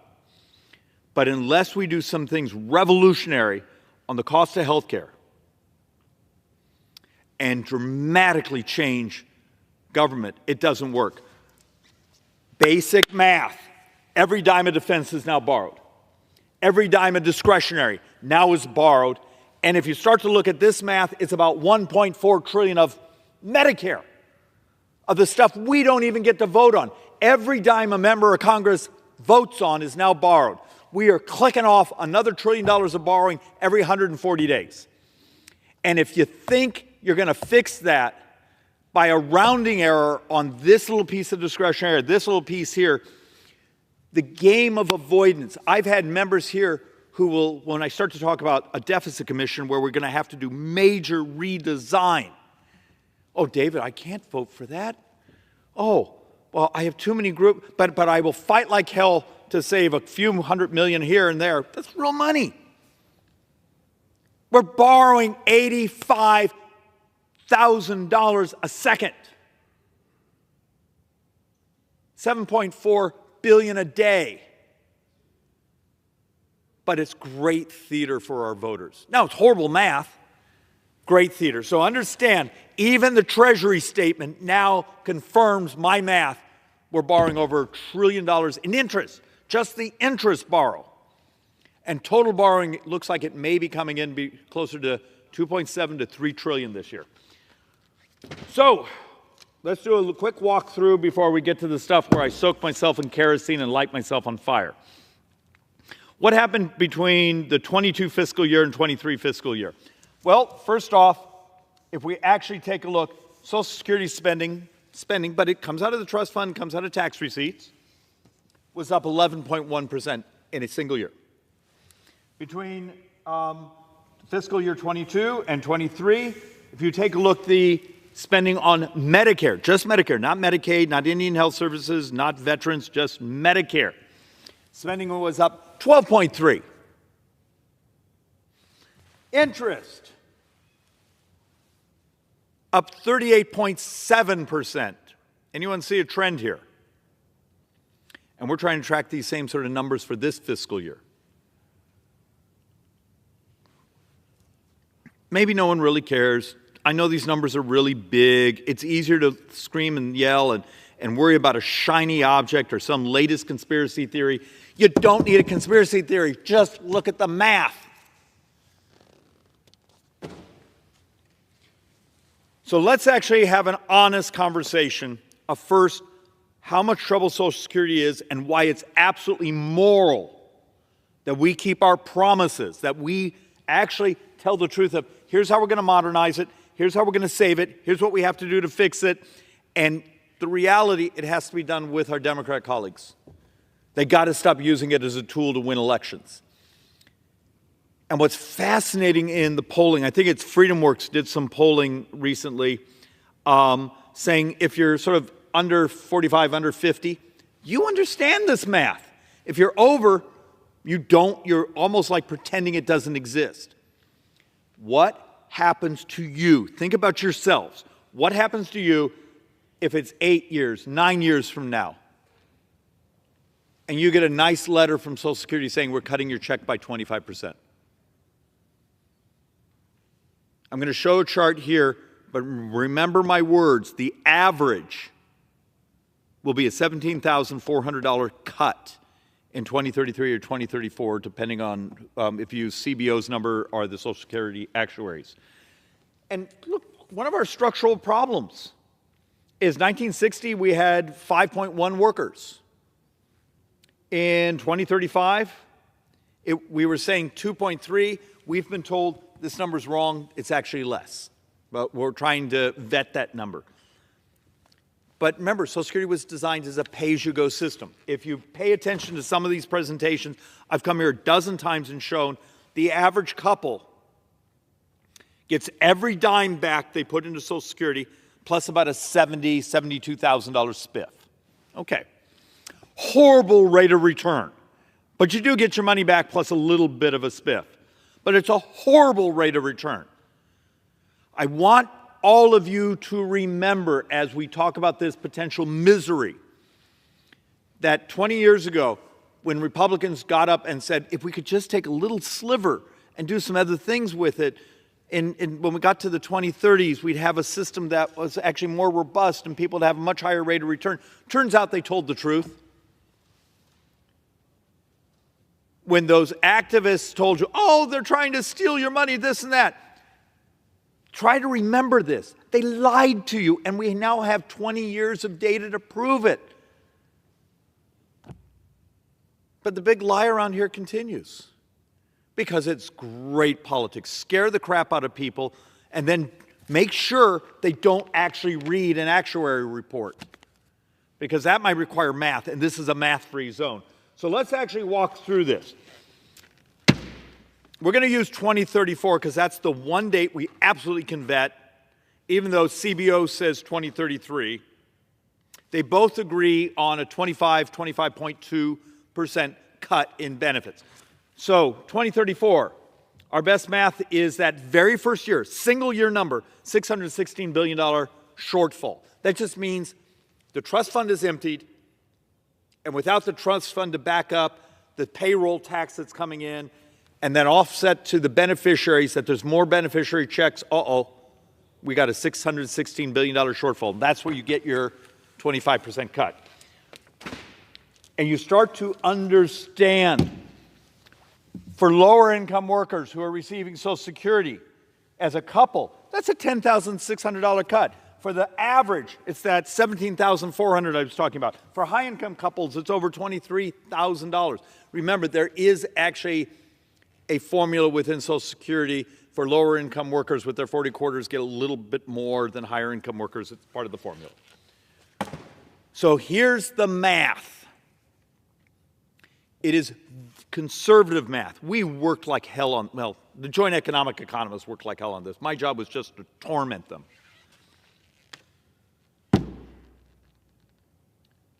2034. 2034, if you do the Democrats, the president's solution of saying, hey, just take people over $400,000 and make them pay the 12.4%. Okay, so we right now, I think this year it's 168 something is subject to Social Security tax. And you have this like donut hole in this plan. For everyone else, in today's world, you get that 168. If you're above that, you're not paying the Social Security tax anymore. On this math, understand this. This is sort of the Democrats, the president's plan is, we're just going to tax people who make $400,000 and up and make them pay the 12.4%, but we're not going to give them any benefits for it. Okay, fine. All right? It doesn't get you close. So this is your new revenue. Our best model is you might get about $259 billion of income into Social Security doing it that way. But you slow down the economy, that would be general tax revenues. And over here is your still remaining shortfall. You still have, what is that? $417 billion shortfall in that single year. And you've already done the Democrat plan, and you still have $417 billion shortfall. So next time you see an AARP attack ad on someone because they were willing to try to talk about saving Social Security, I hope they tell you the truth, saying, hey, you know, our plan we've supported of raising this tax looks like it doesn't even cover half. Matter of fact, it only covers like 30, 40% of the shortfall. So let's actually go to the next level. Well, actually, I did this chart just to basically reemphasize what's going on in those math. Shortfall, tax receipts. Tax receipts with the higher tax receipts without it, because it also actually has an effect on the general fund. General fund tax receipts go down. All right, so now let's go to the other proposal. Well, let's not do people $400,000 and up. Let's do everyone at $250,000 and up. Remember, this is 8-9 years from now. Okay? Remember, we're now working on we should be working, it's not like we're doing anything useful here, the 2025 fiscal year budget. So now we're talking about the 2033, 2034 fiscal budgets. Well, if you take everyone that makes $250,000 and up and you subject them to the 12.4%, okay, fine. You get our best model, about $380 billion of taxes, leaving $237 billion short, and you slowed down tax receipts by $88 billion. So you're going to have $325 billion shortfall. Okay, well, that's not good enough. Let's just get rid of the caps altogether. So you make one, if you were making 168 today, doesn't matter. There is no 168. It's just everyone pays the 12.4%. You still have pretty much the exact same shortfall because that gap doesn't produce that much tax receipts between no cap and the $250,000 gap. So still, model is almost identical. You slow down tax receipts by $88 billion. Their shortfall is 234. So you're basically back to what? 324? No, 322. My reason we do this is not to end my political career, but to tell the truth. Is it moral to be basically, it's right in front of us, it's coming, we know it's coming. There's actuarial reports from Social Security, from CBO, from private groups, those around us. Then there's the political ones who just lie to you because they want you to send them a contribution or they want Democrats to win the next election, which I believe those groups are absolutely immoral. I believe what the Democrats have been doing is absolutely immoral. But damn it, they care about winning the election, next election a hell lot more than they care about doubling senior poverty, of the number of baby boomers who are expected to be homeless in a decade.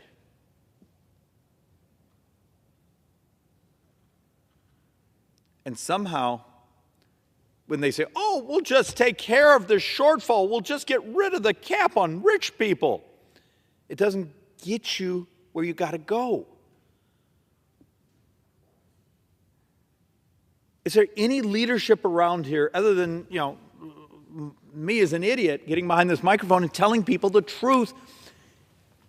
And then I've done presentations on also what's happening on Medicare. And guess what? It's multiples of the problem of this one. The difference here is we have a specific trust fund so we can see the date it expires.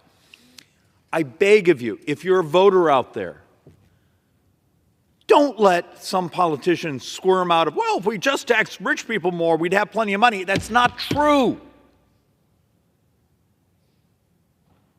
Demand. Look, I don't have all the answers, but I bet you I can make this work. It'd be painful, but I bet you I can find a way to not let the collapse happen. Demand the morality that this government's going to keep its promises. This chart here is now 2 years old. The top line here is not $116 trillion of debt. Now it's assumed to be closer to $130 trillion of debt over the next 30 years. Every dime of debt between today and 30 years. And yes, I don't know if the mics are picking up. My 19-month-old is in the back screaming. Yes, I have a 19-month-old. That's a different discussion. Does that child deserve to have the same life the rest of us have had? Here's the math. 100% of the borrowing, it's coming. Interest. The shortfall of Medicare, because remember, the vast majority of Medicare spending comes straight out of the general fund, and the Medicare trust fund is scheduled to be emptied, in 7 years? Okay? But Part A trust fund is really primarily just hospital coverage. This is if we actually say, we're not going to fix the Social Security trust fund, we're just going to borrow the money. We're just going to borrow the money. If you update what that means, it's about $130 trillion of borrowing. The crazy thing is the CBO math is actually the rest of government military discretionary, which military is discretionary, but all non-defense discretionary, actually, over the 30 years, when adjusted for inflation, actually falls.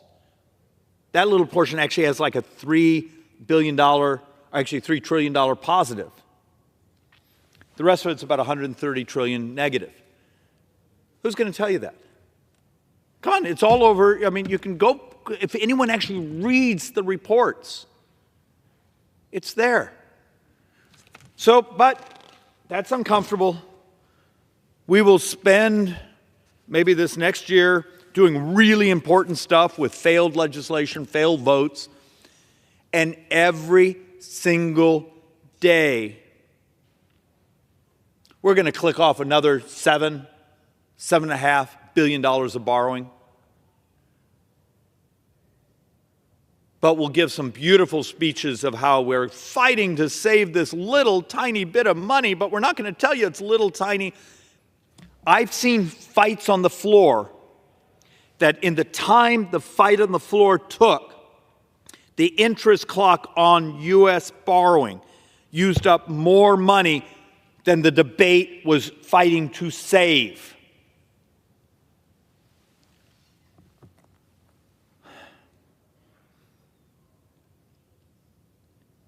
In Washington, it's always about the money.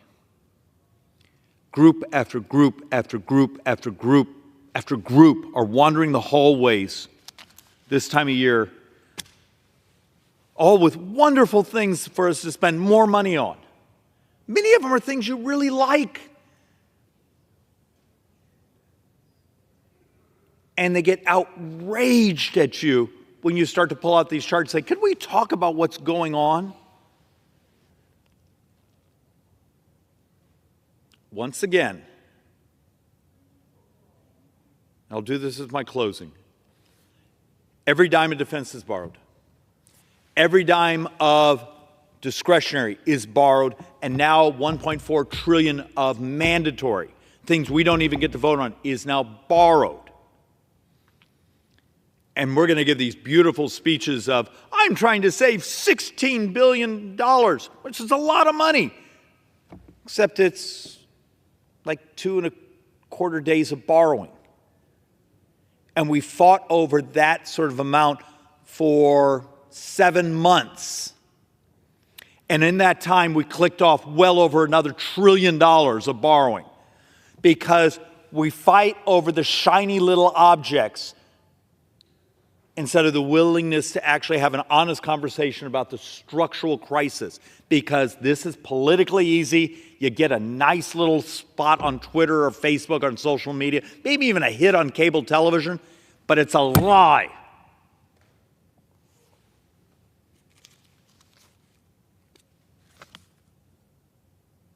How do you save this place when it won't even put batteries in its calculator? With that, Madam Speaker, I yield back. The gentleman yields back. Does the gentleman have a motion? Madam Speaker, I move that the House stand adjourned. The question is on the motion to adjourn. Those in favor say aye. Aye. Those opposed, no. The ayes have it. The motion is adopted. Accordingly, the House stands adjourned until 9 a.m. tomorrow morning.